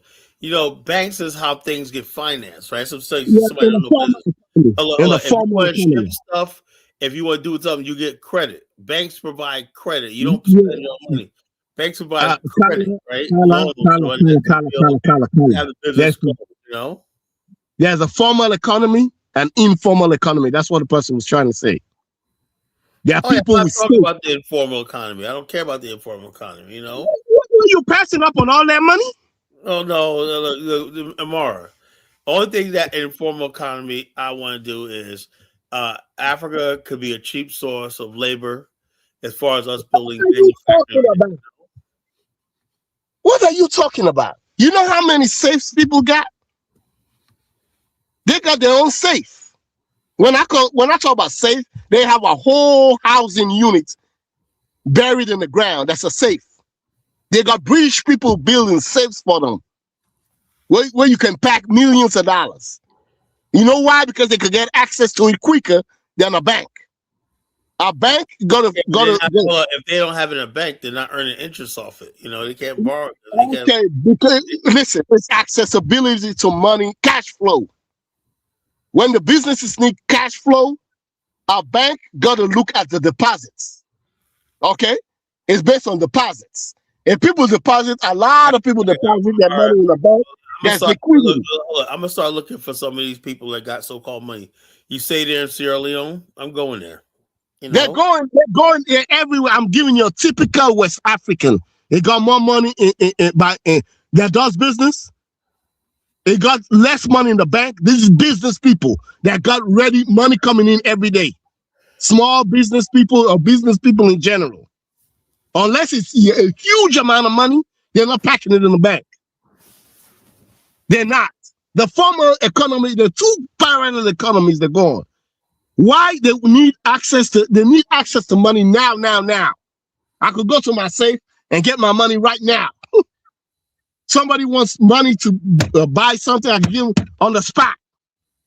When you go through the formal system, yes, if you got too much money, these people that got too much money to keep on the building safes and whatever under their houses, if the money's too much, that's when they pack it in a bank. They can't do nothing else with it. They're just gonna move into a bank because it's getting scary. I'm telling you, people in the mining sector, all these boys mining in mining sectors, they form themselves into little groups. As soon as they get what they got under the ground, there comes the Arab guy waiting right there, the UAE, Dubai guys. They're waiting, cash there with dollars. They come with a truck full of dollars waiting for you to buy anything. As soon as you take out the diamonds and the gold right there on the spot, they're buying it right there. Them boys don't deposit money in the bank. And they're getting money. They're getting diamonds out, iron ore, bauxite, cobalt every day. It's the same thing with the market women, I'm telling you, they're selling the market. By the time they work 15 hours, the bank is closed. You go over there in the market, you sell all day. By the time you're done, the bank is closed. You don't have access to the bank for a deposit. They're gonna pocket the money somewhere. That's what I'm trying to say. Unless the huge businesses, big conglomerates, they can pack their money in the bank. But small businesses, man, the access to liquidity on the spot, they're not gonna put everything in the bank. Not everything. They got to have access to money right there on the spot. When they could buy something and access it right there. That's what my brother. I'll try to get my brother on here. That's the problem he has with the Lebanese and the Chinese and the Indians and whatever. They want access to money on the spot. He has to fight all types of ways to move the deposits so they can have liquidity to give to these big business people. That's his biggest problem with the formal system. He's in the formal system. You know, even I don't put all my money in my bank account in his bank, the bank he runs. I have to have access to people. When people want money, boom, they want to hand over fees right now. I gotta have fun somewhere where I can have access to it on the spot. You know, you're talking about the informal come on, man. You too, bro. You too. I don't want to say you're too American, but you gotta. When you tell you're doing the right, you're in the right trajectory. Stick around Africans more. See how they do business on a regular basis. It might change your perspective. Plus, what you have in America. I'm telling you, man. I'm telling you. So have this conversation with your wife. The same conversation I have with you right now. Have it with your wife. Have it with your wife. She'll tell you the informal economy is what? Them boys, they people got access to dollars on the spot. I say Arab guy. This it's a place that opened up in southern Sierra Leone. They just opened a huge gold mining thing over there. These boys come out. I was on the phone with one of them the other day. He said, as soon as I came out the ground, the Arab guy was waiting right there, UAE, Dubai. These guys were waiting with dollars right there on the spot. He said, let me see it. Don't even, because you got gold, you got to melt it over a fire and then weigh it and whatever. The Arab guys are trying to get the rock. They're not even letting the boys melt it down and weigh it and then tell them a price. They want no. We said we do that. They want the rock. They're going to smelt it and take it to UAE and Dubai, those places. They come in with dollars on the spot. You think them boys ain't putting that money in the bank? That money is out of the banking system. Banking system, it depends on deposits. The more people that put deposits in the bank, that's how much liquidity you got to borrow money out. You know, that's it. I'm telling you, man. Have this conversation with your wife, man. I'm telling you. You know, have this conversation with your wife. These are people you see at the market. You look at them like, oh, they look homeless, or they look no. Them dudes sitting with thousands and thousands of dollars. They got it. I'm telling you, all the people I deal with, these people in the offices and some people that got big businesses, I don't even deal with them. I deal with these market women on a daily. You know, I was telling my dad, we got to build our own market. My dad was like, man, open the window. I see these market women lined up. Everyone of them got money. They got a long line. They're going to buy their goods and take it to the market. All of them come with money. Shit, I told you this lady, there was a lady that gave me $10,000 to move off the queue because she wanted to buy a bulk, because I want to be fair to everybody. Because we have a competing interest. Because these are big manufacturers that need palm oil. To the association, their people are selling their palm oil overseas, and local production. It's a competition between you keeping palm oil locally in the market, and then people want to export so they can get access to dollars. So that's why the lady was like, "Hey, it's tough for me. Let me secure a spot. I give you my money in advance." $10,000. I was like, what? To move off the queue. Otherwise, she's not going to have access to the palm oil. She's thinking I'm going to change my mind. Don't be like these other people that change their mind when the white man comes in. Is a white man that comes in and buy palm oil in bulk from me. Don't go over there. We need palm oil to eat too. I said, well, I'll do it. She said, no. That's what you say. I'm giving you my money in advance now. So you move me up the queue. Man, you got to be more. I'm telling you, man, have this conversation with your wife. Have this conversation with your wife. Hello? Carla, you out there? Hello? Carla? Oh, well, if you're not on the show, I'm gone, man. I'm gone, people.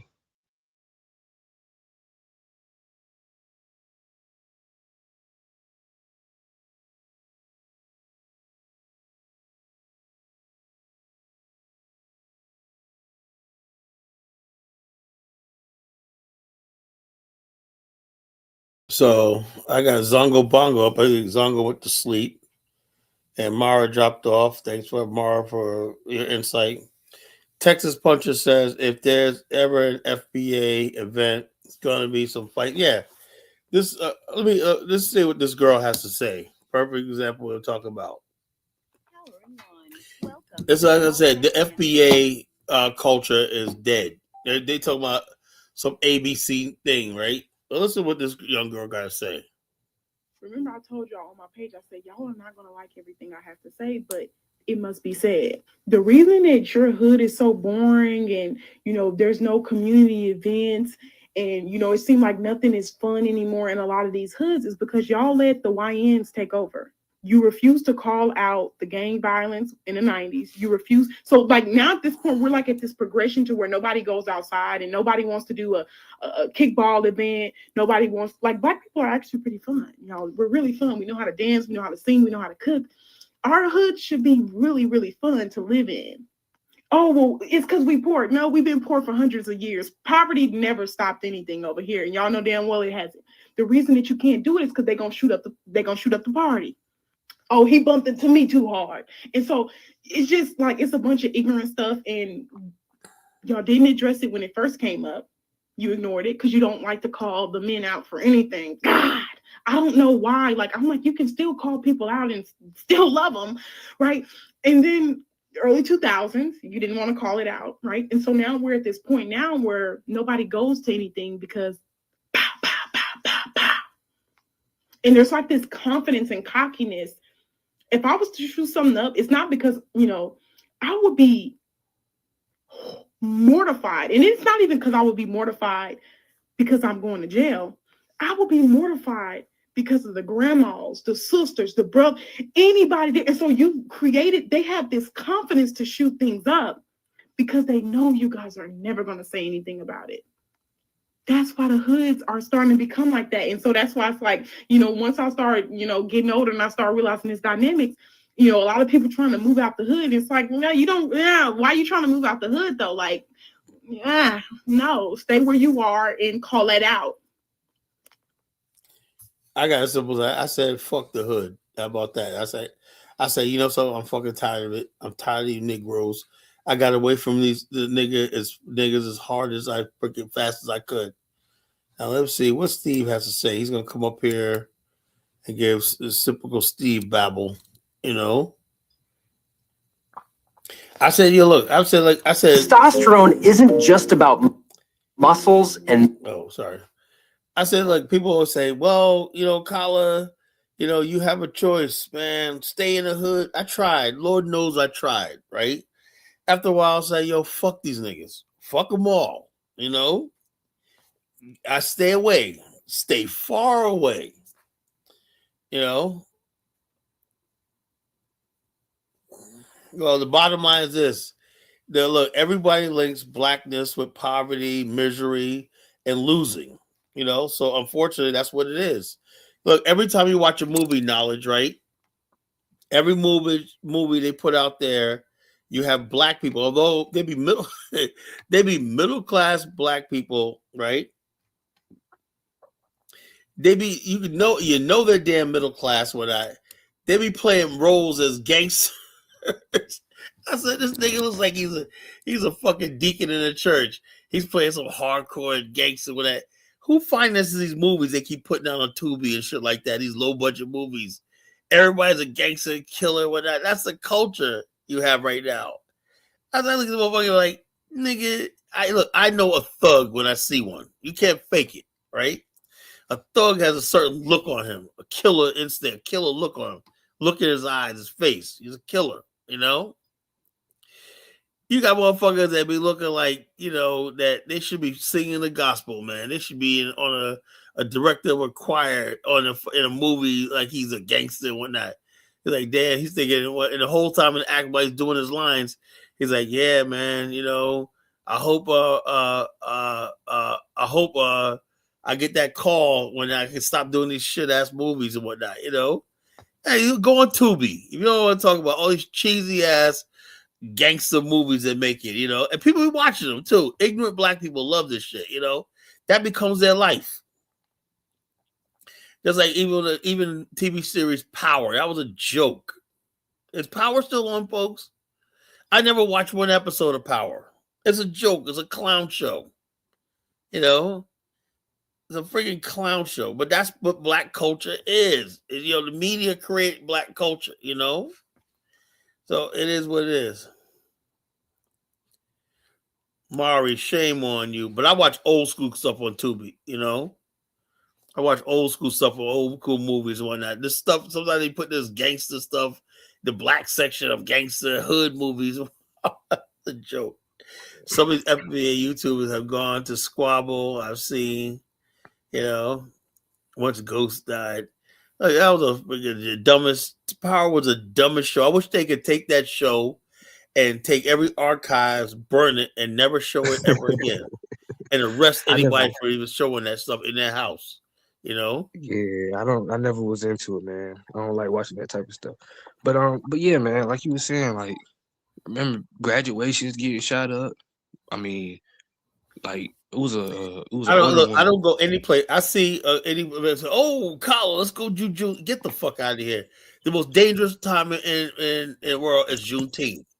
Every Juneteenth event is shot up and whatnot. People dying and whatnot. People, like just a couple of months ago, somebody shot up an event in a homecoming event in Mississippi and in South Carolina. Little girl, freshman in college, got killed. And what gets me is this: people like TariqABC and all, they think this is normal. He'll start deflecting. It ain't that bad, Collar. The FBA culture is toxic. There was a shootout at a high school football game early. Well, last year. I would not go to a high school football game to save me. I would not go to one. I would not do it. It's not even worth it. So I'm saying myself, and that's the FBA culture, because if you got people who don't know who they are, what they're about, and being proud and whatnot, they're gonna do that. I'm a black nationalist. I believe in a black nation. I believe black people are family. So I'm gonna act like, that. But if you have no value for your own people, you don't want to be your people. You don't think they should live because you don't believe you have anything in common with them. You're gonna go to the place and shoot it up. Look, the first year they had Juneteenth. Let me cut you off. No, I said like that. I said, that's what y'all got out of Biden's election, Juneteenth, right?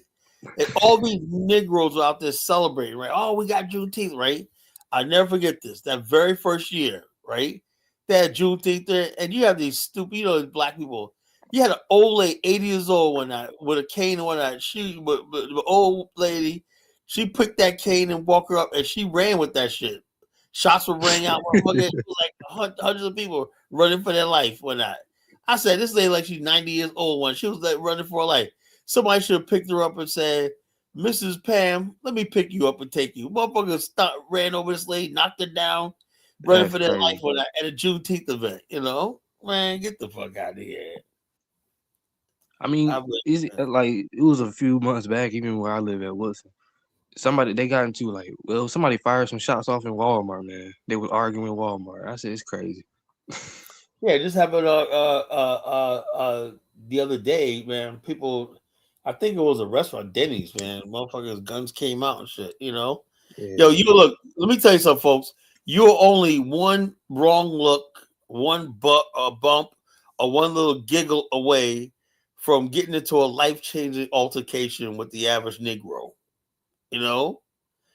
Right now, anything, the wrong stare, the wrong look, the wrong anything can get you killed, or in a serious altercation. That's what we're living in right now. The main point is that, look, I got a PhD in Negroology. Crime is down. Get the fuck out of here. Crime ain't no down. No, crime is not down. Just Negroes are dying. And so when Negroes die, they can't commit more crimes. So that's a good thing. Listen, it's not that, crime might be down, right, as far as numbers from what it is in the 90s, but it seems like, let me say this. Crimes anymore.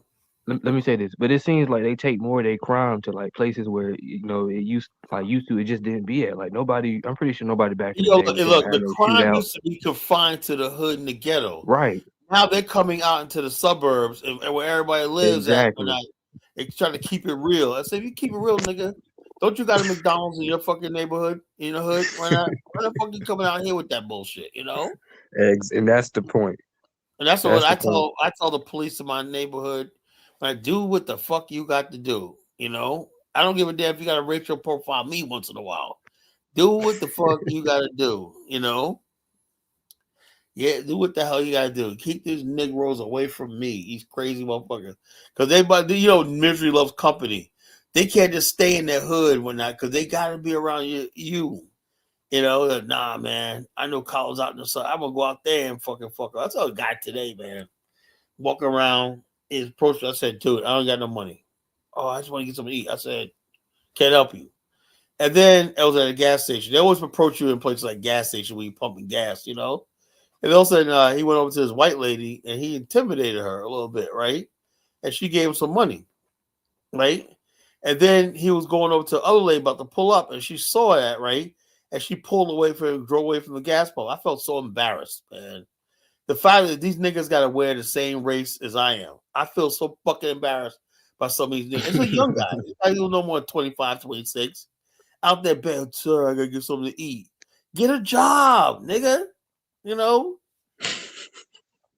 Let me tell you something. Ain't nobody going to feed you. Ain't nobody going to give a damn. Ain't no reparations check coming. You know? You got so many people who bought this Kool-Aid that they don't have to do nothing. They don't have to be responsible. And I knew when I was a young man in my 20s, I could not miss work. I had to get up every day and whatnot because as soon as I start fucking up, I'm going to slide into poverty and homelessness. Mm-hmm. I always kept myself strong.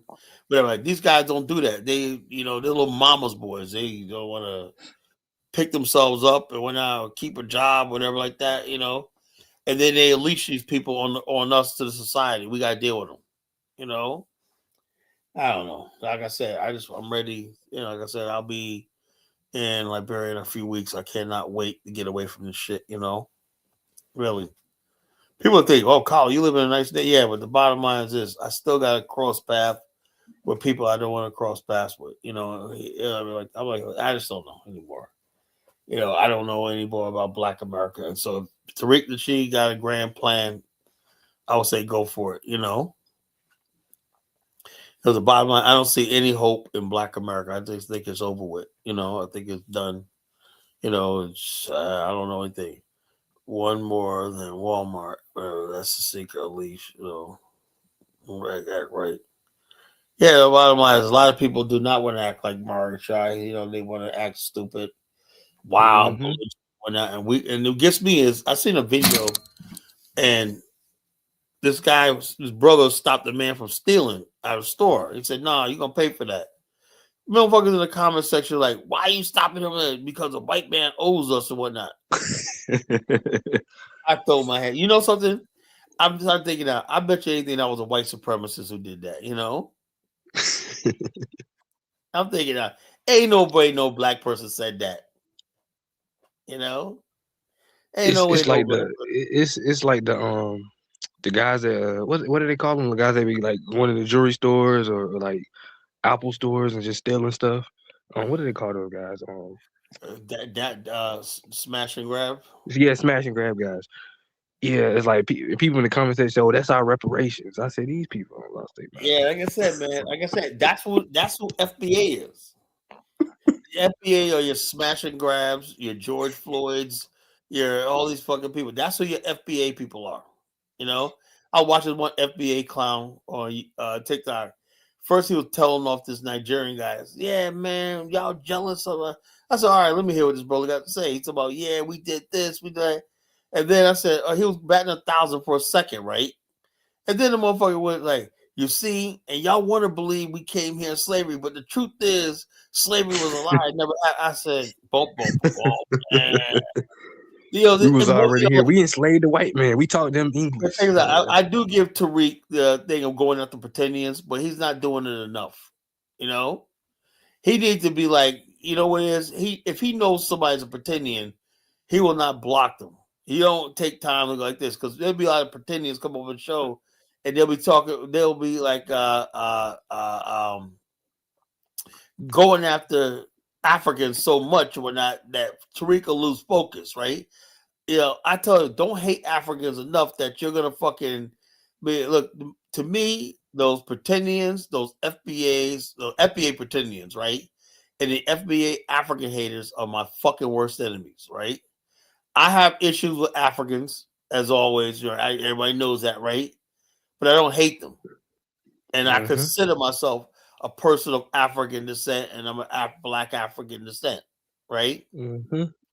But when you start saying that slavery never happened and you didn't come from Africa and stuff like that's blasphemy.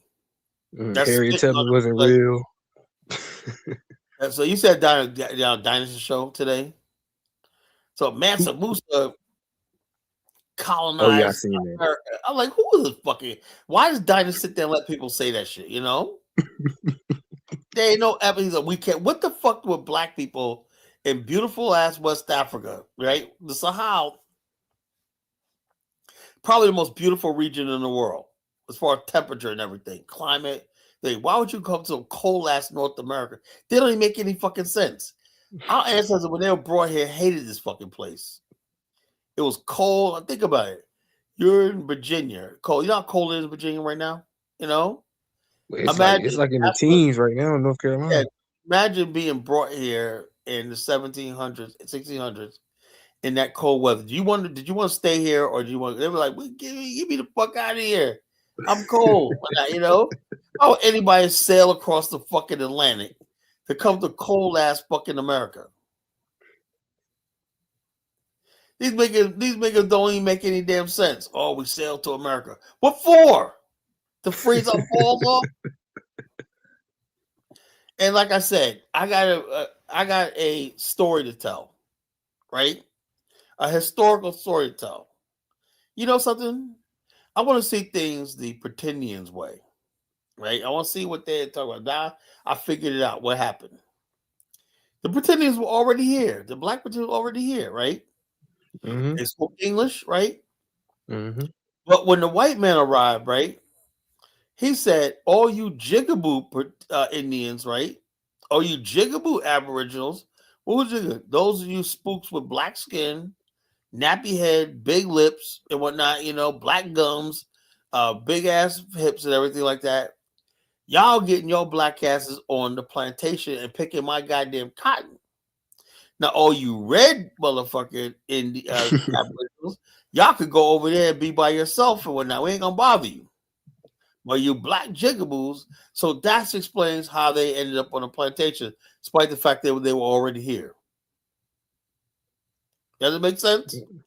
They were already here. The white man said, "Oh, okay, all you jigaboos, spear chuckers and jigaboos and coons and sambos." The only problem with that, Khaled, is the narrative right now amongst the Pretendians that they were never enslaved. So, oh yeah, they were never enslaved. Oh, we were never enslaved.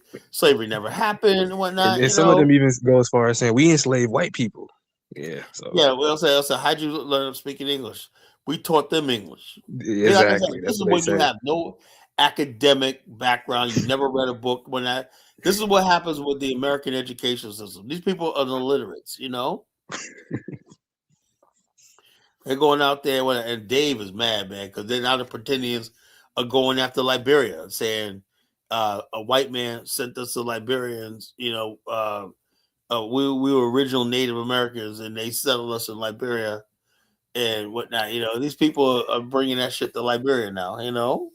So, yeah, man, it's interesting. Then they said some people talking about the slave trade happened in reverse, right? Yeah, some of them say that they sent the Aboriginal Negroes to Africa. I said, okay. Yeah, so like I said, what gets me is this. They're saying the only way they exist is on TikTok, you know? The only way it exists on TikTok, like I said, when I hear these motherfuckers talking to, I just scroll right past. And one motherfucker came in here the other day with that. Guess what happened to him? He got immediately permanently blocked and banned. There you go.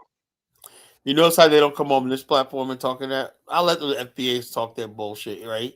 But if I see anybody in my platform talking about we were already here, we're natives, you know, they're gone completely, 100%, no questions or asks. You know, they're gone, right? I don't really watch TikTok like that. Well, TikTok is, I guess I scroll through TikTok, and when they have these panels and whatnot talking to nonsense, I just scroll right past. Or when somebody start talking that stuff, I just go right to, I join the block party, you know?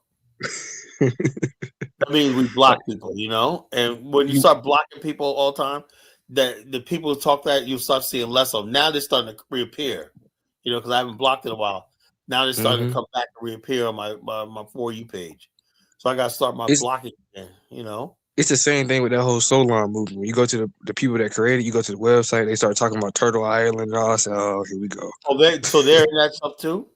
Yeah, go to their website, you'll see it. Oh, bro, you seriously? That Cato motherfucker is one of those. I got a bone to pick with Cato. He's talking about me. That nigga believes in Turtle Island. That's what the Solon's all about. Turtle Island. Well, so I'm gonna go to the website right now. So it's all slick way of getting out. Every time we talk about Solon, it's all slick way. You can't trust none of them. FBA, it's all getting out of being African. It's a get out of Africa for free card.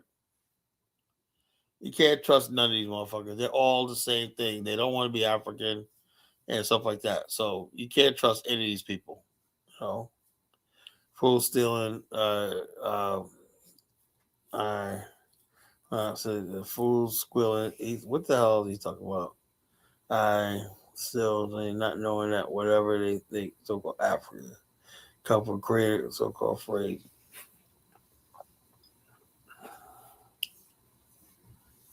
Yeah, so Solon is one of those shits too. I should have known, man. Solon sounds very feminine anyway, Sulon, that's so gay,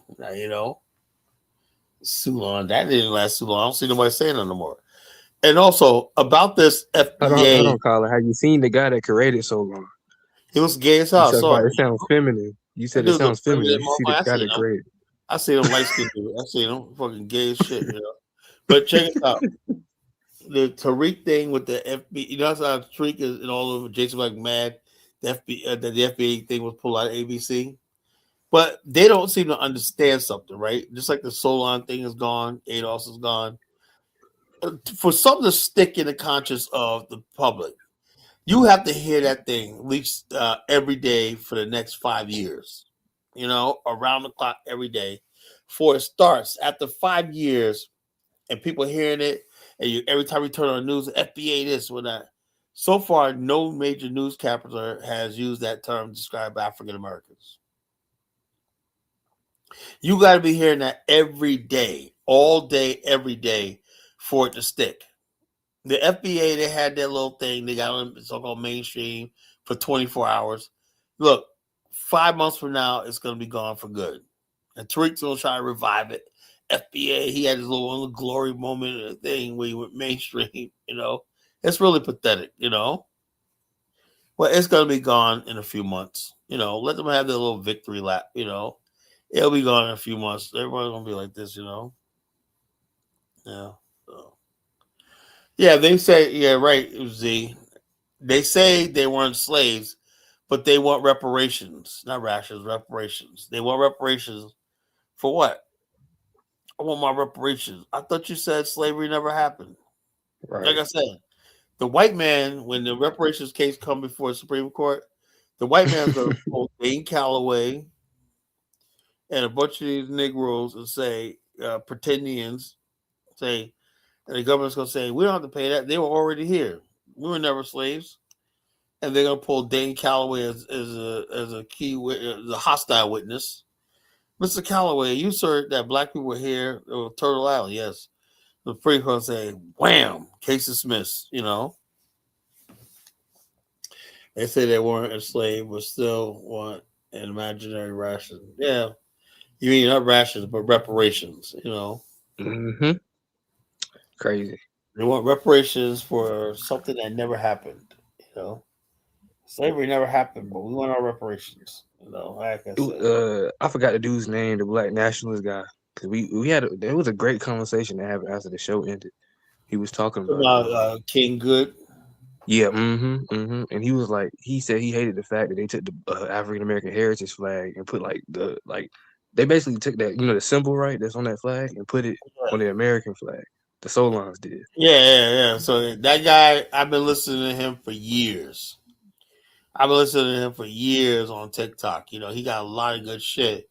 I've been meaning to hook up with him for a long time, man. I knew we crossed paths, but I've been communicating with him for years. He's good. That good, King Good. I've been communicating with that brother for years, man. I'm like his big homie. You know, he's a good brother, black nationalist. But Jonathan, Jonathan last night was friggin'. He's lukewarm. You know, he's he's a contrarian. It's like, dude, you either you believe in this shit or not. I said Jonathan has this thing. When we start talking about Africa, he means that people gotta leave. I don't say everybody gotta move to fucking Africa or leave America. Did I ever say that? No. But let me ask you a question. How much land do you think the Catholic Church owns? I'm not sure. The Catholic Church owns 177 million acres of land. Ooh. Hundreds of like 250,000 square miles of land total in the world.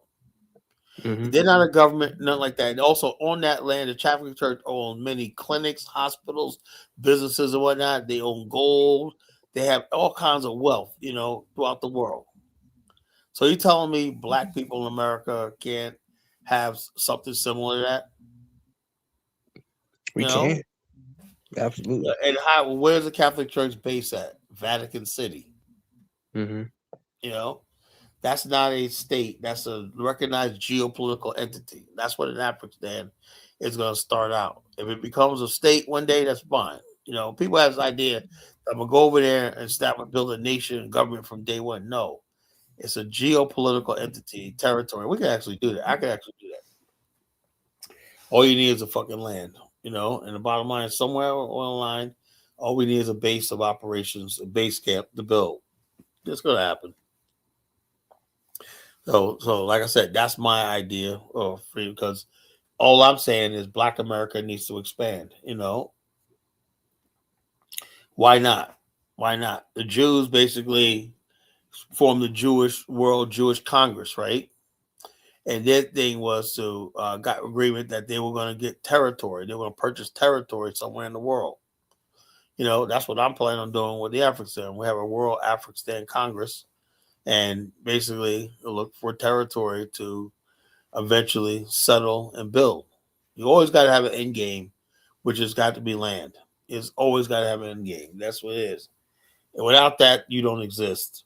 Really, you don't exist. If you're not starving for a nation, you exist. That's why the Jewish people are alive today, because they have the state of Israel. Every other group of people have a land. Black America has been in bondage for 400 years. We need a land. Simple as that. Well, it doesn't mean everybody got to go there, but psychologically, every black person needs to know that they have a homeland someplace. Now, I would like to make it Liberia, but like I said, you hear the conversations me and Elvis be having. I don't think Liberia is a good fit right now. For Black America, we can go there and build, but as far as like a homeland, no. It's too much. The conversation last night. Let me say this: the conversation last night was, Jonathan was talking to the black nationalist guy, right? And he was saying that we shouldn't disrespect, the different groups of Black Americans, like the FBAs, the Aboriginal Hebrew Israelites, and he was saying that maybe you can get them, to support Black nationalism. And the argument he was making is like, these people are, he said some of these people are radical integrationalists. Like they think America is their home. I was like, we don't really think they would support Black nationalism or a nation state for Black people outside of America. They're Black Power Americans. They want to be American, at all costs. Right. So I could be wrong, but he said he knows people, FBAs that hold those views. But I'm like, well, we don't see them, so maybe I don't know. Oh, John, we see every last single FBA I talk to, right? I listen to, right? I try to give them the benefit of the doubt, and you listen to them, like after like 5 minutes, the truth comes out, Right? Because even on Dinah Show today, right? They say FBA is a lineage, but then they say, well, what about the people that left? That went to Nova Scotia, the people, the Hebrew Israelites that went to Israel, Dimona, right? Yeah. And Bobo was like, oh, those people, since they left, they not part of the group no more. They became their own group of people. So in other words, they define themselves by the borders of America. That's a plantation mentality, Yeah. You define yourself by the borders of America, you know? That's why I always say, like, FBA can't be a lineage then, because we, like, no matter, FBA should be no matter where you come from. Like, even if you left, you still, should be FBA. But These guys, basically, I have no idea. All they want to do is be American. They look, the whole FBA is a pretense. These guys are Black Power Americans, right?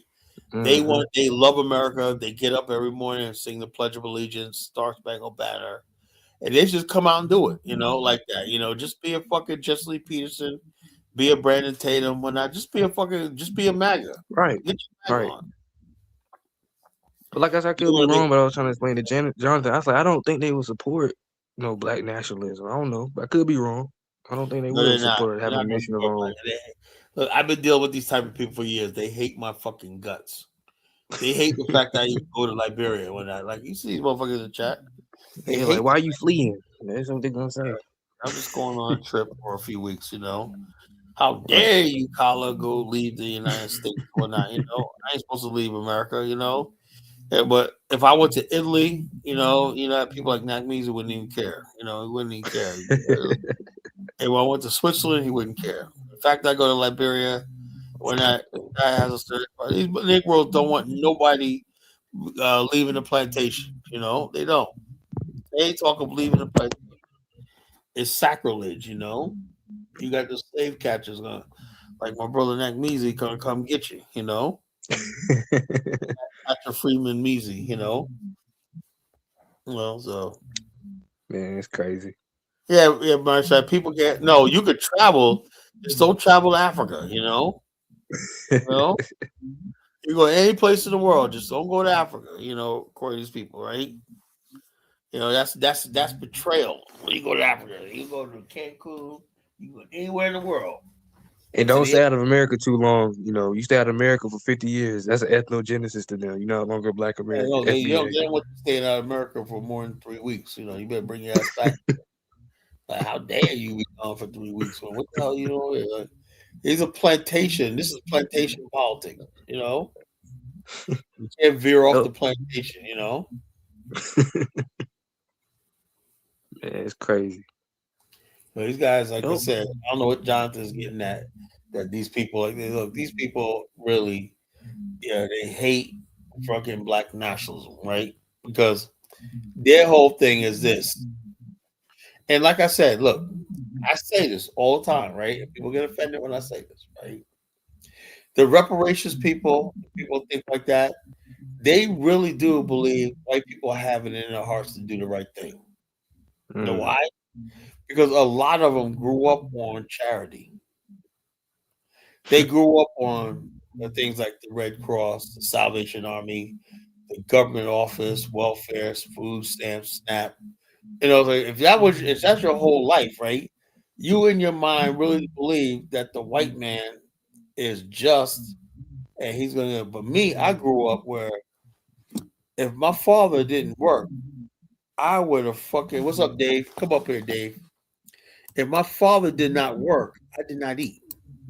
So it's in the Bible. It's not even any fathom that some white man's gonna do the right thing and give me a goddamn reparation check. I don't believe that in a million years that white people are capable of doing something like that, admitting wrong and giving us a fucking break. Or not. Jonathan really believes that white people will do it because it's the right thing to do. He really believes that shit. That's what I said, man. I'm a Black nationalist. We don't trust white people. We don't believe in them. We don't believe anything they fucking say. If you believe that, go out there with the fucking just stay away from me. But what that guy from Mississippi say, like, what happens if they don't want to give you reparations? He said, we're gonna get out there in the streets and we gonna tear some stuff up. What the hell you gonna do? You're gonna get out there and do what? And like white people gonna be like, that's what they really think white people gonna be scared. When it comes down to something like reparations, you'll have the most timid white person will pick up the gun. White people are not gonna fucking roll over. And you saw who they voted for in this last election, right? Mm-hmm. They're telling Black people, we ain't afraid of you. You want to bring it, bring it. They don't care about your riot. And when they watch you burn up the country in 2020, did they budge one bit? No.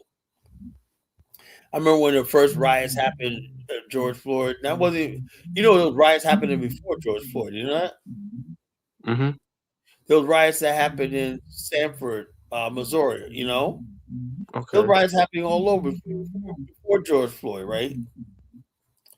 You know what people are saying? I smell reparations. They really thought that was I smell reparations. Yeah, right. I bring you clowns. Sometimes it's embarrassing dealing with them fucking stupid niggas, Yeah, man, it's unfortunate. Reparations. Like I said, man, the only thing you smell is your ass, You smell reparations. You ain't getting no reparation shit. Reparations is not coming. I don't give a damn what you say, anything like that. These motherfuckers, the only way you can get reparations is somehow America collapses and is occupied and America defeated. And then some other superpower came and made America force. You know what I'm saying? Right. Mm-hmm. Aside from that, America is not going to get it because you got to talk about it's conquerors. They're conquerors. Why would it conquer? Reparations are paid by the vanquished. These fools haven't figured that out. Reparations paid by the vanquished. People who lose a war. America's on a winning streak as far as black people are concerned. Mm-hmm. So they're not going to give you no damn reparations without force. Right. So I don't like people. And also, reparations movement is a Negro stalling tactic, right? The only solution is black people have to become black nationalists. That just means going to Africa. It means building black institutions. Is black nationalism. Many different examples of what black nationalism is. Black institutions, black family structure. All of a sudden, the black identity, black culture, Right. all those things have to be preserved, black education. But that's hard work, Kyler. I know it's hard work, but the bottom line is it has to be done. Exactly, but also to be a black nationalist, right? You got to give up the temptation of the mainstream of America. It's hard to do sometimes, I felt like, back in the days, I'll be honest with you, I was a black nationalist, right? But I got nothing out of it, and so I said to myself, man, I had turned down business ideas and projects that I could have reached out to other races, and I said, no, I want to be black in the black, black power, blah, blah, blah. I look at it now, man. I let a lot of opportunities slip through my hands being black. But I will say, be a black nationalist, but don't be a fool. Right. Don't be a goddamn fool. You got an idea, you got somebody that's gonna partner with you on something or not, help you out, whatever like that, go for it. I was at the point, man, it has to be all black, man. Goddamn. We're gonna paint the stars black, We're gonna paint everything black, I was one of those blinketed black nationalists, right? And it got me nothing. It got me nothing but heartache. So I say it like this: people, be smart. Like, let me give you an example. You're gonna learn from people that may not be part of your race. You might have to go to a school to get a degree or certificate, right? And you might have this instructor that's gonna fucking be a white guy. I'll take you under his wing, but sit by him and learn all the fuck you can. So you get your thing one day and everything like that, and move on. But the black nationalists and me, being like, oh no, man, I gotta be only learning from black people. When I was stupid, I was a fool. Oh, that's the problem of the black nationalist movement. But I think the black nationalist movement, if we ever focus as an end game, that's why you got to have your black nationalism has to have an end game, and it has to be nationhood, right? So therefore, in the meantime, doing that, you're gonna have to go across racial lines, whatever like that, to get business done and stuff like that, because the end it justifies the means. The problem with most black nationalists back in the days, we didn't have an end game, So therefore, we thought our black nationalism was us sitting in a corner talking about black power all day, We didn't have an end game. Now we have an end game called an Afghanistan. Now it's very clear. We can, like I said, I think Elvis and them were upset when I said that I'm gonna reach out to Lebanese and Liberia and whatnot, you know. And Mar, oh, the black people said, I said, I don't know. I'm just gonna keep my options open. You know, oh, everything in Africa is moved by the locals, man. You know, the local. And did you hear Mara what he was telling me? He said basically he's telling me how things go in Sierra Leone is you got to be corrupt. You got to bribe people or whatnot. He goes, you got to add that in your expenses. Dave, would you listen to that?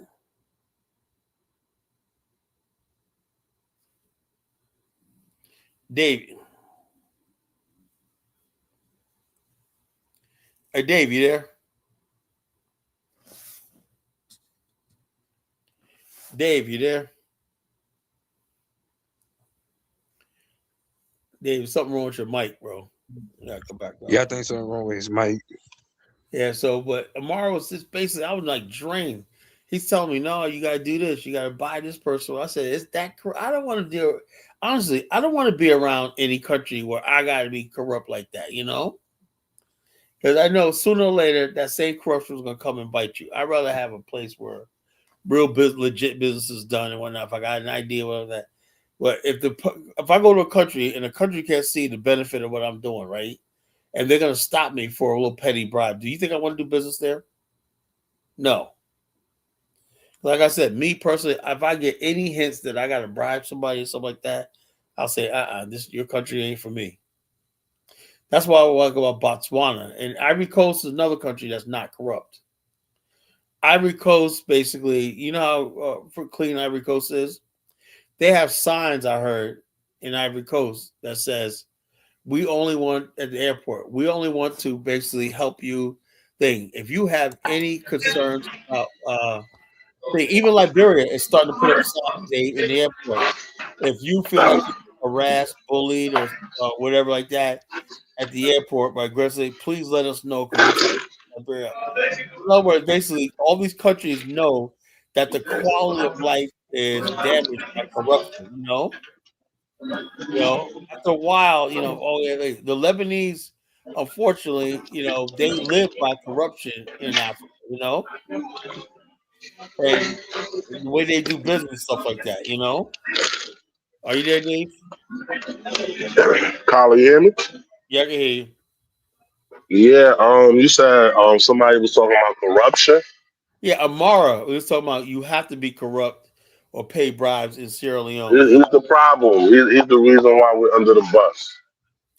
I know. He's the problem, but I didn't hear the segment though.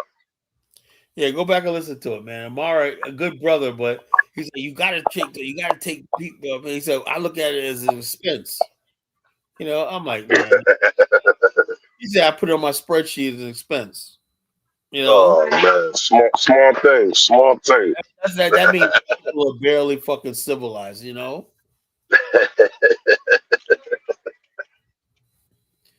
That's crazy. That is a reason why people get into office in Africa, so it could take bribes, whatnot. You know, that's the only reason why people get in office. They ain't getting in office to serve. And like I was telling Elvis, I said, look, I know something about Africa, Liberia in particular, right? People down on manual labor and jobs, you know, with their hands. Yeah, they do. You know, Africa, they look down. They'll look down at somebody who's work at a water department. You know, they'll look down at a plumber or an electrician. And these guys got in America, those people, those are special skills. People make a lot of money. That's why when people come to America, right? Even waste management, they look down on like waste management. Those guys make a lot of money, but like my cousin just retired from the sanitation. He was 49. He's 49 years old. Just retired. He'll be 50 in May. 49 years old. He just retired for 30 years in New York City sanitation. Right now, he got it made. Oh yeah, he got $1 million. Got it made, man. You see the video I was playing of his house? You know the video. I was playing a video. I didn't see it. Back in 2017. I'll play it. You know, we got time. I'll play it. Like, get this. And basically, he was. I said, man, when I came up there, I've been in his house before, but that 1 year I went up there, and I was like, I've been in his house before. I've been in 2001 first time, but in 2007, man, it just struck me, man. I said, that's my little cousin, man. He's outdoing me, you know. A year later, insurance license, man. It ain't funny, man. He said, I gotta do better. You know? Yeah. My whole thing is he basically is doing really well in life, you know, real well in life. He has $1 million pension. He has a lot of money saved up. He was making $150,000 a year, you know? Yeah. You go to Africa. But in Africa, they'll look down on you. If I go to Africa and tell I'm a garbage man, they're gonna say you ain't nothing. You go to Africa and say I've worked with City of New York sanitation. They look down your nose on you, you know. In Africa, that's why a lot of immigrants come here. They see Black Americans. We do civil service jobs, you know. That's what we mostly are, civil service, and they look down on that, you know. The only thing that works for African is you got to have a professional job. You know, you gotta be in the office. Gotta have a suit on. Hold on. What I'm talking about, right? This guy Z, Black professional exists. Yeah, we know Black professional exists, right? That's not important. We know that, you know. I'm a professional, right? But at the same time, my family come from blue collar people. You know, they made a lot of money. We had houses. We built families, college, whatnot, you know. There's nothing wrong. A lot of Black immigrants, basically, they only value professionally. A lot of times a lot of times Black professionals don't even make as much money as blue collar people. You know that? Yeah, they don't know. They don't even know that a garbage somebody who's work at sanitation will make more than somebody in the office. Yeah. Sanitation guys making $130,000 a year starting out. When they's making way more than most Black people who work on Wall Street and shit. You know? Yeah. You know, so don't look down on freaking sanitation and stuff like that. You know, that's a problem. And it goes like in Africa, right? Reason why you can't really build Africa because nobody wants to do blue collar work. You have absolutely no industrial workforce in Africa, you know? Oh no. Yeah, nobody wants no industrial workforce. You know? So you don't have enough skilled labor. Like you said, industrial workforce. The way the market force is, skilled labor should have high wages, and you can't pay people skilled wages. People stop doing it, right? And you're gonna pay them nickels and dimes. Like the average worker in Nigeria makes $40-50 a month, right? That's a shame. Yeah. Skilled labor, right? Oh yeah, that's a shame. If that's the case, why does Dangote got $billions and he's paying people that little bit of money? And the Nigerian don't think about it. Well, why the hell? We was bragging we got a Black billionaire Dangote, but there's no wealth transfer. Japanese distribute wealth. They don't have a lot of billionaires. They have millionaires because they basically create this sort of system where everybody benefits with high wages, unions, pay and whatnot, you know, middle management and stuff like that. You know, ain't all wealth to the top, you know. But check my video out, Dave. A lot of small businesses. Look.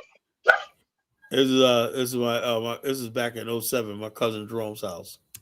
You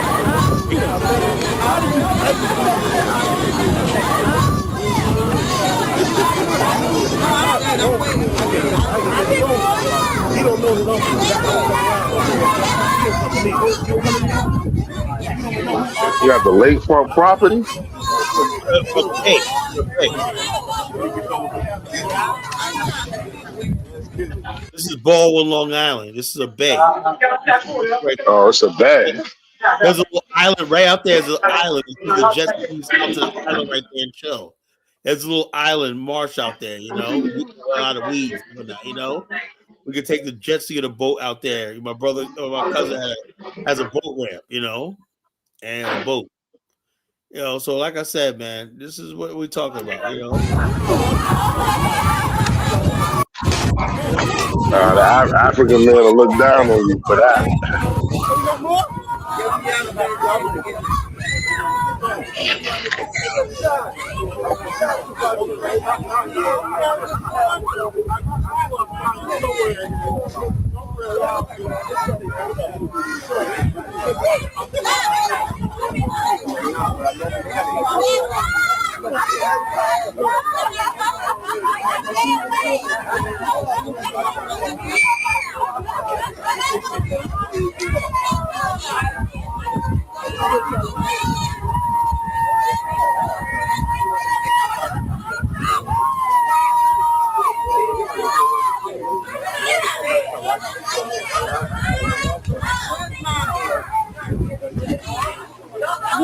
2 tons of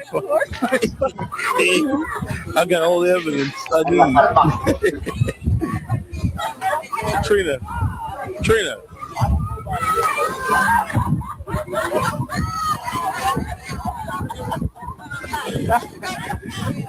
But she being mine all the time. I think Jamie's on a rampage. I don't even go by him. On a rampage.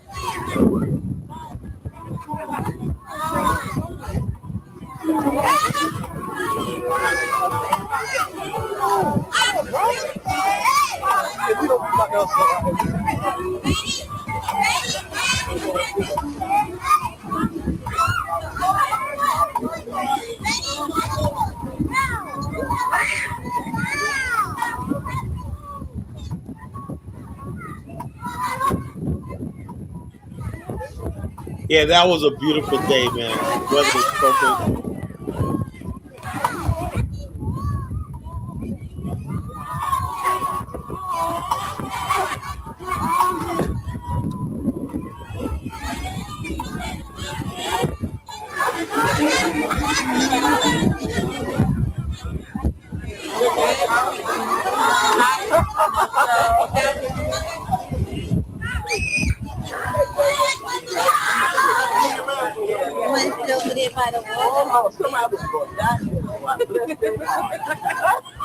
Look what they done did.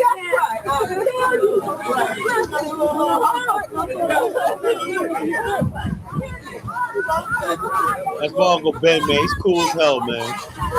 Joey, how long you up here for? I don't know.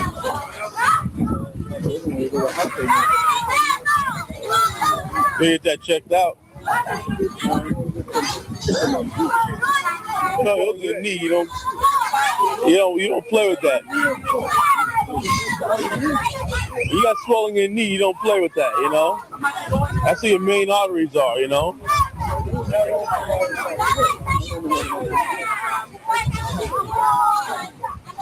How'd your feet feel? I still go to the emergency room and get it checked out. You know.